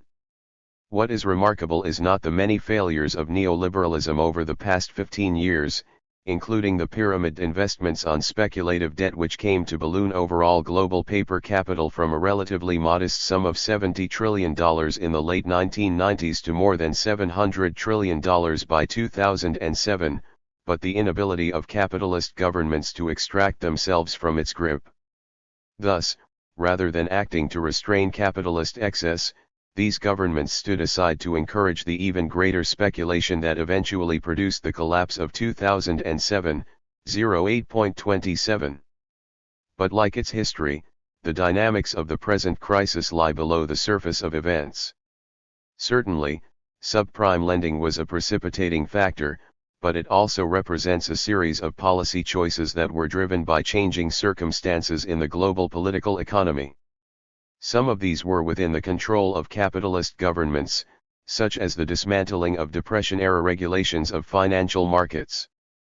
But others, including the rapid evolution of global systems of trade and communications and the regeneration of China and India as major global economic centers, were historically beyond Anglo-American policy control. Clearly separating the inside from the outside is critical to understanding why and how this crisis unfolded, and where it might take the global political economy. Time and again, this crisis is the result of contradictions of essentially new forms of combined and uneven capitalist development, including resource depletion and environmental degradation, all of which, in their merger with social struggle, reactivate the causal configuration of the global fault lines. Financialization, resource depletion, and environmental degradation first became acute in the 1970s, and today operate as severe constraints not only upon U.S. power, but also upon any power or coalition/ensemble of powers that will succeed the U.S. imperium. These three vulnerabilities of the US-led global hegemonic system are also vulnerabilities of China and all E7 powers. 28. All in all, the two elements that we feel are most important in understanding the present crisis are its ideational origins in neoliberalism and the rapid evolution of extragovernmental dynamics in the US-led global system. It is therefore apparent that Anglo-American liberal state executives act dictatorially, imposing neoliberal recipes around the world. For that very reason, governments, including the US executive, may fit today, more than ever, with the vulgar orthodox Marxist definition of the state. The capitalist state is an instrument of the bourgeoisie manipulated at will, although we should qualify the term bourgeoisie with the adjective financial. As neoliberalism and financialization come under scrutiny, their management tools should also be examined to ensure that they do not survive its demise, and as the global system continues to evolve new relationships and dynamics, these must be taken into account when considering how the global political economy can and might also move beyond the growth at all costs economic model to a model that recognizes the real costs and benefits of growth. Shock therapy for the East. Recent literature on subprime lending generally argues that its widespread adoption was possible because of the repeal of the Glass-Steagall Act. This act had been adopted in 1933 in an effort to restrain the unregulated speculation that contributed to the length and severity of the Great Depression. 29 The argument goes that its repeal in 1999 added instability to the financial system by allowing investment banks to access a wide range of previously denied speculative investments and operate high-risk instruments. Yet the repeal of Glass-Steagall itself reflected the institutionalization of neoliberalism at the heart of the U.S. financial system as a means of finding new ways to modernize the financial services industry to profitably recycle huge amounts of paper and liquid that had become concentrated in the banks. 30 Seeing the repeal of Glass-Steagall as a response to contradictions stemming from within liberal Keynesianism, what Robert Brenner called asset price Keynesianism, raises more substantive issues about how capitalist reforms are generated out of crises as efforts to secure the interests of financial capital, rather than to serve broader class interests in capitalism as a whole. If we use this wider, structural lens, it is apparent how both the repeal of Glass-Steagall and the subsequent expansion of subprime lending were arguably forms of financial statecraft adopted by capitalist governments to avoid the consequences of earlier policy accommodations, all of which contain the seeds of an eventual systemic crisis. As we explained in Chapter 3, financial statecraft is not new. For example, when the United States closed the gold window and devalued the dollar in 1968-71, it did so in order to deal with the accumulation of U.S. international debt during the Vietnam War, which exposed tensions with other capitalist governments that would no longer subsidize U.S. economic and political profligacy. In its place, as we saw, the United States pursued a petrodollar/weapon dollar policy that continued to promote the interests of the U.S. Treasury and the dollar as the key international payments currency. But as with the present crisis and its links to neoliberal reforms, the petrodollar/weapon dollar system quickly became the source of a new and more severe international economic crisis, as huge amounts of new capital flooded into the capitalist banking system, and demanded opportunities for profitable investment. Thus, both forms of financial statecraft achieved short-term reprieves that only introduced new contradictions and tensions within the global political economy in general, and the US and UK economies in particular, which demanded new financial interventions inasmuch as the logic of the system in itself could provide no other alternative. 31 Time and again, this is essentially a function of global fault lines. One of the most interesting cases of financial statecraft was the so-called shock therapy policy approach, developed by Harvard University professor Jeffrey Sachs. We will confine ourselves here to a brief presentation of the issue, because it has already been dealt with adequately in the relevant critical scholarship. However, this short presentation is important, in the context of our overall revisionist global fault lines argument. It shows how shock therapy failed to deliver what it promised, in other words, modernization, prosperity, and growth for East Central Europe and the Balkans. A good starting point is the involvement of Bretton Woods agencies in the creation of Yugoslavia's debt since the 1970s. This is a devastating affair because, intentionally or not, and as Susan Woodward's groundbreaking work has shown, this involvement initiated the bloody breakup of the country. It is only Western mythology that attributes it to the ethnic nationalism and mutual hatred of the peoples of Yugoslavia.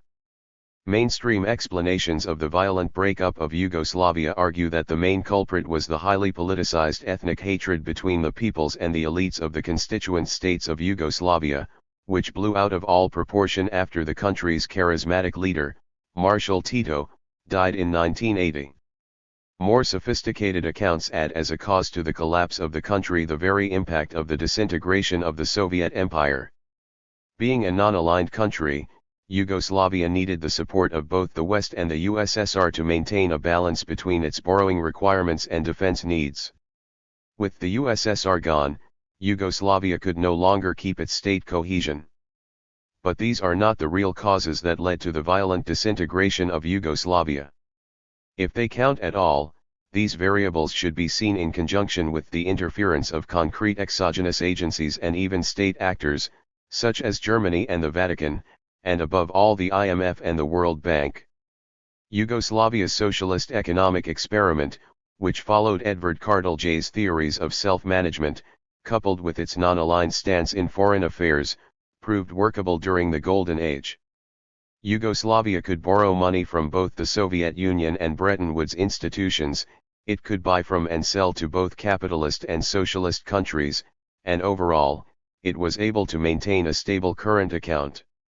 In addition, this stable international environment contained Yugoslavia's regional economic disequilibria, such as the disparity between the rich northern federal states of Slovenia and Croatia, and the poor South. 32 However, when the Western economies entered into a long period of recession and stagflation in the 1970s, the result was the blocking of Yugoslav exports. This initiated a vicious cycle of borrowing and debt creation from abroad, especially from the IMF. When the IMF began imposing conditionality on its handouts in the early 1980s, it met with fierce opposition from Slovenia and Croatia. IMF conditionality implied an end to Yugoslavia's nearly co-federal state structure, and entailed that the richest of the republics would have to foot the bill for the neoliberal-led reforms, privatizations of state assets, liberalization of the banking and financial system, retrenchment of welfare apparatuses and severe reduction in wages, and all that in order presumably to tame inflation. It was precisely this policy that deepened the ethnic divisions and pushed the political elites of each republic to adopt a nationalist agenda in order to appeal to their electoral base, which, after all, would have had to pay for the federal debt. The Yugoslav state was a classic case of a structured inequality among regions, in which ethnic tensions were exacerbated by a neoliberal package of economic reforms imposed from outside. Susan Woodward aptly summarized the breakup of the country as follows. The conflict is not the result of historical animosities and it is not a return to the pre-communist past, it is the result of the politics of transforming a socialist society to a market economy and democracy. A critical element of this failure was economic decline, caused largely by a program intended to resolve a foreign debt crisis. Normal political conflicts over economic resources between central and regional governments and over the economic and political reforms of the debt repayment package became constitutional conflicts and then a crisis of the state itself among politicians who were unwilling to compromise. Nationalism became a political force when leaders in the republics sought popular support as bargaining chips in federal disputes. 33. The Vatican and Germany, having their own agendas in the Balkans, supported the secession efforts of Slovenia and Croatia. 34 Especially worth noting is the deal crafted between the German and UK elites in the run-up to the Maastricht Treaty, when the United Kingdom convinced Germany to agree to its opt-out from the EU Social Charter and the Common Foreign and Security Policy in return for letting Germany to go ahead with the recognition of Croatia. This initiated the bloodshed. The European Commission's publicly declared common position at the time was to keep Yugoslavia together. That is how the road to ethnic war opened. In the old good tradition of the open door, whether intentionally or not, US-led neoliberal financial statecraft in Yugoslavia, coupled with Germany's and other European powers' agendas, brought about war and the disintegration of the country. It also did very little to deliver growth and prosperity in the war-torn successor states. In fact, quite the opposite, the process of liberalization and the rapid introduction of a free market created a new type of crony capitalism and corrupt practices, obstructing any meaningful endogenous entrepreneurial undertaking that could have led to job creation and new economies of scale. 35 Interestingly, this practice was theorized by economist Jeffrey Sachs in his so-called shock therapy model of 1990. The context in which shock therapy was put forth is quite revealing. The 1980s revived Europe's effort to dissociate itself from the dollar's strategic grip. Delors' agenda encompassed an increasingly integrated European market and the launching of a common currency, a project that, as we saw earlier, failed to materialize in the late 1960s. A reunified Germany was driving European monetary policy, and East European markets were very important for German industry and exports. A new Ostpolitik was revived under Germany's Chancellor, Helmut Kohl. The project comprised two interrelated policy dimensions. 36 The first was a reform package for the economic reconstruction of Eastern Europe and the Balkans which, similarly to the post-Second World War Marshall Plan, was to be administered by endogenous forces on the basis of a post-Keynesian type of economic recovery, stabilization, and growth. The Comecon region would remain united and Cold War barriers to East-West trade would be removed. The second was the gradual integration of the former communist countries into the European Union, and the institutionalization of a powerful geostrategic axis aiming at a common foreign and defense policy. But Clinton had a different idea. In the political field, he argued, Europe may have a separable, but not separate defense identity from NATO. 37 In the economic field, he embraced Sachs' version of the open door. The declared wish of shock therapy was the economic reorganization of the state-market nexus in the East in order to achieve a recovery of human freedom and a democratically based rise in living standards. 38 But as we shall see, none of this was delivered. Sachs rejected any form of Keynesianism and a gradual transition to free market, opting instead for a rapid sell-off of state assets and the immediate integration of East Central Europe into the West European market.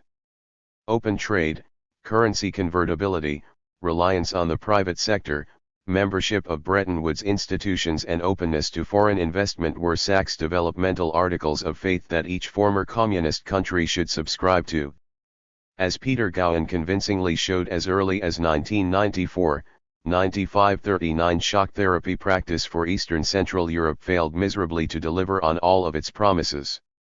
Because East European markets were individually too small to provide the economies of scale that would have made their companies internationally competitive, free trade badly hit all East Central European companies, even in those sectors where the countries of the region were strong: steel, detergents, pulp, iron, chemicals, agriculture, and apparel. Overall, imports from the West increased, and this created a permanent current account imbalance and dependency on the IMF and other Bretton Woods institutions. All this quickly implanted severe fiscal crises into virtually all former communist countries. Given the anti-inflationary bias of the West, public spending was excluded as a policy to address the deficits. The door for IMF borrowing had been opened. Throughout the 1990s, living standards deteriorated sharply across East Central Europe, growth turned negative and unemployment skyrocketed. Table 4.1 Unemployment rates in 6 post-communist states, 1995-98. Source: Rukavishnikov. The shock therapy version of the open door did not deliver on its promises. If anything, it plunged the political economies of the former Soviet and Ottoman countries into abject misery, underdevelopment, and debt. Privatizations meant, first and foremost, the unfolding of the Stalinist secret apparatuses, which had developed expertise in cash, arms, and drug smuggling under authoritarian socialism. Thus, as Miss Hagleni's elegant narrative shows, crime networks in the former Soviet space flourished and became transnational. 40 For example, when communism fell, there were suddenly thousands of unemployed cops and spooks in Bulgaria with first-hand experience of international crime. And, Glennie's account goes, there were also many wrestlers and weightlifters, pumped up on state-issued steroids, who would make for ideal muscle in the protection rackets that quickly sprung up. Drugs, prostitution, money laundering and other underground activities began operating on a large scale. The Bulgarians were soon in competition with others, Moldovans, Albanians, Kazakhs, Georgians, Yugoslavs, and Russians, all seeking turf in the new gangster land of Eastern Europe. That is the real achievement of shock therapy. Only when those political economies began pursuing an internally stimulated growth strategy from the late 1990s and early 2000s onwards did the economic and social conditions of their societies and states begin to change. None of this should have come as a surprise to a careful and unbiased student of international politics. The IMF stabilization regimes for East Central Europe have been the familiar ones of the 1980s Latin American experience, Gowan wrote. 41. The U.S. Treasury, via the Bretton Woods institutions and the appropriation of debt mechanism, attempts to deplete and liquidate the resources of weak societies and states in order to transfer much-needed cash to fund its own borrowing requirements and international debts. But this is not a strategy for growth, nor is it a strategy pursued by a creditor power, as was the case after the Second World War. This is a strategy pursued by a power in continuous relative economic decline since the epoch of Vietnam War, and emphatically so since 1968-71. Table 4.2 Average annual GDP growth in East Central Europe, the Caucasus, and Central Asia, 1989-98. Source, Fry. The implosion of financialization and the case of the United Kingdom. After the bust of the dot-com bubble and the recession of 2001-02, the U.S. government cut taxes again, and the Federal Reserve slashed interest rates even further. All this encouraged even greater levels of more risky borrowing than before, which drove the housing bubble. Mortgage companies lowered their lending standards and introduced new products, such as adjustable mortgages, interest-only mortgages, and promotional teaser rates. All this encouraged speculation in residential housing and a new buy-to-let industry began flourishing. Demand for assets such as homes increased, without a corresponding increase in new real value being produced in the system. Walden Bellow observes. The subprime mortgage crisis was not a case of supply outrunning real demand. The demand was largely fabricated by speculative mania on the part of developers and financiers that wanted to make great profits from their access to foreign money, most of it Asian and Chinese in origin, that flooded the U.S. in the last decade. 42. The demand was largely fabricated by speculative mania on the part of the building developers and financial institutions and operators, including estate agents. This caused the prices of these assets to rise even further. On paper, people's and businesses' wealth increased, so it seemed they now had the means to borrow more, and they became irrationally exuberant.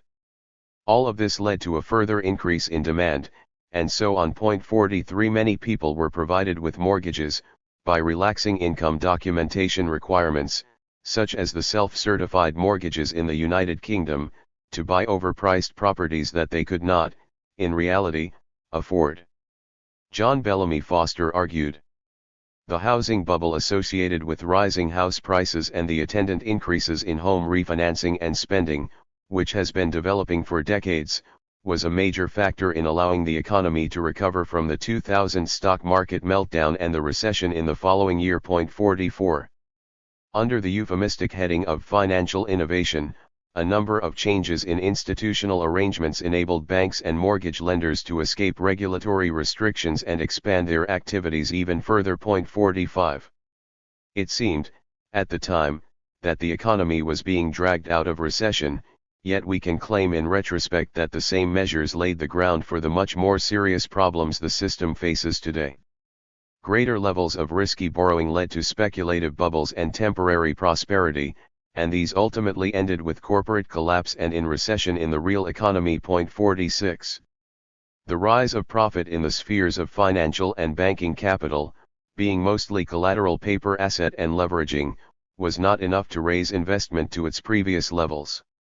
At the same time, neoliberal policies were lowering real wages, undercutting the capacity of workers to buy consumer goods, especially houses. 47 Because the drain on wages was not used to invest more, extra profits could only be accumulated in the financial sector. As a result, a large amount of increased business profits was invested in various financial schemes. The value of financial wealth has grown considerably, and the relations between productive capital and financial capital were profoundly modified, subordinating all other economic activities to the financial sector. The road to wealth accumulation was no longer manufacturing industry or the provision of financial services associated with manufacturing, but the buying and selling of paper assets. Certain old forms of wealth creation via financialization were revived. These, for example, took the form of creating insurance schemes on future claims, and the use of risky instruments such as credit default swaps, which are basically forms of insurance to protect lenders in the event of loan default. This, in turn, created a diversified shadow market of leveraging using borrowed funds for making profits. Shadow banks are financial intermediaries that conduct financial operations without access to central bank liquidity or public sector credit guarantees. As such, they are also entirely unregulated by any public authority. Hedge funds and investments banks, such as Fannie Mae and Freddie Mac, took the lead as shadow banking global operators, their bases being Wall Street and the City of London. 48 They operated with structured investment vehicles, mutual funds, limited purpose finance companies and so on. In this context, certain old forms of securitization revived, such as mortgage-backed securities. The idea behind these is simple: pooling debts, such as home mortgages, car loans, credit card borrowing and so on, and packaging them into CHES, is argued to reduce the overall risk. A side effect is that lenders and borrowers become dissociated from each other. Then credit rating agencies, such as Standard & Poor's, Moody's, and Fitch, rate the creditworthiness of these packages. The logic of financial speculation dictated that the higher a packaged product was rated, the more money would end up in the pockets of speculators and bond dealers. This kept the whole financial architecture operational and alive. The credit agencies tended to exaggerate the quality of the packages, and once a package was sold, the risk was spread across the world. That was the latest new political economy of globalization/financialization. It collapsed when the poor from New Orleans started the process of pulling the rug from under the system, defaulting on the monthly payments on their subprime mortgages. We want to emphasize that these instruments and practices did not come out of the blue. They were in full operation in the 1920s, but were eased out after the 1929 crash, and under the fixed exchange rate rules of Bretton Woods, only to come to the fore again after 1971. The first currency futures market was opened in 1972 in Chicago, the home of Milton Friedman and his Chicago Boys. 49 Until the recent crisis, there was a constant search for even further investment opportunities for this sort of financial wealth acquisition.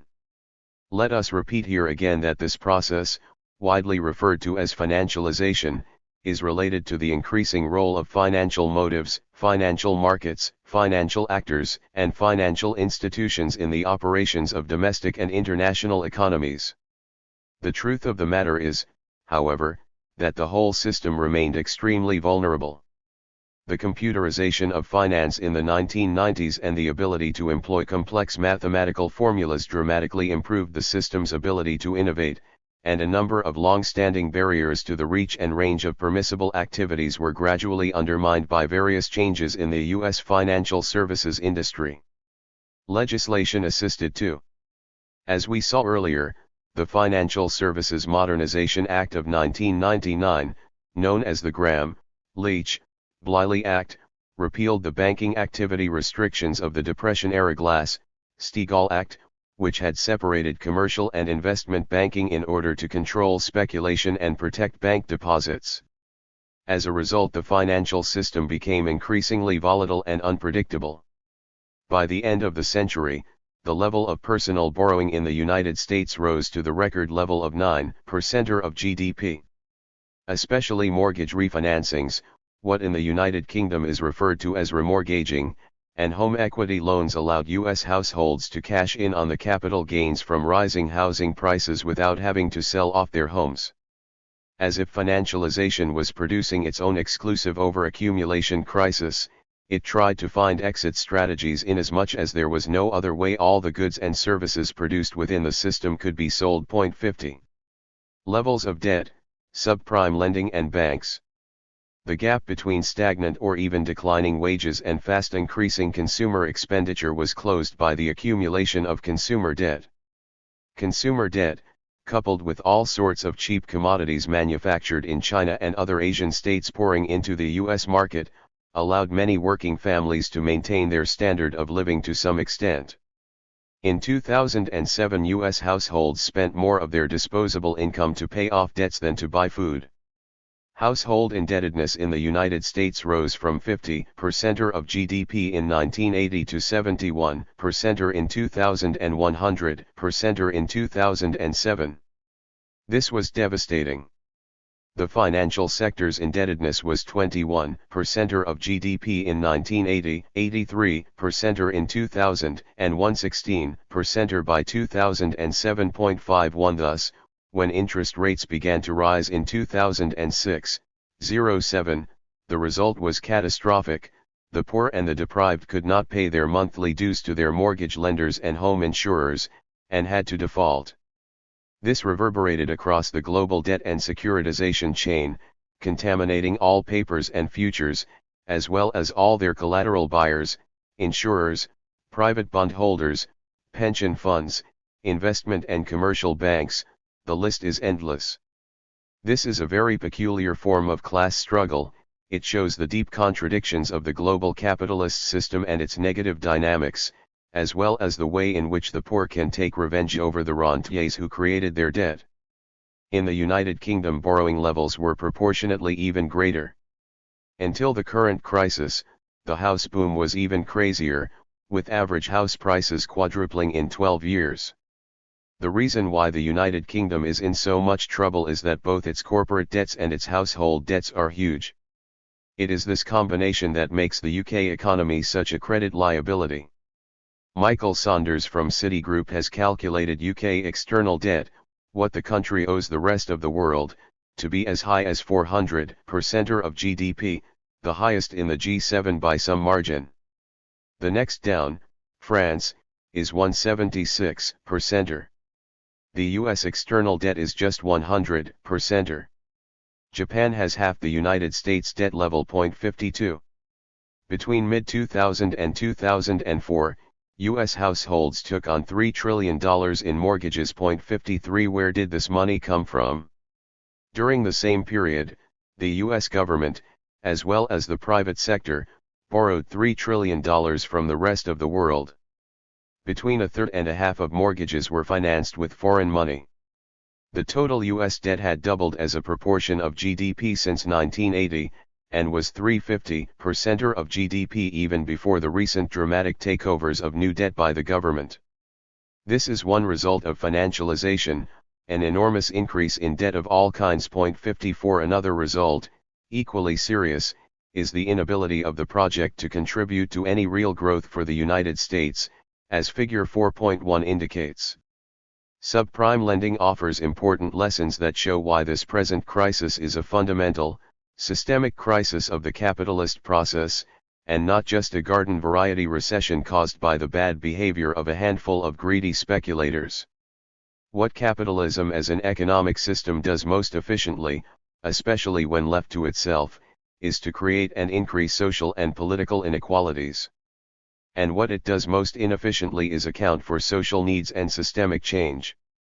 The money merry-go-round that accompanied subprime lending before the present crisis offers insights into how the contradictory tensions within modern capitalism ensured that it would come to crisis. Subprime lending has commonly been attributed to the dismantling of the Depression-era government regulation of the banking industry, which opened the door for investment banks to enter and eventually dominate real estate markets. Yet, the repeal of Glass, Stigall was itself prompted by a 2 decades-long movement toward deregulation designed to increase opportunities for profit by financial capitalists. It was proposed by neoliberal economists. 55 This clearly indicates that the origins of the crisis lay not in the speculation that acted as its trigger, but in the way the financial system was designed to encourage that speculation.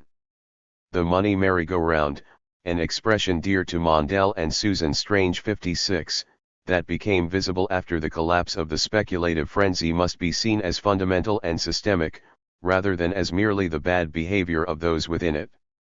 If the origins of subprime lending were in the 1980s 57, then the mechanisms that charged up the money merry-go-round in the 2000s can also be traced to that same period, and linked to the problem of recycling the vast amounts of capital produced as profits in the system. The primary difference between the 1980s and the 2000s was the source of this profit. In the first case it was primarily the petrodollars that gathered in U.S. banks, and in the second case it was the vast profits from the speculative frenzy that followed the collapse of the Soviet Union. The second case was far more global in origin and effect, and was greatly enhanced by the transformation of the global economy through emerging communications technologies. What is remarkable is how closely these two crises, separated by almost 2 decades, match up in the way that they formed, threatened the system, and then planted the seeds of further crises. For example, in both cases borrowers who could not have qualified for a home purchase under standard mortgage processes were qualified under special provisions for the purpose of enhancing lender profits, which in the case of subprime loans went mostly to investors. 58 Additionally, in both cases the borrower rather than the lender was saddled with the risks of default, with capitalist banks on both occasions enjoying government support and protection from any failure. The greatest differences between the two crises were in the scale of the lending and the potential for disaster. For example, the amount of global capital devoted during the latest period to subprime lending was staggering, amounting at $1.12 trillion in the United States alone 59, whereas the excess petrodollars that required recycling during the earlier crisis amounted only to $111 billion in the peak year of 1980. With the Cold War in full bloom during the first crisis, U.S. power remained largely what it had been during the post-war period, which made it much easier for the United States to coerce cooperation from other Bretton Woods members, while the current crisis has been exacerbated by a measurable decline in U.S. power, which has limited its ability to act unilaterally in setting the global policy agenda. 61 Finally, the 1980s crisis occurred at a time when governments generally had a much larger measure of control over their national economies, and the United States had a stronger hand in managing global economic institutions. The present crisis has clearly demonstrated the limits of economic control enjoyed by governments generally. The details of the money merry-go-round and its aftermath are also a guide to how banks have been failing during the crisis. Unlike the central banks of other countries, the U.S. Federal Reserve is entirely controlled by the private sector, with representatives from business, banking, and finance acting as its governors. This arrangement meant that this crisis was managed by capitalists who were largely beyond the control of the putative Democratic U.S. Congress, and they left the worst effects of the crisis to be borne by the middle and working classes. 62 The crisis has not affected all banks equally, and individual bank failures mark points in the fault lines within U.S. capitalism. In the broad sense, these fault lines represent conflicts of interest in national capital, with the neoliberal reconstruction that began in the 1970s favoring financial capital over industrial capital. The multi-layered pyramid of economic power that has followed in its wake is driving the United States further toward a dependence on international banking and finance to secure its own economy and its global economic influence. However, this pyramid also continues to widen the conflicts in U.S. capitalism, undermining its long-term viability as leader of the Bretton Woods system. It also should be understood that only small and middle-sized banks were actually allowed to fail, and in those cases their assets were absorbed by larger banks at fire sale prices. During the third quarter of 2009 alone, more than 140 banks failed, were closed or merged, and all but a handful of these were small and/or regional banks whose primary customers were local businesses, homeowners, and other members of the middle and working classes. 63 Among investment banks, only Bear Stearns, which was forcibly merged by the Federal Reserve into the Bank of America in March 2008, and Lehman Brothers suffered a similar fate. The disparate treatment of big and small banks illustrates not so much that the U.S. government plays a key role in managing finance, but that it allows this management to be done by financial capitalists who are largely immune from government influence. 64 Thus, when big investment banks began to generate new speculative instruments, on top of the ones that they had previously invented, they were already too big to fail because they constituted the political as well as the economic core of U.S. society and the state. The remaining events in the banking crisis of 2008 add some finer points on how this marriage of financial capital and government functions. For example, the crisis arose first as the underlying value of bank assets, including subprime mortgages, came into question. The doubt about value then limited the ability of banks to provide credit, based on restrictions imposed by the Federal Reserve. 65 This eventually caused new credit to dry up, as lenders could not assess the risk that new lending might entail. This credit crunch quickly spread throughout the United States, and then the world, through the interconnections that had been developed in the global banking system, and the web of borrowing and lending that followed, including the packaging and repackaging of debt in various products. Thus, the toxic asset relief program that was designed in a midnight bargaining session could not provide any material relief to creditors, be they private homeowners, small businesses, or state or local governments, because its focus was on relieving the speculative pressures that had enveloped U.S. banks. Thereafter, the economic stimulus package that was developed by the incoming Obama administration continued to focus its efforts on stabilizing banks, even as the broader economy continued to decline. This focus had a particularly pernicious effect on the working class, whose job losses and home foreclosures were compounded by an evaporating social safety net and the loss of essential state and local government services. 3 years after the collapse of Lehman Brothers sparked the greatest financial crisis and economic downturn since the Great Depression, none of the underlying contradictions of the world system have been resolved. As 2011 drew to a close, none of the conditions that caused the meltdown of September 2008 had been dealt with properly. Global imbalances and deep-rooted tensions have deepened even further. The financial and economic crisis continues with no end in sight.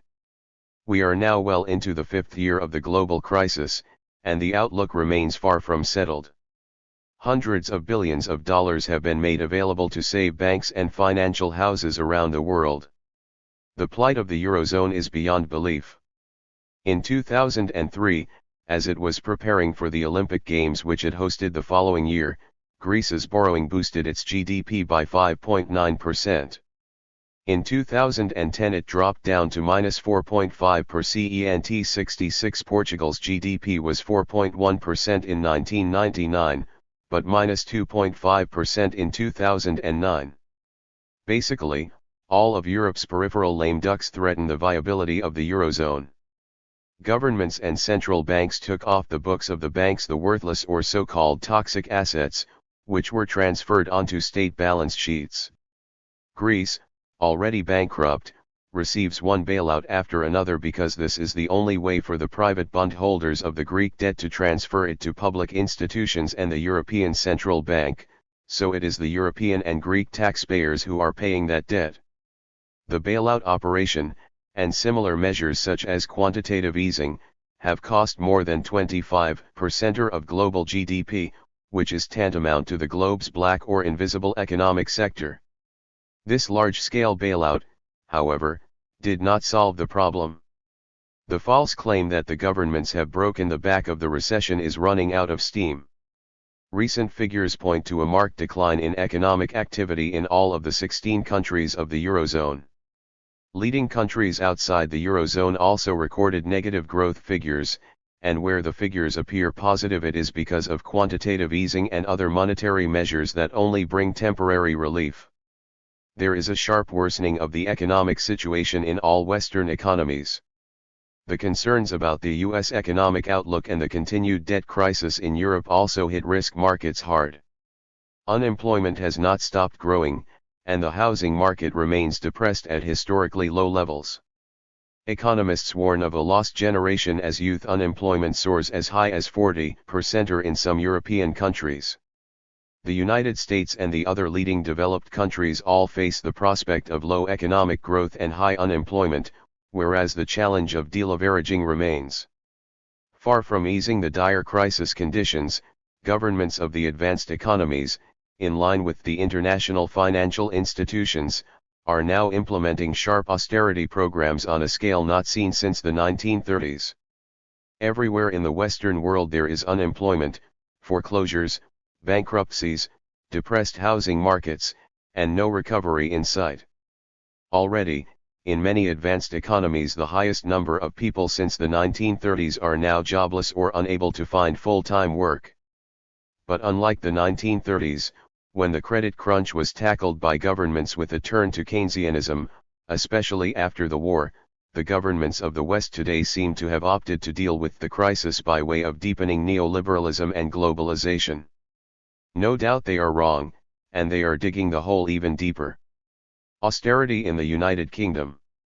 Let us briefly examine the situation in the United Kingdom, a country in which we both reside, in the aftermath of the financial crisis. Over the last 3 to 4 years the UK government has pumped more than £375 billion into the banking system through bailouts and a series of unconventional measures, a rather political term, basically meaning desperate attempts, but very little of this has flowed back into the real economy. This figure is almost half of the declared total public deficit. 0.67. None of this has made the situation better. The immense concentration of wealth in the hands of a small financial elite has become more extreme. Economic imbalances and tensions have deepened. The agreement between the Conservatives and the Liberal Democrats, the first coalition government in the United Kingdom since 1931, gives the government carte blanche to balance the budget with massive cuts in public services, jobs, and wages. The coalition's intended austerity measures are on a scale never seen in the modern United Kingdom. The coalition is currently planning to impose cuts between £85 billion and £100 billion over the next 4 years. What is planned here will dwarf anything that was undertaken by Margaret Thatcher in the 1980s. If the coalition starts to introduce huge budget cuts, there will be massive unemployment in the public sector. As a conservative estimate, 750,000 public sector job losses do not look far off the mark. About 100,000 of the jobs would be lost in Scotland because of its disproportionate bigger public sector. And those still in work will face wage freezes and cuts. Job insecurity will rise for nearly everyone. The Chartered Institute of Personnel and Development and KPMG have issued a report warning that redundancies are poised to rise significantly. 0.68. On the other hand, corporation tax is to be cut from its present level of 28% to 24%, which will give the United Kingdom the lowest level of any developed country. Massive unemployment and lower wages imply lower tax receipts, and even bigger budget deficits and debt loads. Austerity and high unemployment also risk social unrest. Greece is already losing control of its streets, and a number of other Eurozone countries are moving in that direction. The London riots of summer 2011 should be seen as part of a Europe-wide concatenation of uprisings linked to widespread discontent about government austerity policies. It is very unlikely that introducing savage austerity measures while the economy is still on a downward spiral will resolve any problems. The crisis will simply be displaced from one sphere to another. The austerity measures of the coalition government are therefore at risk of damaging short-term growth prospects, and will increase the possibility of a double-dip recession. 0.69. All in all, the reforms that the coalition government is experimenting with will deepen the Thatcherite programs of the 1980s and 1990s and, as elsewhere in Europe and the West, increase the cleavage between the rich and the poor. This, we argue, is accelerating the process of the decline of the West, as the majority of people are left out of the political and economic processes that determine growth, welfare, and environmentalist socialist perspectives. Many people are not happy about the cuts, but think that there is no choice but to sacrifice to save the economy. The UK public and media appear to have accepted the line presented by the coalition government that the total package of cuts worth £128 billion by 2015-16 is unavoidable because of Labour's careless spending, and almost self-made huge deficits.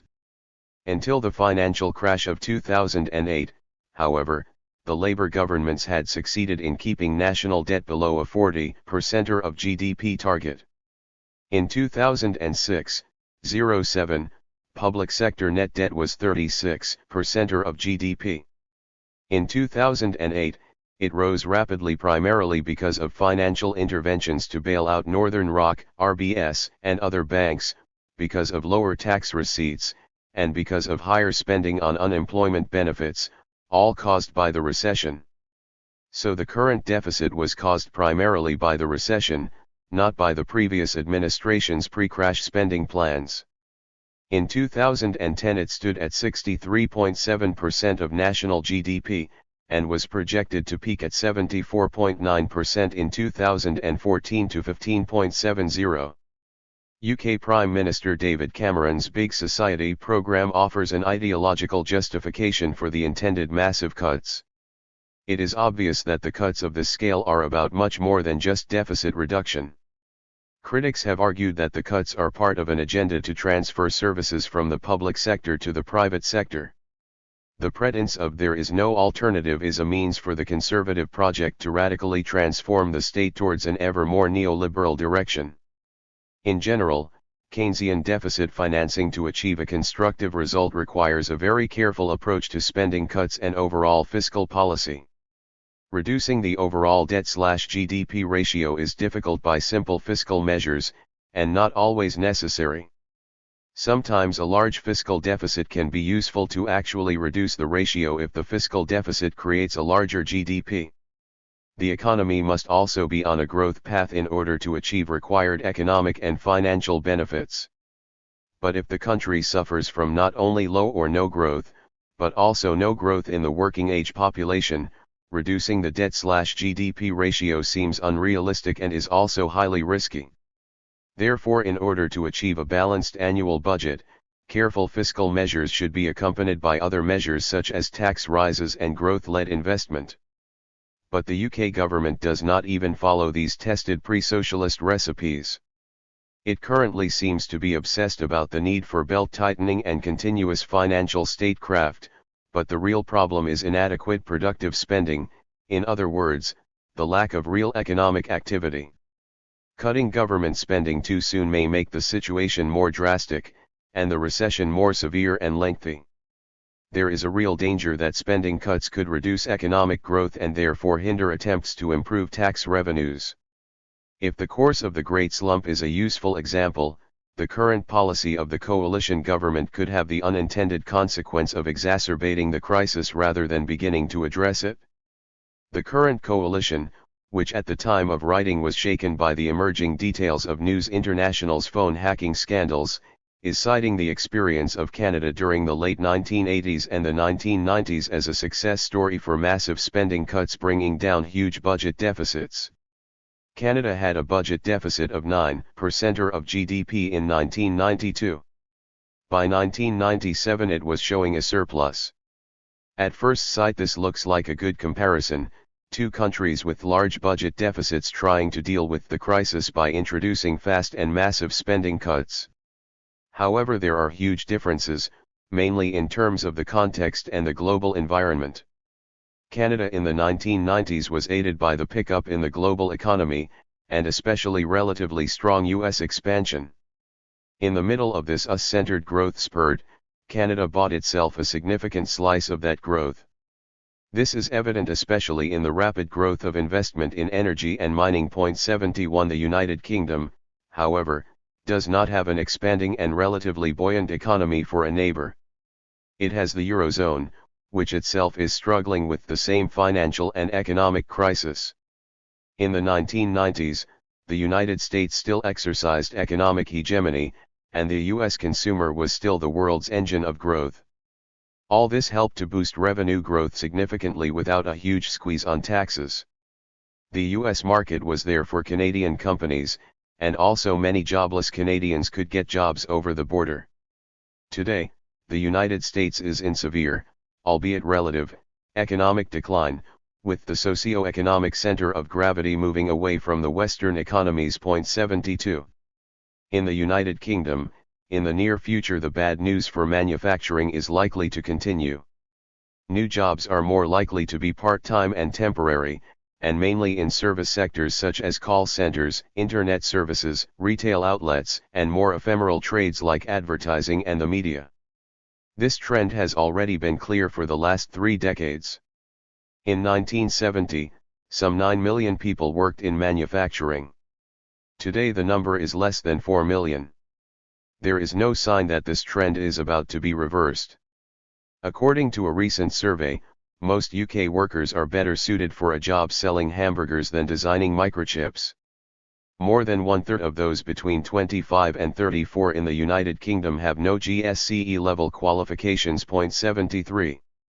The current deficit is the result not of mistakes which can be attributed to previous administrators or an individual blunder, as claimed by the coalition, but of deep-rooted structural changes within the US-centered global economy, in which the United Kingdom figures as the United States' most important partner.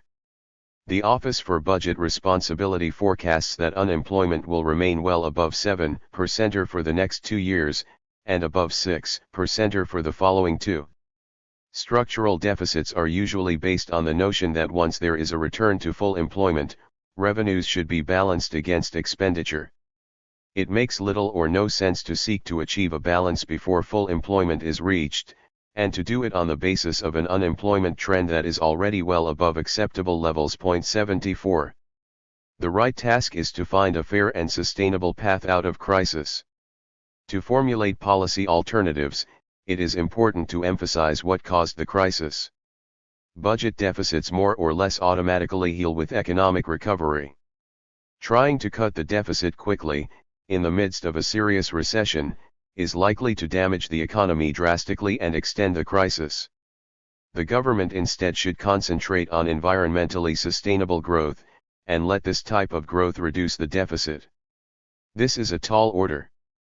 During the Second World War, the UK national debt reached very high figures of up to 150% of GDP.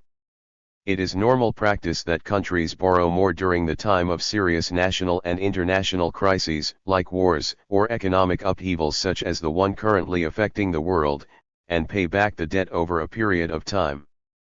In this sense, a budget deficit can be an effective way to deal with such crises.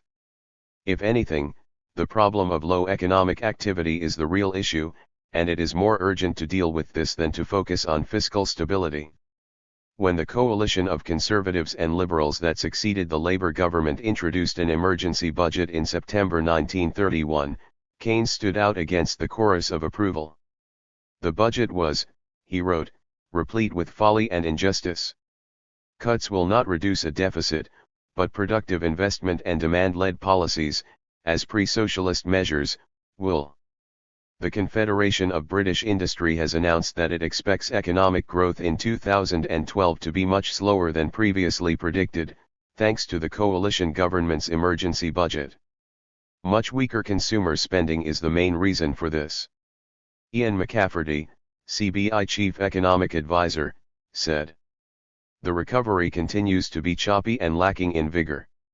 Expansion in certain sectors is being offset by weaker performance in others. What remains striking is how little we expect the pace of growth to accelerate in 2012, and that it will be far less robust than we would normally expect in the second and third years of a recovery.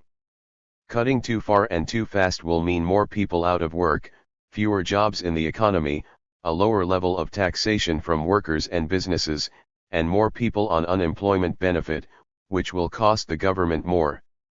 As we are writing this, the Governor of the Bank of England continues to keep the basic interest rate of the bank very low, at 0.5%, which is unprecedented. Yet this has failed to stimulate demand simply because the manipulation of monetary instruments alone cannot deliver growth, let alone environmentally friendly growth. For growth to be achieved, the ruling classes that have been managing UK capitalism since the 1970s have to concede defeat, or be defeated by the working classes, the real victims of the financial crisis. 75. 5. The power shift to the global east. Our industry has been concentrated in the coastal areas. Nearly 70% of light and heavy industrial production is to be found in the coastal areas and only 30% in the country's interior. This is an absurd situation inherited from history. Some of the industries in the coastal areas should be moved into the interior so as to make the economic situation more balanced and also to prepare the country better for dealing with war. But that does not mean that all industries will have to leave the coast. In fact, we can build their factories and mines of very large size and scale. Clyde Prestovitz quotes a Chinese friend. As we set out in Chapter 1, China, Russia, Brazil and other fast-growing emerging economies are fully fledged members of an international division of labor and capital. This fact, and the way in which global fault lines have been operating since the late 1960s, tend to shift power away from its traditional Anglo-Saxon core and its international monetary medium, the US dollar. Let us recap briefly the story so far. By the 1970s, West European and Japanese capital had recovered from the devastation of the Second World War and begun outcompeting U.S. corporations, and U.S. economic primacy, both in the United States and abroad. By the 1980s, it was the turn of Southeast Asian capital to outcompete both U.S. and West European capital through, among others, the formation of a new kind of transnational business structure, a structure that was deeply rooted in the region's history and geography, and that combined the advantages of a massive, young, dynamic population with flexible business networks. This was a very significant development in a context in which all the major indicators pointed out to the economic power of the United States being in stagnation and relative economic decline since the late 1960s. Its share of world trade and manufacturing was substantially less than it had been just prior to the end of the Cold War, and its relative economic strength measured against the European Union and the East Asian Economic Group of Japan, China, and other Southeast Asian countries was similarly in retreat. In other words, the real roots of the current crisis lie in downward pressure on profitability under the conditions of sharply increased competition stemming from West European capital in the 1970s and Southeast Asian economies since the late 1980s. A closer look at the extraordinary economic expansion of the Southeast Asian region over the last 20 years can give some insights into the remarkable new kind of global economic order that is emerging at the edges of the current systemic crisis. Napoleon famously said, "Let China sleep, for when China wakes up, she will shake the world." Since the mid-1980s China has woken up. The late André Gunder Frank argued that the centers of gravity in the world economy are dramatically shifting towards the Asia-Pacific region, and that the days of Eurocentrism are numbered. Reorient calls into question virtually every set of assumptions that has dominated macro-historical sociology since the inception of the discipline. 3 The thesis is quite straightforward. A truly global perspective is needed in studying macro-historical changes in the world. The rise and fall of empires, the Industrial Revolution, the decline of the East and the corresponding rise of the West, colonialism in India and the American Revolution, and so on. In a rather neo-Hegelian/Lukácsian perspective, Frank argues again and again that the whole is greater than the sum of its parts, and the parts can only be understood in relation to the whole. In this respect, class analysis is only one part of the story, a holistic class analysis in global time and space, capturing the entire dynamics of societies, cultures, and political economies in their antagonism, is what is needed. The more than 8% average annual economic growth set by a number of East Asian economies for the last 20 years is outstanding in the 140 years of recorded economic history. This is all the more so as it has been recorded at a time of total stagnation or near stagnation in most of the developed economies of the West.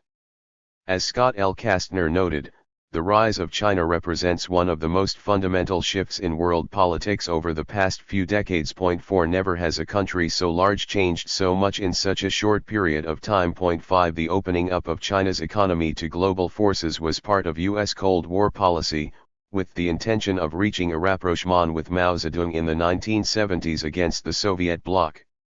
The economic modernization program activated by Deng Xiaoping in 1978, ironically, the name given to this policy by Deng was Open Door, accomplished consistent growth rates of 9 to 10% throughout the 1980s and 1990s.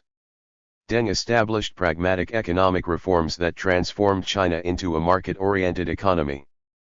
Under Deng, the whole approach to economic growth took a new direction. The main task of socialism is to develop the productive forces, steadily improve the life of the people, and keep increasing the material wealth of society.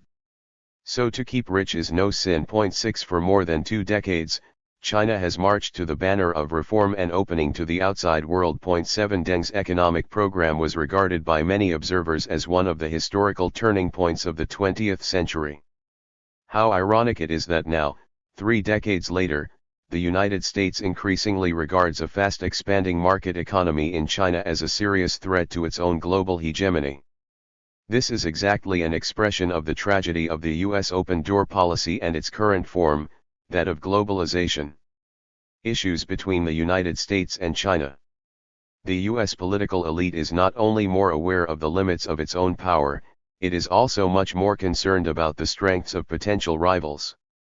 The U.S. National Intelligence Council's 2008 report, the Council supports the Director of National Intelligence and is the center for long-range analysis in the U.S. intelligence community, presents a detailed and comprehensive report on global trends to 2025. Most press coverage focused on the report's key message of the sun setting on U.S. power. It is explicitly mentioned in the report that by 2025, the United States will be less dominant, and China will have the world's second largest economy and will be a leading military power. Furthermore, the report identified China, India, and the United States as 3 of the largest economies. 8 It seems that the unprecedented transfer of wealth roughly from west to east that is now underway will continue for the foreseeable future. This unprecedented economic growth, coupled with 1.5 billion more people, will undoubtedly put pressure on world's key resources, particularly energy, food, and water, raising the specter of scarcities emerging as demand outstrips supply. 9. One flashpoint with the United States is China's fast-growing demand for oil. China became the world's second largest consumer of petroleum products in 2004, having surpassed Japan for the first time in 2003, with a total demand of 6.5 million barrels per day. China's oil demand is projected by the U.S. Energy Information Administration to reach 14.2 million bbl/d by 2025, with net imports of 10.9 million bbl/d. 10. All the existing evidence indicates that even without a total collapse of the U.S. global supremacy, there seems to be satisfactory evidence for a great and rapid shift of wealth and power to China and India, and other emerging economies. 11 The transfer of power from the west to the east has been gathering pace since the late 1990s, and Washington think tanks have been publishing thick white papers charting Asia's, and China's in particular, rapid progress in microelectronics, nanotech, and aerospace, and printing gloomy scenarios about what it means for the global leadership of the United States. China, India, and other emerging economies have so far boasted growth rates that could outstrip those of major Western countries for decades to come. Importantly, and unlike the case with the West, a key component of this growth is not debt or financial sophistry, but manufacturing and material production. The growth of emerging economies. China is currently the world's second largest economy, with an annual economic growth of more than 8%. It overtook Japan in February 2011. India's annual growth rate is also 8% and has just begun to undermine the US weapon dollar regime.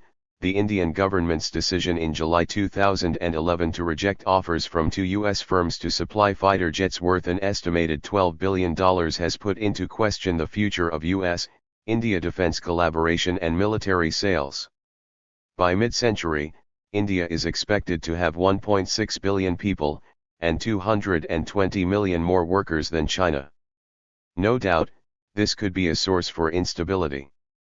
but it is also a great advantage for growth if the government can provide education and opportunity for India's masses. 12 Brazil is the world's 7th largest economy, and the 2nd largest in the Western Hemisphere after the United States.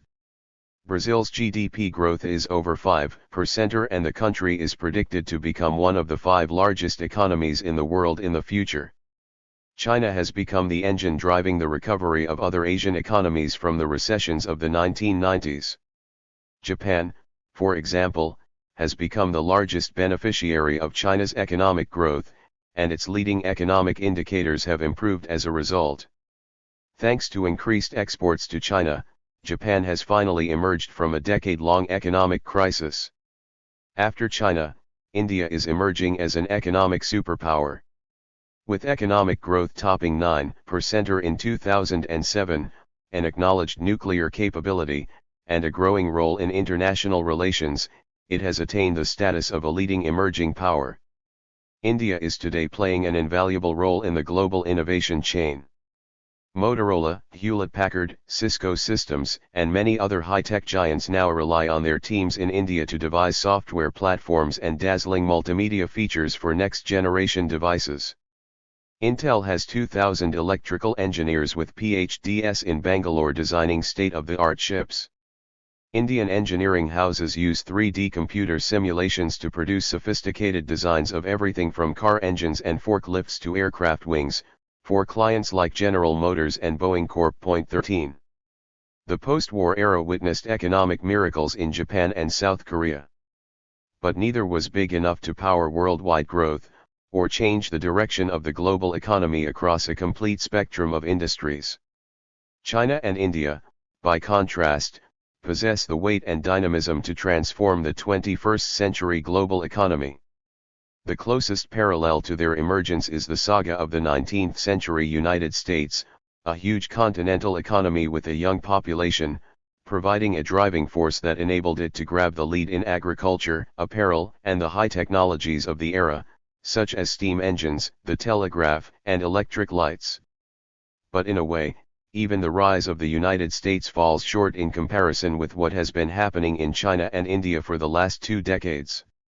Never has the world seen the simultaneous and sustained takeoffs of 2 countries which together account for 1/3 of the world's population. What makes the 2 Asian giants especially powerful is that they complement each other's strengths. All indications suggest that China will stay dominant in mass manufacturing, and it is one of the few countries building multibillion-dollar electronics and heavy industrial plants. The Chinese not only produce textiles and cheap toys, they also make semiconductors and very advanced technology.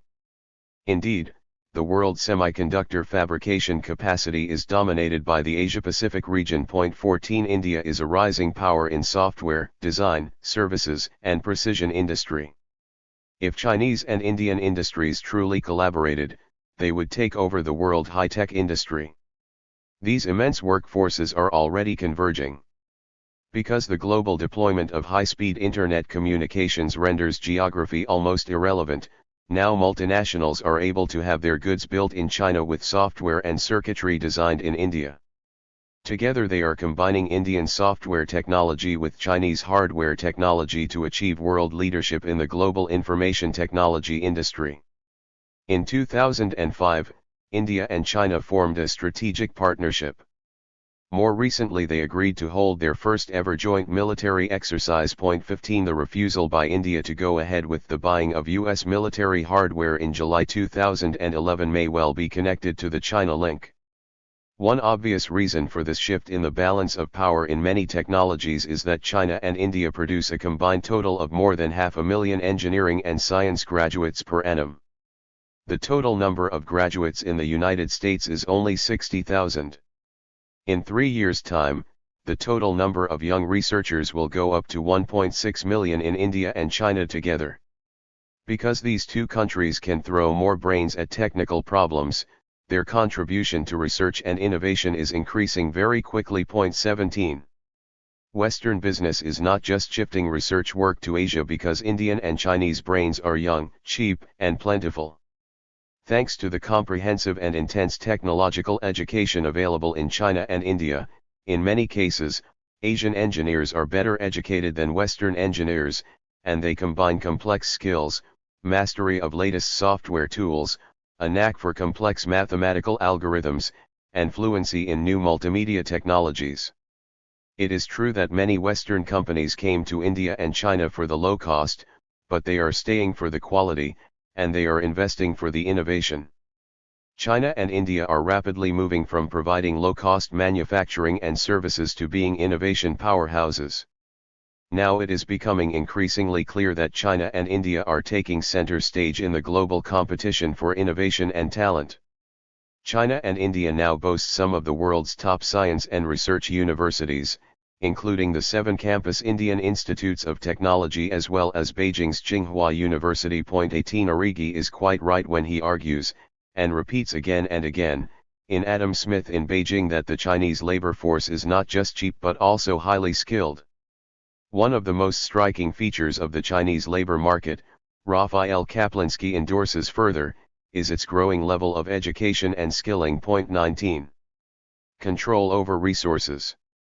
Over the last decade, China has quietly cornered the market on rare earth elements, europium, gadolinium, dysprosium, terbium, and others, and now supplies about 95% of the world's consumption, a dominance that industry experts say could give Beijing control over the future of consumer electronics and green technology. 20 Res are a class of minerals with properties that make them essential for applications including miniaturized electronics, computer disk drives, display screens, missile guidance, pollution control catalysts and advanced materials. In 1994, China's share of the market was 46% according to industry statistics. The re-market, estimated to be worth up to $1 billion a year, is dwarfed by the global trade in bulk commodities like iron ore, but controlling the supply of these minerals gives China a strategic advantage as it seeks to build powerful high-technology industries and modernize its armed forces. The military requires Res in a significant way as it has become increasingly reliant on their widespread use, particularly in building advanced aircraft materials, guided missiles, and blast protection. Environmental applications of Res have increased markedly over the past 3 decades. In many applications, Res are advantageous because of their relatively low toxicity. For example, the most common types of rechargeable batteries contain either cadmium or lead. Rechargeable lanthanum nickel batteries are now used in computer and communications applications, and could eventually replace lead-acid batteries in automobiles. Although more expensive, LiNiH batteries offer greater energy density, better charge-discharge characteristics, and fewer environmental problems upon disposal or recycling, so they are gradually replacing NiCd. As the Chinese re-industry grows, many of the processors and end users of these minerals are moving their advanced manufacturing and research and development facilities to China, increasing the growth of critical industries, particularly in electronics. Companies such as Intel, Nokia, Motorola, Microsoft, and Cisco Systems have all invested heavily in manufacturing and research in China, which now accounts for more than 30% of consumption of Res. 21 Res are now considered to be an absolutely essential component in shaping modern and future technology. Note, global rare earth element production is shown in 4 categories: United States, almost entirely from Mountain Pass, California, China, from several deposits, all other countries combined, largely from monazite-bearing placers, and global total. 4 periods of production are evident: the monazite placer era, starting in the late 1800s and ending abruptly in 1964, the Mountain Pass era, starting in 1965 and ending about 1984, a transitional period from about 1984 to 1991, and the Chinese era, beginning about 1991. The growing consumer classes. What is driving innovation in Asia, however, is not only the Western demand, but increasingly a fast-rising homegrown consumer class. China is currently the world's 3rd largest travel market, with 120 million air passengers in 2004 alone. It is currently the world's 2nd largest market for automobiles, after the United States. For instance, Volkswagen is producing more cars in China than in Germany. 22 China has the world's biggest base of mobile phone subscribers, 700 million. The fastest growth in demand for semiconductors is overwhelmingly concentrated in China. Much of this growth is in the expansion of the mobile phone market. China has currently overtaken the United States in numbers of homes connected to broadband. The rapid growth of the Chinese internet market has turned the country into a promised land for many internet giants, like Yahoo, Google, MSN, and eBay. 23 Recent studies show that the attitudes and aspirations of today's Chinese and Indians resemble those of Americans a few decades ago. Surveys of thousands of young adults in both countries found that they are overwhelmingly optimistic about the future, and believe success is in their hands. 24. In terms of size, speed, and directional flow, the global shift in relative wealth and economic power now underway, roughly from west to east, is without precedent in modern history. 25 The last 10 to 15 years have witnessed 3 billion people entering into the global capitalist economy. In many past examples, newcomers generally carried out unskilled, labor-intensive tasks. What is interesting about today's Chinese and Indian population is that while on average they are poor, and most of them are unskilled, a small percentage are highly skilled and well educated. A small percentage of 3 billion is a lot of people. These skilled, educated workers are ready to produce everything with the latest scientific methods.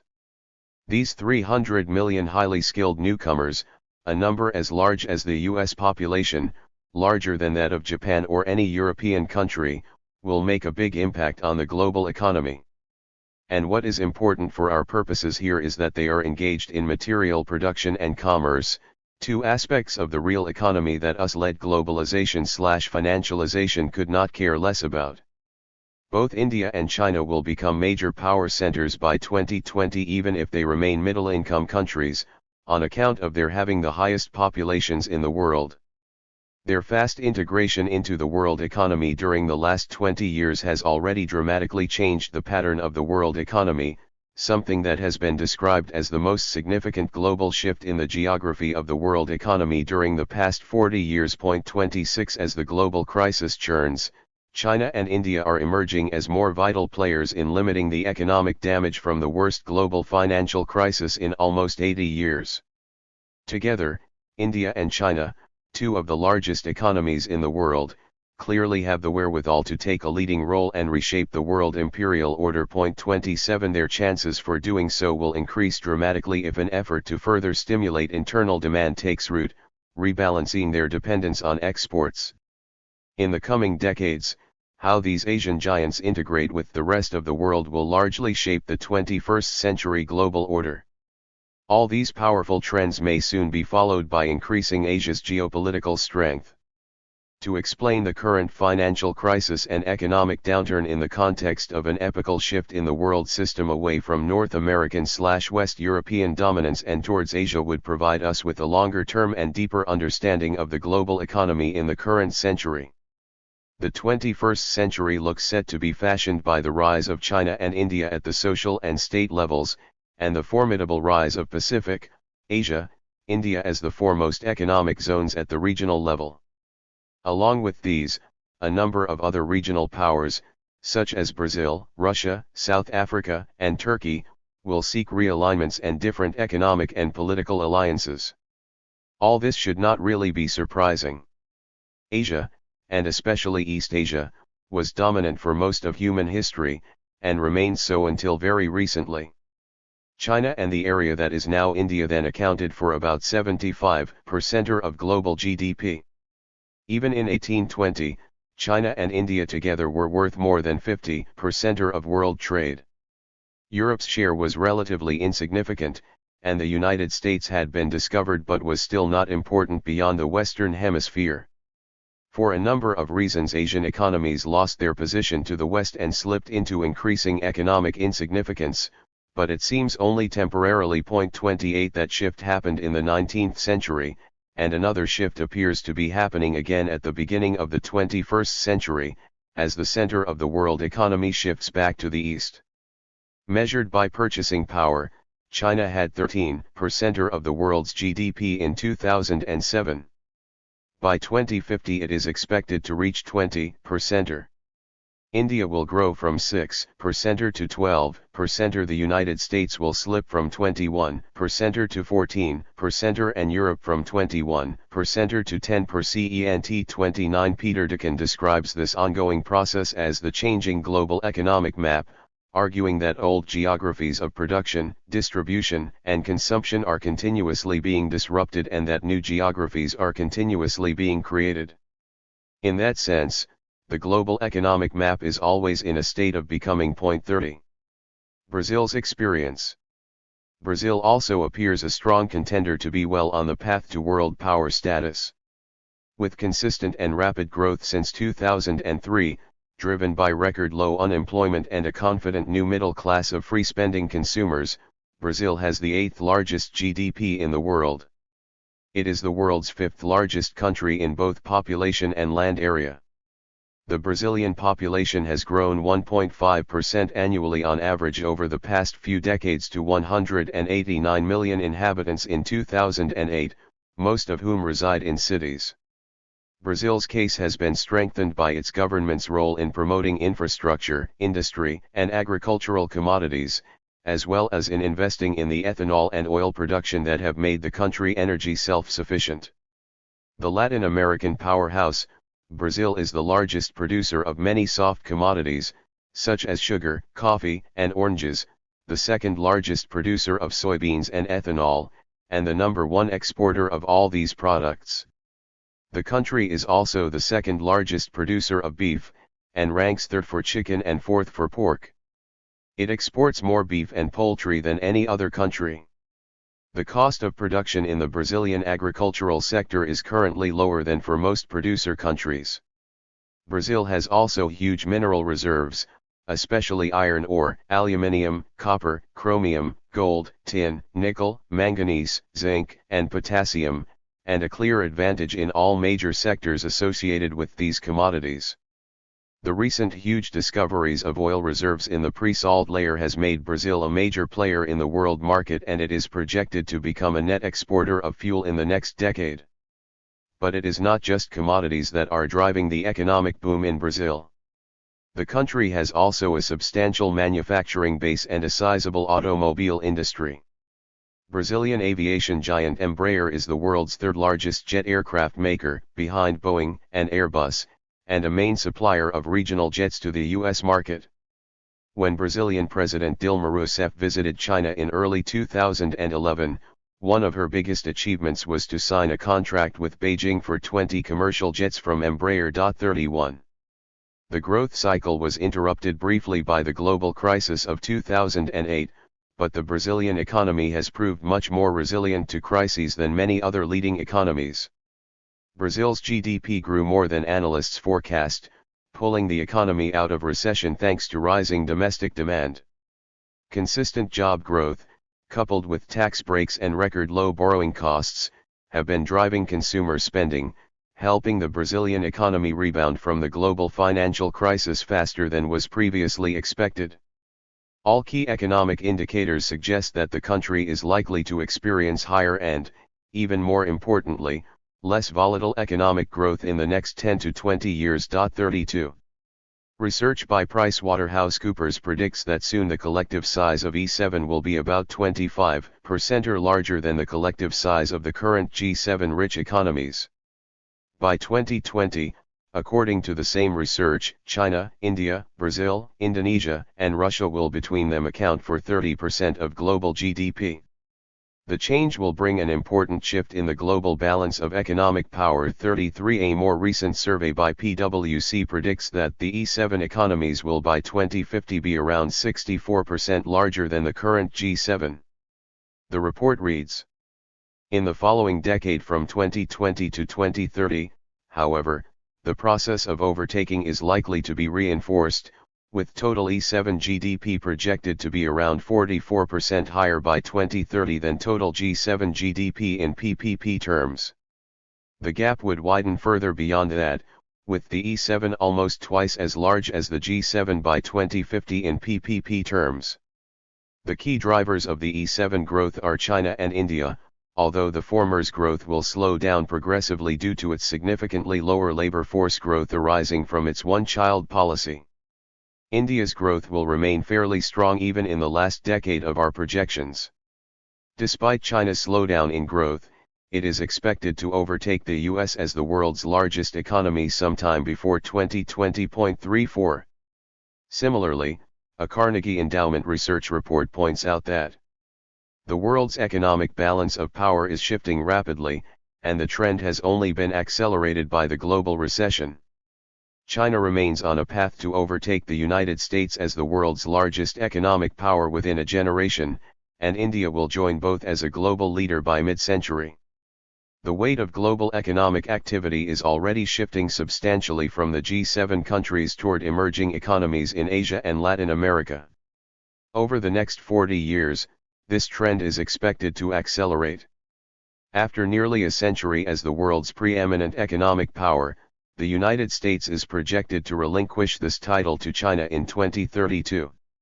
Rapid annual growth of 5.6% and a strengthening currency, the renminbi's real exchange rate against the dollar is predicted to appreciate by more than 1% per year, will drive China's US dollar GDP up from $3.3 trillion in 2009 to $46.3 trillion in 2050, 20% larger than that of the United States in real dollar terms and 90% larger in PPP terms. 35. Observers now talk of the emergence of a new Seven Sisters.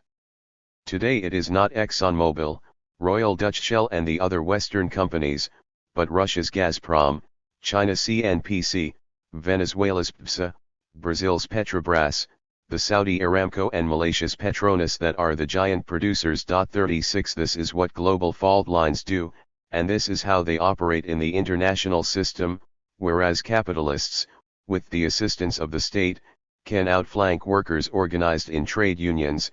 Capitalist companies, through free market competition, can be outflanked by other capitalist companies. Table 5.1 When could the E7 economies overtake the G7 in GDP at PPP and MER rankings? 2010. China overtakes Japan, India overtakes Canada. 2011.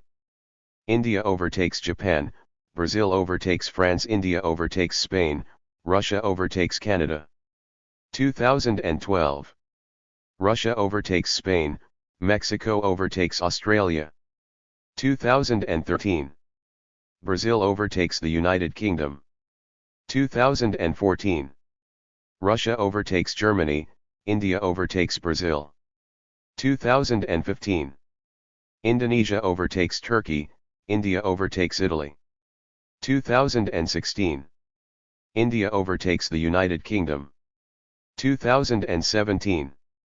Brazil overtakes Italy, Indonesia overtakes Turkey. 2018. China overtakes the United States, Indonesia overtakes Canada, India overtakes France. 2019. Mexico overtakes Italy. 2020. Turkey overtakes Canada. 2021. Indonesia overtakes Spain. 2022. India overtakes Germany, Russia overtakes Italy. 2023. Brazil overtakes the United Kingdom, Indonesia overtakes Australia. 2024. Indonesia overtakes South Korea, Turkey overtakes Spain, Mexico overtakes Canada, Turkey overtakes Australia. 2025. Brazil overtakes Germany, Mexico overtakes Spain. 2027. Brazil overtakes France. 2028. Mexico overtakes France, Turkey overtakes South Korea, India overtakes Japan. 2029.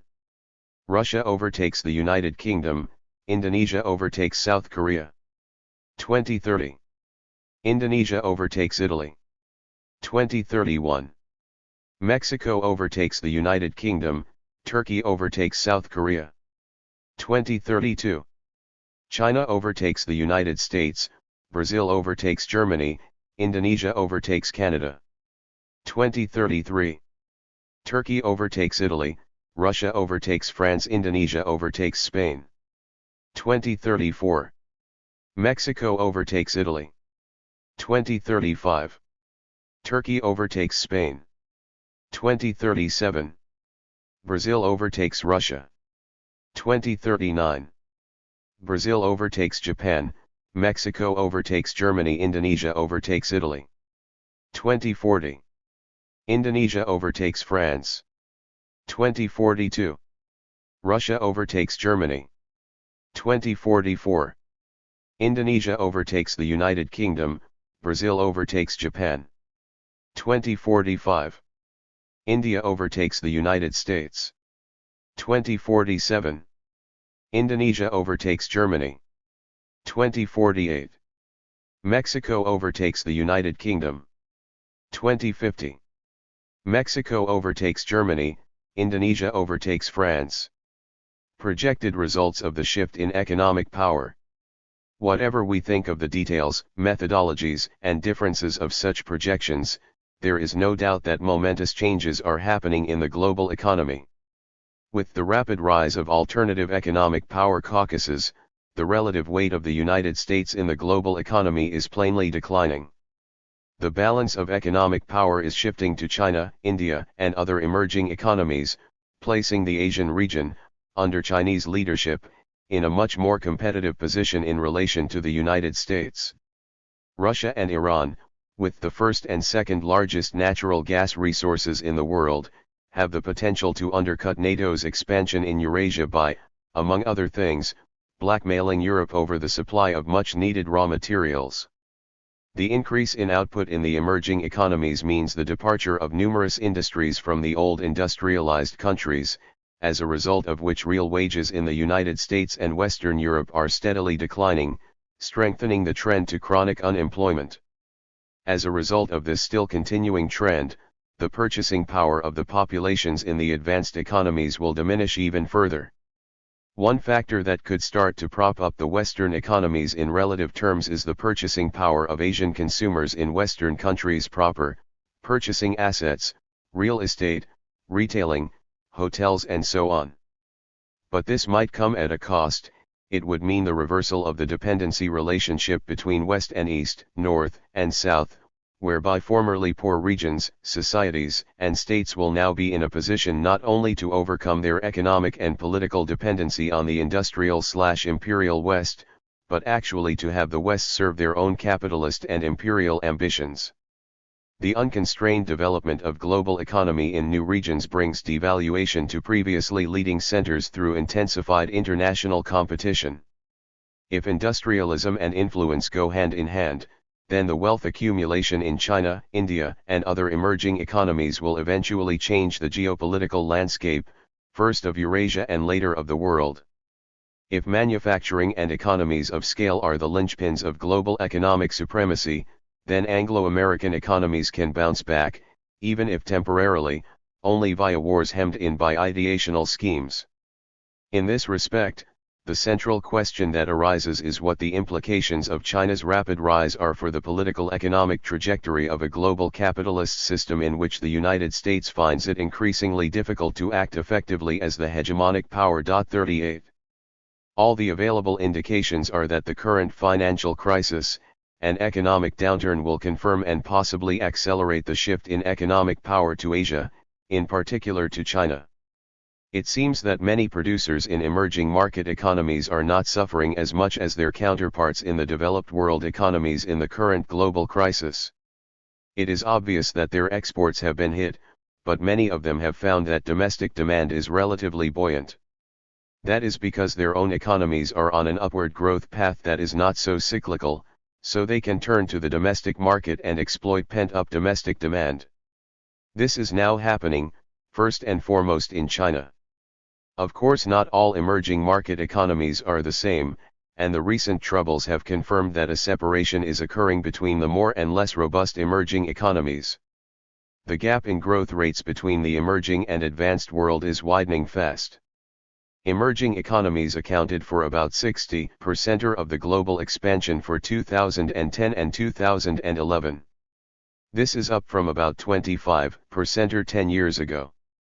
Since the beginning of the crisis in 2008, the United States has fallen behind Brazil, China, and India as the preferred place to invest. Emerging market countries are naturally feeling the effects of the global financial crisis and economic downturn. The data so far, Paul Kennedy argues, suggest the economies of China and India are growing, while the US economy shrinks in absolute terms. 39 Thanks to its capital controls, its huge savings surplus and its publicly owned and state-controlled banking system, China seems to be well shielded from the Western financial and economic difficulties. 40 Mortgage assets and the housing market in China shows much greater stability and strength than the shaky and risky mortgage and lending structures in the United States and other Western economies. China's banks are now the strongest in the world, with capital ratios far above almost all other large banks in the world and debt levels that are far lower. 41 This is not to say that risks for a financial meltdown do not exist in China, far from it. The challenge for the Chinese rulers, however, is to address the looming crisis of overaccumulation of capital by avoiding a resort to financialization and an increase in debt levels. China has already become a major actor in world currency and financial markets. The country holds $3 trillion in foreign exchange reserves. In particular, China's dollar holdings are a source of considerable financial leverage in the global financial markets.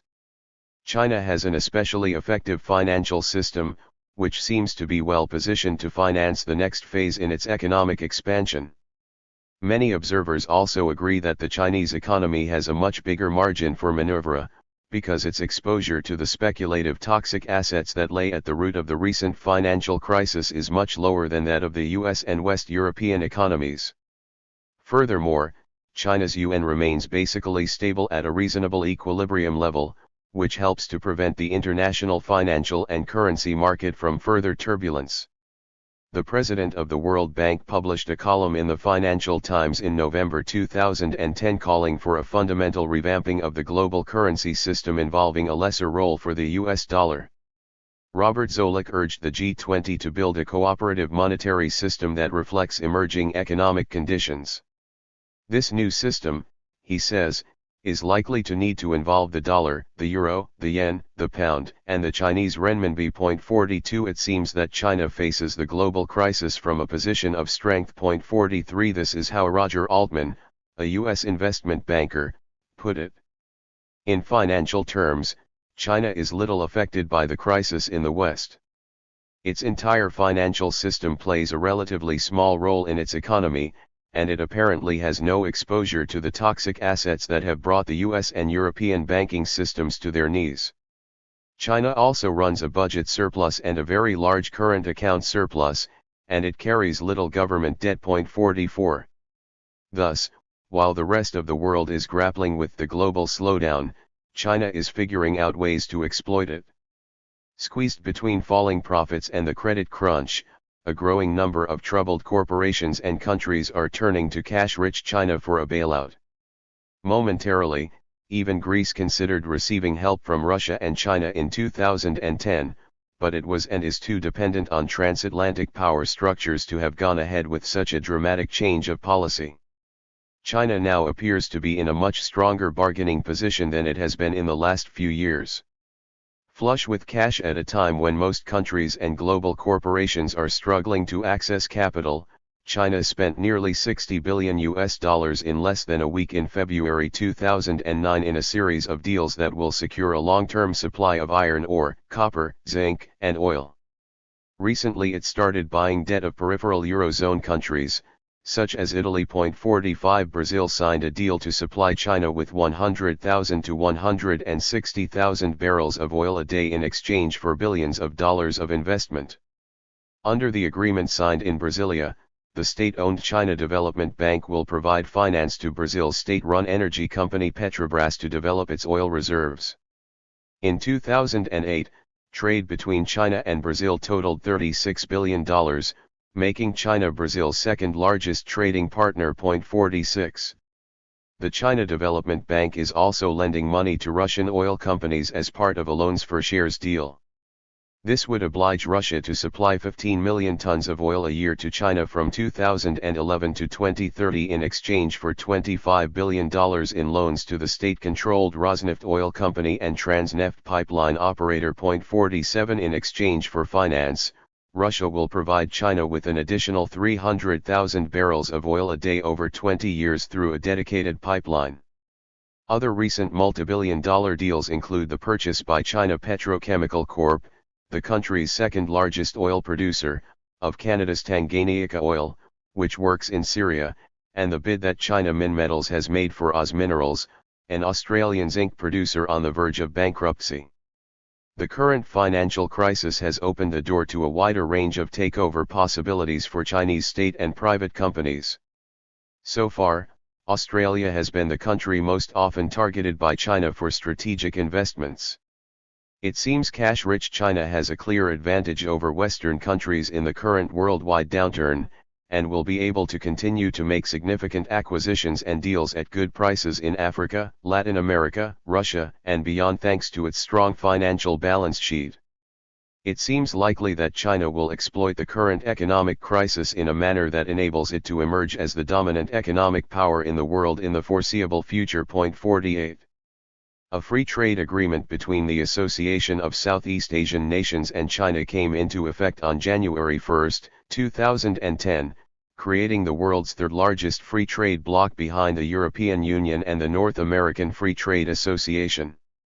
The FTA is a continuation of processes that have been developing over the past decade. Trade with China played a significant role for many ASEAN countries in their recovery from the devastating impact of the 1997-98 Asian financial crisis.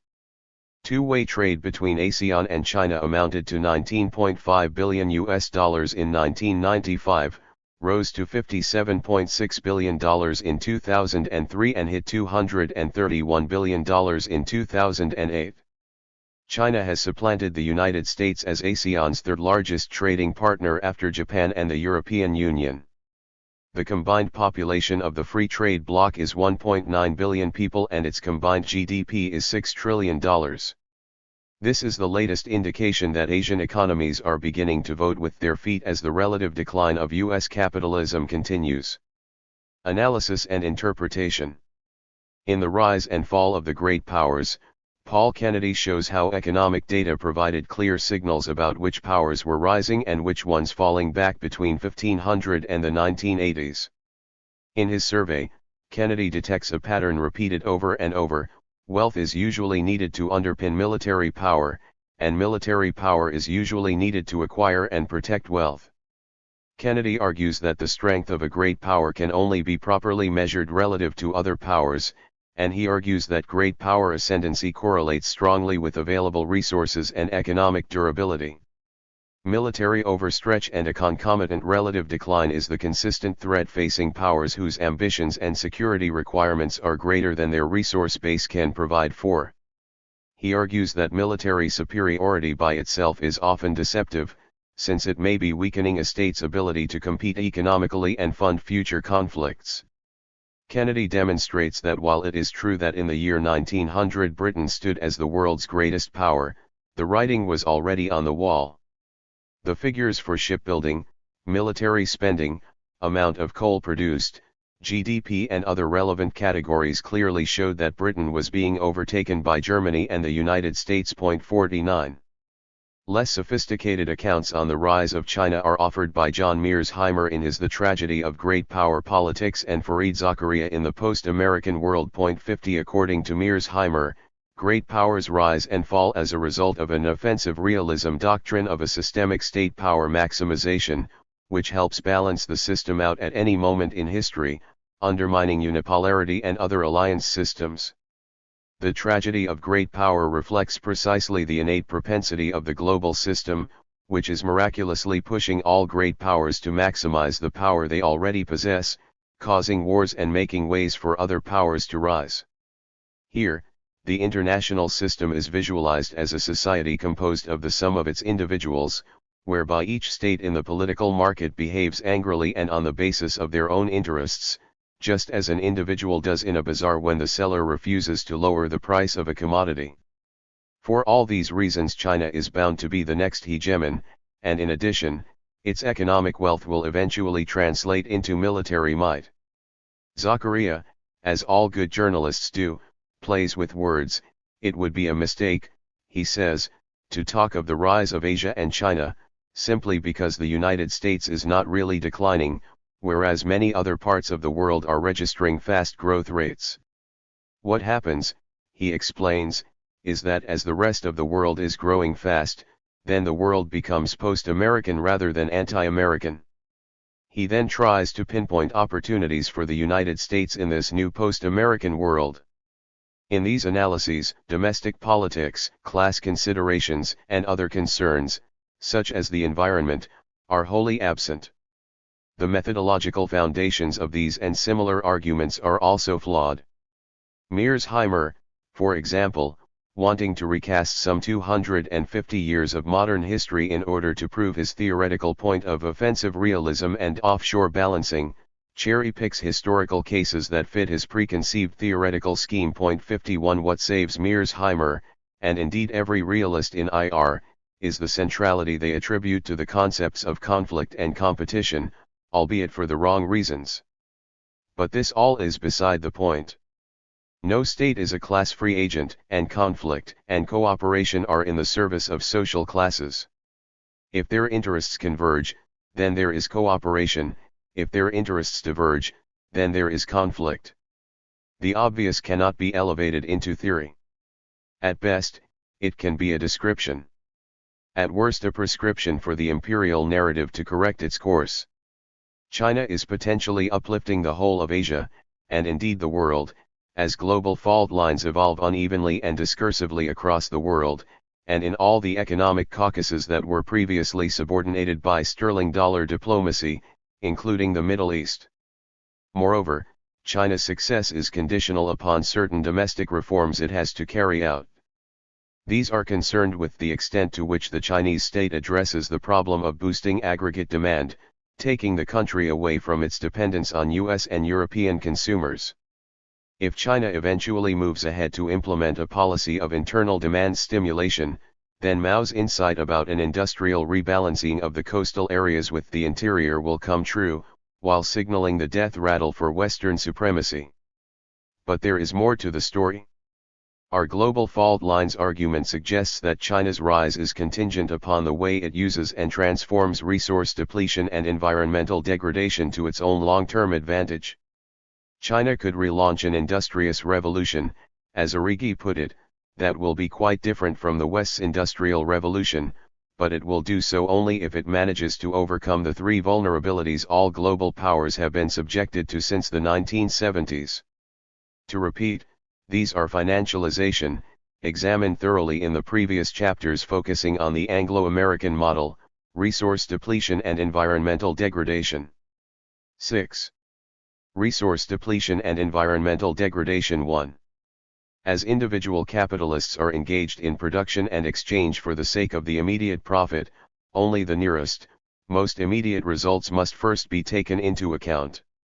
As long as the individual manufacturer or merchant sells a manufactured or purchased commodity with the usual coveted profit, he is satisfied and does not concern himself with what afterwards becomes of the commodity and its purchasers.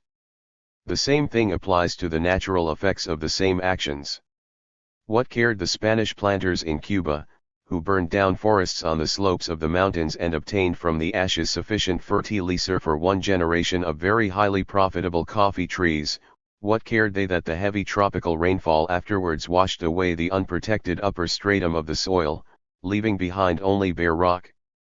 In relation to nature, as to society, the present mode of production is predominantly concerned only about the immediate, the most tangible result, and then surprise is expressed that the more remote effects of actions directed to this end turn out to be quite different, are mostly quite the opposite in character, that the harmony of supply and demand is transformed into the very reverse opposite, as shown by the course of each 10 years industrial cycle. The final and perhaps greatest vulnerabilities of the world system in the first decade of the 21st century concern the availability and distribution of critical resources such as oil, food, and water, and the ecological crisis. The very logic of accumulation under the current economic system necessitates that the material elements of nature are transformed into commodities at an ever-increasing rate. In the long history of human excessiveness in production and consumption, the stability of the economic order, as an unrestrained structure, has been dependent on continued accumulation in a cycle of never-ending expansion. It appears to be so more than ever today. This means that more and more materials from nature must be consumed in the process of production. So the world's most valuable energy supplies and minerals are being extracted and consumed at breakneck speed. Oil. In the contemporary world, hardly any issue causes more stress, either directly or indirectly, than the exploration, production, and consumption of the world's energy resources, and in particular oil. From the war in Iraq to rising food and fuel prices, energy consumption has been a crucial topic. A direct consequence of the consumption of oil is air pollution in the form of sulfur dioxide, nitrous oxides, and carbon dioxide, which are a burden on society because of current health issues and future costs related to global warming. Oil is the most strategic raw material. It can hardly be overstated how crucial petroleum is to our modern industrial society. Virtually every aspect of modern industrial life requires oil, gas, and electricity. Modern life depends on petroleum as the main energy source. Every day we rely on fossil fuels in one way or another, to transport us to work, to cook our food, to light, heat, and cool our homes, and even to grow our food. Our lives are so dependent on petroleum that it is impossible to imagine a world without it. There is very little we consume or use in our lives that does not use petroleum in its manufacture. Oil fuels the economy. It is the largest single traded product in the world. It provides about 95% of all transportation fuels and 40% of global energy. Oil is also a key determinant of national security. Today's modern armies are entirely dependent on oil-powered ships, planes, helicopters, and armored vehicles. Oil also supplies feedstock for thousands of manufactured products and is vital for food manufacturing. 17% of our energy is used for producing food. Modern agriculture makes heavy use of oil in a variety of ways. We use oil for fertilizers, pesticides, and for the packaging and distribution of food. 2. Since 1900, global trade and a global economy have developed, and the world's population has been enabled to grow in size from 1.65 billion to 6.9 billion by drawing down a massive natural gift of energy in the form of cheap crude oil. Up until early modern times, miners, scientists, natural philosophers and other experts believed that gold, silver and other minerals were vegetable-like in that, when mined, they would literally grow back like mown grass. This belief was not wrong in principle in the case of coal and its hydrocarbon cousins in gaseous and liquid form, because they are the remains of ancient organisms. As a practical maxim, however, it was completely mistaken, because the time it would take normal geological processes to transform organic matter into coal, natural gas, and petroleum is of the order of millions of years. Therefore, for all practical purposes, these fuels are finite, non-renewable energy sources. In any given region there is a fixed amount of oil before exploitation begins, and after every drop of oil taken out there will be that amount of less oil left under the ground. Therefore, it is not a controversial statement to say that oil is in fact in limited supply. Just as with any fixed non-renewable resource, the supply of oil is limited, and its consumption will rise, peak and decline. Oil production follows a bell curve, and after the production reaches its peak, oil production will inevitably fall. 3 On the upslope of the curve, there is the first oil, the oil closer to the surface, which is also called cheap oil or easy oil, because it is easier and cheaper to take that oil out and also it is better quality. On the upslope of the curve, oil production costs are lower than on the downslope, when extra effort is needed to extract the remaining poorer quality oil from deeper in the reservoirs, and extra cost needed to refine this heavy oil. Thus, once oil production reaches its peak, global demand for oil is most likely to exceed the capacity to produce it. prices will rise, and oil-dependent economies will face serious problems. Point 4 An increasing body of evidence suggests that the era of easy oil is over and that we have entered a new period of tough oil. Point 5 Today, oil and gas experts around the world are increasingly alarmed at the current and future scarcity of the black gold. As demand for energy explodes worldwide, there is less of it available and, it seems, less exploration for it. Crude oil prices have doubled since 2001, and this is not simply the result of speculation on the part of rentier interests. There may still be times when oil prices fall temporarily as a result of a sharp decline in consumer demand in periods of economic crisis, but the general long-term trend is unquestionably upward in the price of crude oil. U.S. refineries are working close to capacity, yet no new refinery has been constructed since 1976. And oil tankers are fully booked, but outdated ships are being decommissioned faster than new ones are being built. In May and June 2011 the West released oil from its strategic reserves in order to ease a price hike, which was only in part the result of financial speculation in oil and gas markets. According to many estimates, the world is depleting oil reserves at an annual rate of 6%. The United States consumes a quarter of the current global demand. At the same time, growth in demand is rising at an annual rate of 2.2%. All this means that the world's oil industry would have to find the equivalent of more than 8% a year in newly discovered oil reserves to maintain an orderly oil market. Unfortunately, discoveries are lagging behind, primarily because new large oil deposits are not being found, but also because even if they were, there is a considerable time lag between a discovery and turning the oil into a usable energy product. Many observers have drawn attention to the extraordinary technological accomplishments of the industry over the past few decades. Of course, advanced technologies will buy a little more time before production commences to fall, but it is also important to appreciate that spending more money on oil exploration will not really change the situation. There is only so much crude oil in the world, and the industry is estimated to have found about 90% of it. 6. There are some indications that, in the years to come, the search for new sources of oil may be transformed into a quest for entirely new sources of energy. The replacement of fossil fuels by alternatives such as solar, wind, geothermal, biomass, hydrogen and nuclear fission does not yet seem to be a viable alternative. So far, the available energy alternatives, mostly solar and wind power, offer only diluted energy substitutes, since they are not as powerful as fuel sources as oil. For solar and wind energy to come close to providing the same amount of energy as oil currently does would require a truly massive scaling up in production and deployment of these technologies, and still they would come nowhere near to matching the convenience and density of oil.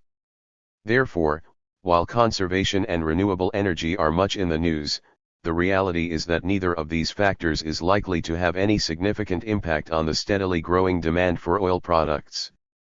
Oil scarcity and its impact. Many analysts, looking at the current discovery and production levels of oil fields around the world, suggest that within the next decade, the supply of conventional oil will be unable to keep up with demand. We are also witnessing the impact in the increasing scarcity and cost of food and other critical resources that rely on oil. There are some reports that there has been a surge of motorists running out of fuel because they could not afford to fill their tanks. Airlines are cutting back on flights, and some are beginning to charge extra for checked baggage. During the last couple of years, in some parts of the world, rising fuel prices have led to massive protests and strikes. Many leading economists and oil experts claim that the price of oil generally reflects the fast rising demand from China and India, and stagnant production as reserves of accessible oil become less plentiful. According to some experts, even a shortfall between demand and supply of as little as 10 to 15% would be enough to shatter an oil-dependent economy. There were serious oil-related crises in the 1970s, but these oil shocks were caused by political factors rather than the decreasing amount of oil. Unlike the oil shocks of the 1970s, this time there seems to be a permanent decline. It is becoming clear that cheap fuel is no longer something that we can take for granted. The economy is already suffering because of this. The end of cheap oil indicates a potentially spectacular reshaping of the globalized trade flows that have emerged in the last 2 decades. 7 Matthew Simmons, a member of Dick Cheney's Energy Task Force, put it as follows. Without volume energy we have no sustainable water, we have no sustainable food, we now have no sustainable health care. And since 5/6 of the world still barely uses any energy, it really is an important issue. And since 5/6 of the world is still growing fast or too fast, it's even a more important issue. What peaking does mean, in energy terms, is that once you've peaked, further growth in supply is over. Peaking is generally, also, a relatively quick transition to a relatively serious decline, at least on a basin-by-basin basis. And the issue then, is the world's biggest serious question. 8. Energy prices might decline, but this will be only because of the severity of the recession. Recent trends, and as entrepreneurs, among others, are trying to make up the shortfall in their profits by raising market prices, may be inflationary, but these ups and downs in the market should not impede sober assessment. A report by the International Energy Agency, 2008 World Energy Outlook, paints a depressing picture of an oil industry having to run faster and faster, like a hamster trapped on a wheel, just to keep pace with burgeoning oil demand over the next 20 years. 9 The first paragraph of the IEA report reads, "The world's energy system is at a crossroads. Current global trends in energy supply and consumption are patently unsustainable, environmentally, economically, socially." The report, released in November 2008, estimates that the industry will need to find 64 million barrels per day of new oil production capacity to meet the expected growth in demand by 21 million bpd by 2030 and offset 43 million bpd of expected declines from existing fields. The total cost is put at around $5 trillion at today's prices. The study, based on detailed data for the world's 580 largest oil fields and an extrapolation to the remaining 70,000 smaller fields, estimates output from existing and future fields will decline by 6.7 to 8.6% a year. When the recession finally comes to an end, all of the factors that drove oil to its record high in recent years will once again be exposed, and crude will soar to record highs. In the meantime, however, low oil prices are crippling investment in new capacity, a reality that will lead to much higher prices down the road. 10. In its report Global Trends 2025, the National Intelligence Council's 2025 project, the National Intelligence Council speculates that countries capable of significantly expanding production will dwindle, oil and gas production will be concentrated in unstable areas. As a result of this and other factors, the world will be in the midst of a fundamental energy transition away from oil toward natural gas and coal and other alternatives. 11. This implies that the United States might after all no longer bother with Middle East oil, although there are still a number of powerful incentives for the United States to have a substantial military presence in the region. The environment in crisis. The world economy was able to enjoy impressive growth in the 20th century, largely because it benefited from cheap and abundant oil, and could afford to ignore environmental costs. The severe effects of global environmental damage have now risen to the point that the very survival of the humanity is at stake. This challenges the dark heart of capitalism as a system that by necessity exploits people and the earth. This has been particularly true during the neoliberal era because its efforts to privatize global economic governance have undermined the limited liberal attempts to achieve improvements in the human condition and environmental sustainability through international institutions.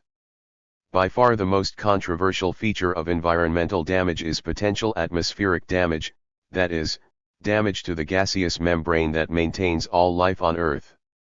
Especially the combustion products of fossil fuels is the major source of danger to the Earth's atmosphere.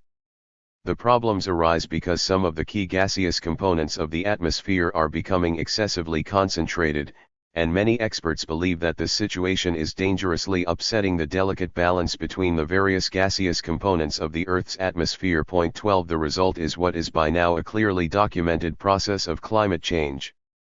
Human-induced global warming is only one among many serious environmental consequences caused by the never-ending drive of accumulation under the existing economic system.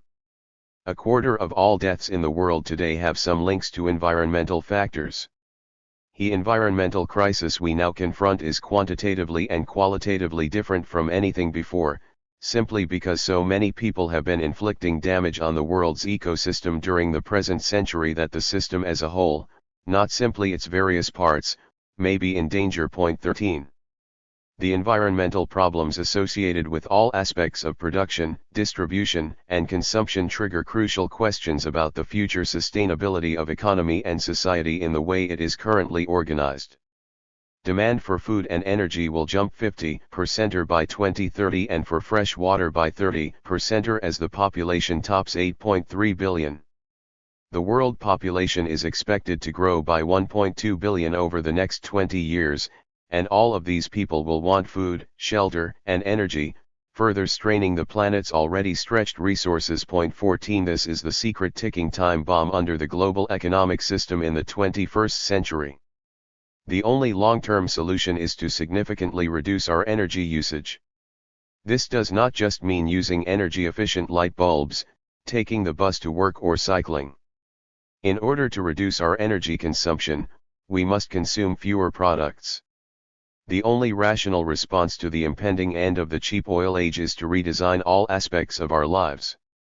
Those outside of Europe and the United States will recognize that this trend has been underway for some time now among critical political ecologists, with some of its most serious spokespersons emerging from the developing world. 15. Responses to environmental challenges. The central point in environmental sustainability is preserving a balance between human needs and nature's balance. As was pointed out by Karl Marx long ago in introducing the term reification, the natural tendency of capitalism is to reduce all human relationships to objectified and quantified values for the marketplace. This universal aspect of capitalism continuously attempts to reduce nature to a set of market values that can be bartered in the capitalist marketplace. Thus, it is no accident that the present campaign to craft an international agreement regarding climate change, most of which has occurred at the height of neoliberal era and within a globally organized capitalist system, has focused on market mechanisms such as emissions trading. As informed critics have pointed out, none of these market-based proposals hold any real promise of slowing, let alone stopping, global warming. 16. In reality, since capitalist governments depend on economic growth for the sake of growth for their political legitimacy, they also depend on ready access to and the use of natural resources, which clashes with any serious effort to rein in resource consumption for the sake of ecological sustainability. Unfortunately, capitalist ideology also pervades liberal environmental organizations, making it sometimes difficult to separate out ecologically sustainable choices from those that are economically viable or profitable. This situation is expressed in many of the central ecological debates of our time, such as the challenges of a changing climate. Slowly, a non-market response to the ecological crisis is beginning to form, asking, will climate change enforce global justice? Will capitalism, East and West, North and South, survive the climate crisis? The work of articulating how democratic and genuine human-centered approaches can offer a meaningful alternative to the capitalist marketplace, exemplified by those in the eco-socialist movement and critical political ecologists, emphasizes that humans have the capacity, outside of the competitive relationships fostered by capitalism, to collaborate for long-term ecological sustainability. In fact, sustainability itself requires something more than mere environmental management. It requires a rethinking of the nature of property as well as the possibilities for collective action. 17. No doubt, the ultimate argument in favor of meaningful alternatives is that it begins with efforts to ameliorate conflict and achieve a working, non-exploitative consensus. Keynesian liberals claim to want the same ends, yet they do not want to abandon competitive and exploitative capitalism. The contradiction is obvious, but the journey from liberalism to real meaningful alternatives must address the basic question: how then do you continue economics? Some radical political economists have attempted an answer through what they term ecologically sustainable steady-state economics, which blends the idea of democratic socialism with a reduction in the material base of society. The biggest challenge to this approach has been a residual attachment to the idea, held by both capitalists and state socialists, that growth is essential to the political legitimacy of any economic system. However, this resistance is also the result of something of a Eurocentric modernist approach, which is losing currency among ordinary people and has always been questioned by many traditional and industrious societies. 18. Conclusion. To articulate the past historically does not mean to recognize it the way it really was. It means to seize hold of a memory as it flashes up at a moment of danger. Historical materialism wishes to retain that image of the past which unexpectedly appears to man singled out by history at a moment of danger. The danger affects both the content of the tradition and its receivers. The same threat hangs over both, that of becoming a tool of the ruling classes. In every era the attempt must be made anew to wrest tradition away from a conformism that is about to overpower it. The Messiah comes not only as the Redeemer, he comes as the subduer of Antichrist. Only that historian will have the gift of fanning the spark of hope in the past who is firmly convinced that even the dead will not be safe from the enemy if he wins. And this enemy has not ceased to be victorious. Walter Benjamin, Theses on the Philosophy of History. Summing up the argument. This book has argued that the international political economy of the U.S. empire has been in a continuous decline since the late 1960s, and that its new policies of globalization/financialization and neoliberalism, what we have labeled as financial statecraft IN2, have failed to arrest this decline.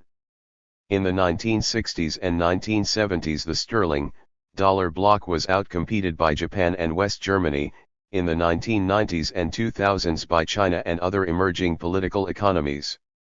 At the roots of this problem stands the tendency of the rate of profit to fall, one resulting in the outsourcing of manufacturing and labor power, as well as the migration from industry to haute finance.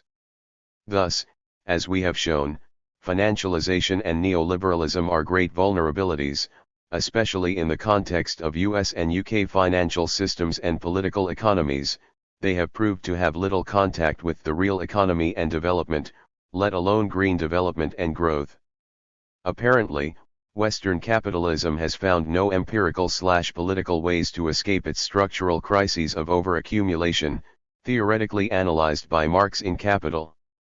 Further, as we have maintained, U.S. neo-imperialism, via its shock therapy East European policy, failed to appropriate enough international value from the collapsing socialist markets to restore its profitability and industrial might. What we have called the internationalization of the U.S. Treasury proved to be a way of making easy money in global currency markets and paper asset speculation, rather than laying the ground for solid growth in the former socialist economies and the United States proper. As the industrial might of the United States and the United Kingdom had already been undermined by the German and Japanese Caucasus, and as the responses the stagflation of the 1970s were financialization and neoliberalism, the fall of the USSR and its client states brought about no substantial benefits to the Anglo-Americans. Power had already begun to shift, creating new fault lines in the global system. Because of these shifts, the US-centered global system has encountered repeated and more severe crises, making the system ever more dependent on short-term speculation and financial manipulation, which in turn led to an increased dependence on debt, especially consumer debt, and speculative bubbles to generate the level of quick profits necessary for the system to continue. Mainstream international relations, whether of realist, constructivist or liberal stock, has spectacularly failed to address these issues. But Marxism and critical scholars did not.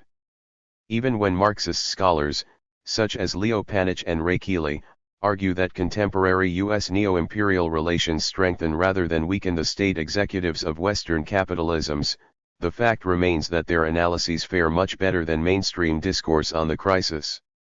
For a crucial expression of the systemic crisis of capitalism is the observable reality of an increasingly predator state, whose main disciplinarian functions, policing, surveillance, violence, become all the more visible in suppressing the working masses.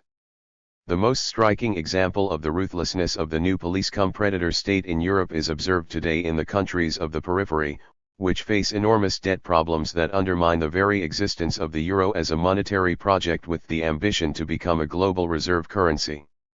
If, for example, Greece defaults on its debt obligations, the entire euro structure will come under question. The world economy witnessed a number of crises in the period from the 1970s onwards, most of them being signal crises, in the sense that they were signaling something much more significant and deeper than their immediate reasons and consequences. With the recent bursting of the housing bubble, what we are observing now is the terminal crisis of the U.S. financial centrality and industrial hegemony.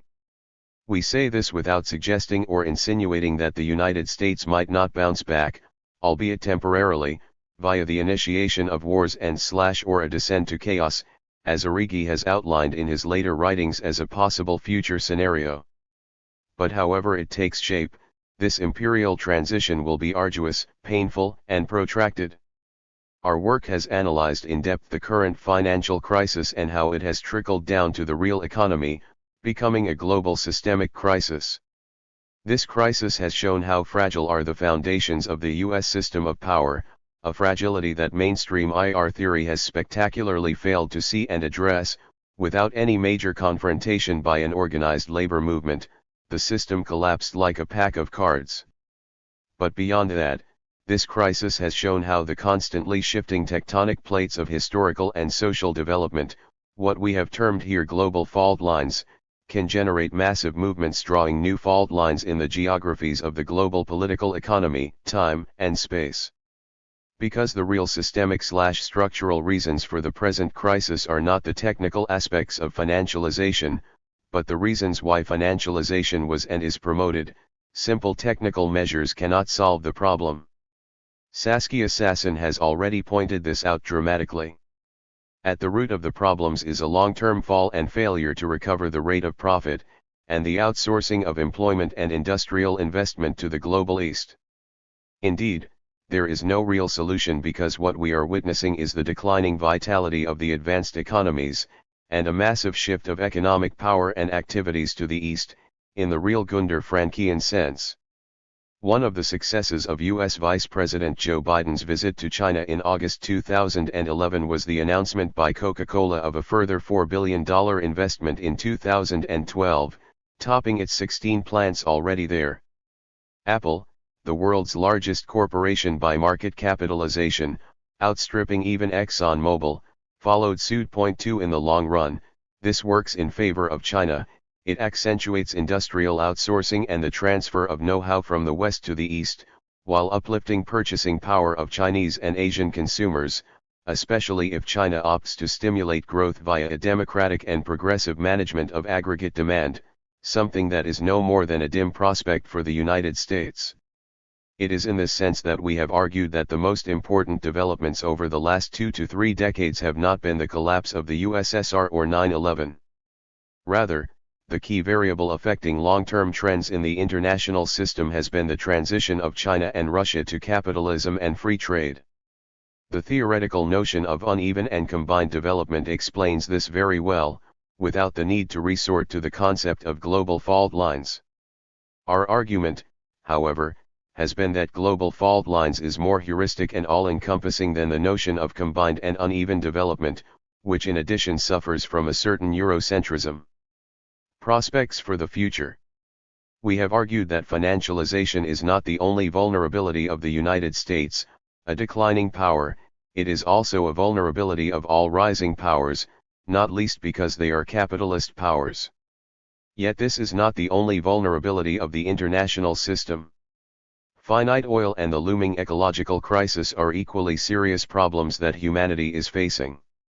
After contracting during the initial stages of the present crisis, energy consumption has resumed its typical pattern of growth.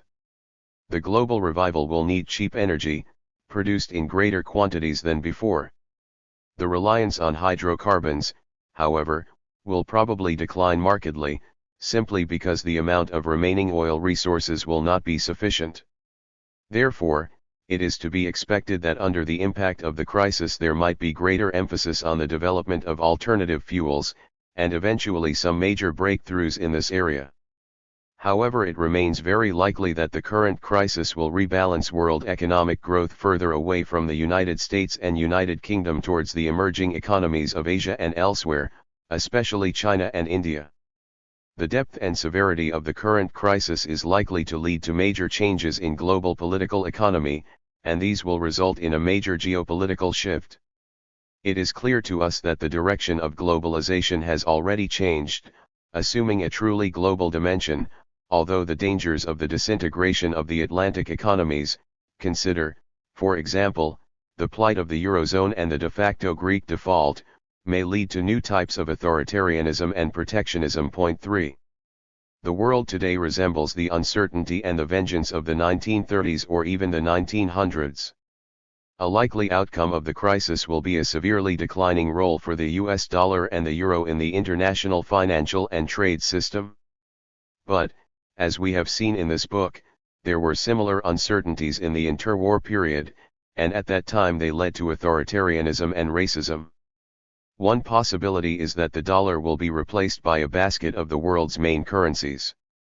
Because of the protracted recession and stagnation and the relative strength of the banking sector of the Asian states, it is quite possible that the emerging economies will increasingly shape the future of global finance just as they are already shaping the direction of global trade. Another, very disturbing, possibility is that states will adopt protectionism and mercantilism under dictatorial rule. This is very likely to be the case should the Eurozone economies collapse. Whatever the case, the crisis is destined to bring about fundamental changes in the global economic, political, social, and ideational structures of capitalism. The world will be different when the carnage stops. In order to develop further, the world economy needs qualitative changes in the direction of an environmentally friendly socialist project. Because of the severe constraints imposed by resource depletion and environmental problems, there are limits to the narrow pursuit of profit maximization. Yet at no other time in the last 50 years have those limits seemed more flexible. Global fault lines do not work only in favor of imperial forces, shifting the boundaries of capitalist hegemony from one imperial power to another, they also work in favor of socialism and green politics, emancipating new radical forces and social subjects demanding social power and ecologically sustainable development. After Edward Bernstein, Donald Sassoon has reminded us that socialism has always been the permanent shadow of capitalism. Point 4.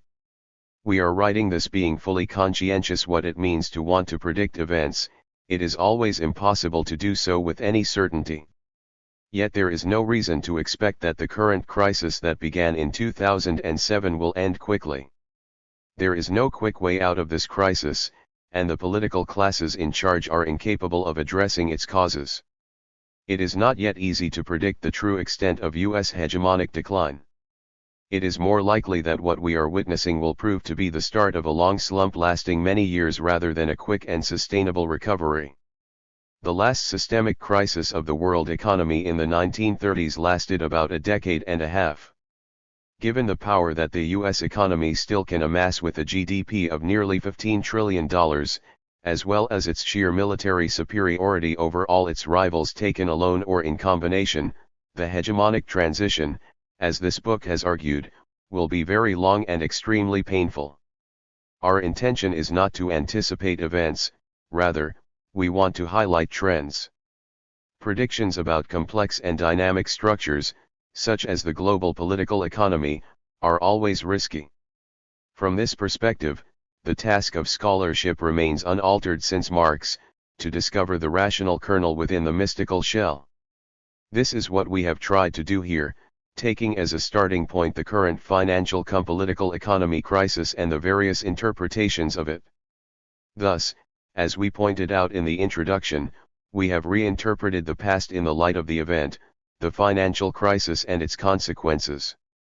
Only in this global historical sense it is possible to glimpse the future, as an extension of these long-term trends and shifts occurring beneath the mystical and smooth skin of social and economic phenomena. Let us consider one such phenomenon. Soon after the downgrade by Standard & Poor's of the U.S. debt in August 2011, U.S. Vice President Joe Biden flew to Beijing.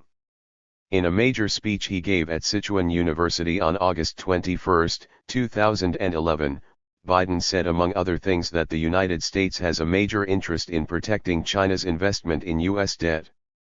He added, "The U.S. has never defaulted, and never will."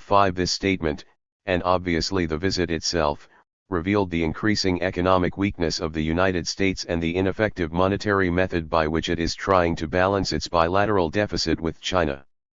There has been long-term pressure on the Chinese authorities to substantially revalue the yuan, making U.S. exports more competitive, but they have continued to procrastinate. Desperate in the face of this intransigence, the United States began to print more dollars in order, among other objectives, to devalue the dollar, inflate the global economy and force a revaluation of the yuan, making Chinese exports more expensive. This is a desperate measure that will not work, and the United States knows that very well. But selling protection and flexing muscles works better than diplomacy and efforts towards the consensual achievement of policy objectives. In the same speech, Biden underscored that the United States has been and will always be a Pacific power, and claimed that this fact actually benefited China as it allowed her to focus on domestic development and growth.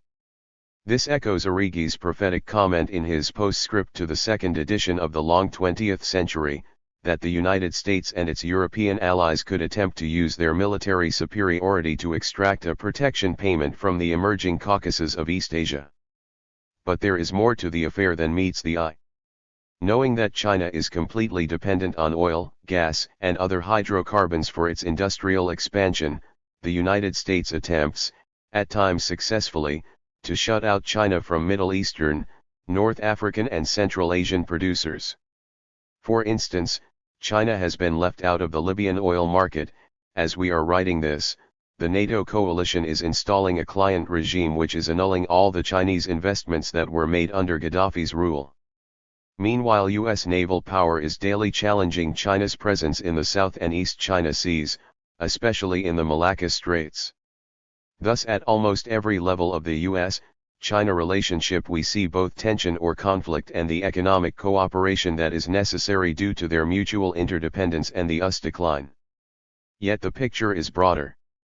The world economic landscape is changing rapidly, and a very different world is emerging.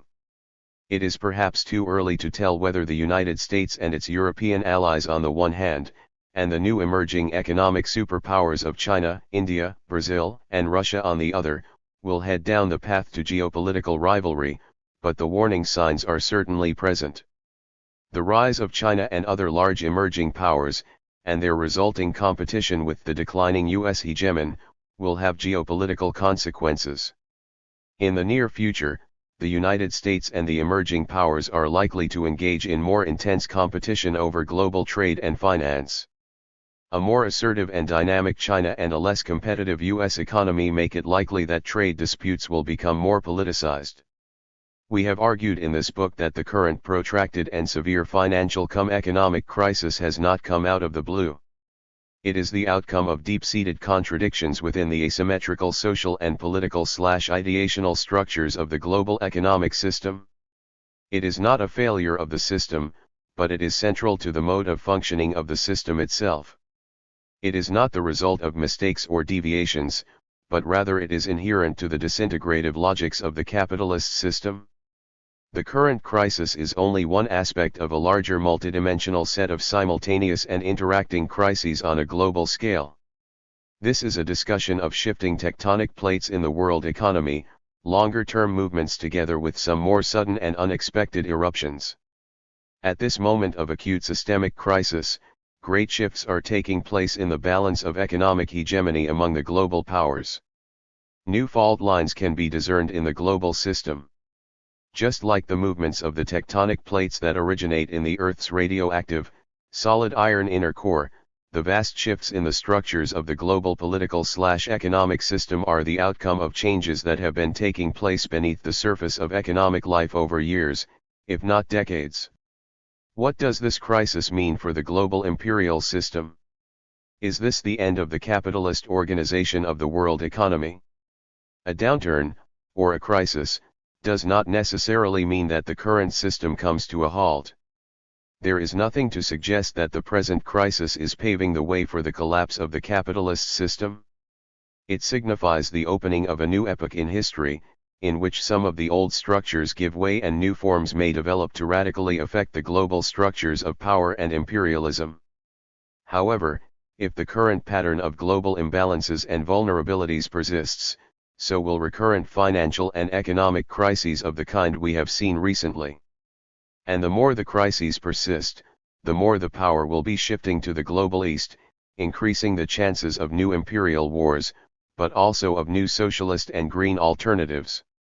Seen in broader historical terms, this crisis is only one of a string of crises that have all had the same effect of further concentrating economic and political power in the hands of capitalists, who invariably have used past crises as an opportunity to adapt the basic capitalist institutions so they can be used to generate new ways to profit. Historically, the rising economic success of the emerging economies and the slowing down in the core economies of the developed world are generating an entirely new state of affairs in the 21st century. As a result, the first decade of the new millennium raised a fundamental question: will the United States adapt and recapture its leadership in the world system, albeit temporarily, or will it follow late 19th century Great Britain into a long and painful economic/political/military decline until it is eventually bailed out or bought out by its former vassals? Whatever the future developments will bring, one thing is perfectly clear to us, as it transpires that the imperial order is shifting from the west to the east. The world today is too complicated for any single power to dominate it. The United States is likely to continue trying to maintain its supremacy by relying on diminishing assets and desperate financial and neoliberal policies to patch up its deficiencies and structural problems.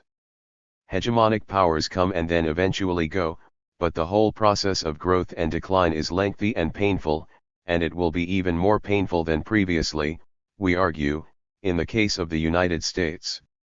History demonstrates that all global powers experience a long period of growth, followed by an equally long period of contraction. At this latter stage, they tend to become progressively more aggressive and unstable. The wounded animal is the most dangerous of all. British imperial hegemony was already in decline by the end of the 19th century, but it still remained an important military and economic power to be reckoned with. U.S. power has been in decline since the late 1960s, essentially because it lost some economic power in relation to others who have gained significant influence. This has been particularly obvious over the last 20 years. The fact, however, remains that the United States is still by far the most powerful country in a military/political sense, and will continue to be so for some years to come. From its globe-girdling military bases and its world-circling spy satellites, the United States keeps an eye on everything. It is everywhere and ready to intervene always. Equipped with advanced precision-guided munitions, high-performance aircraft, and intercontinental range missiles, the U.S. Armed Forces can unquestionably deliver death and destruction to any target on Earth and expect little in the way of retaliation. 6 Yet U.S. reliance on this, the only remaining strategy of military political blackmail, can also lead the U.S. to bankruptcy as the failing dollar pillar fails to support it as well. 7 The American century is ending, if it ever existed, and clinging to it as an icon is both unnecessary and dangerous. Confrontation in the name of empire only encourages conflict. Bill Bonner and Addison Wiggin had a different way of putting it. A great empire is to the world of geopolitics what a great bubble is to the world of economics. It is attractive at the outset but a catastrophe eventually. We know of no exceptions. 8. The future, as ever, is open to all kind of choices and agential strategies, and crises such as this should be seen as incubators for new choices for all social classes and political subjects. But these choices must be articulated. We need more than just a critical assessment of the capitalist system as it is. It is necessary to spell out a vision of an alternative future that is at once more efficient, more humane, and more ecologically sustainable. A socialist alternative, as a relatively new way of organizing societies, must account for its past failures by addressing the problems of management and concentrations of power that plagued and eventually undermined Comecon and the Soviet system. In its pure form, its most powerful weapon is that it begins by assuming that society is an inclusive social compact that builds structures around the human needs of the many, rather than the profits and privileges of the few.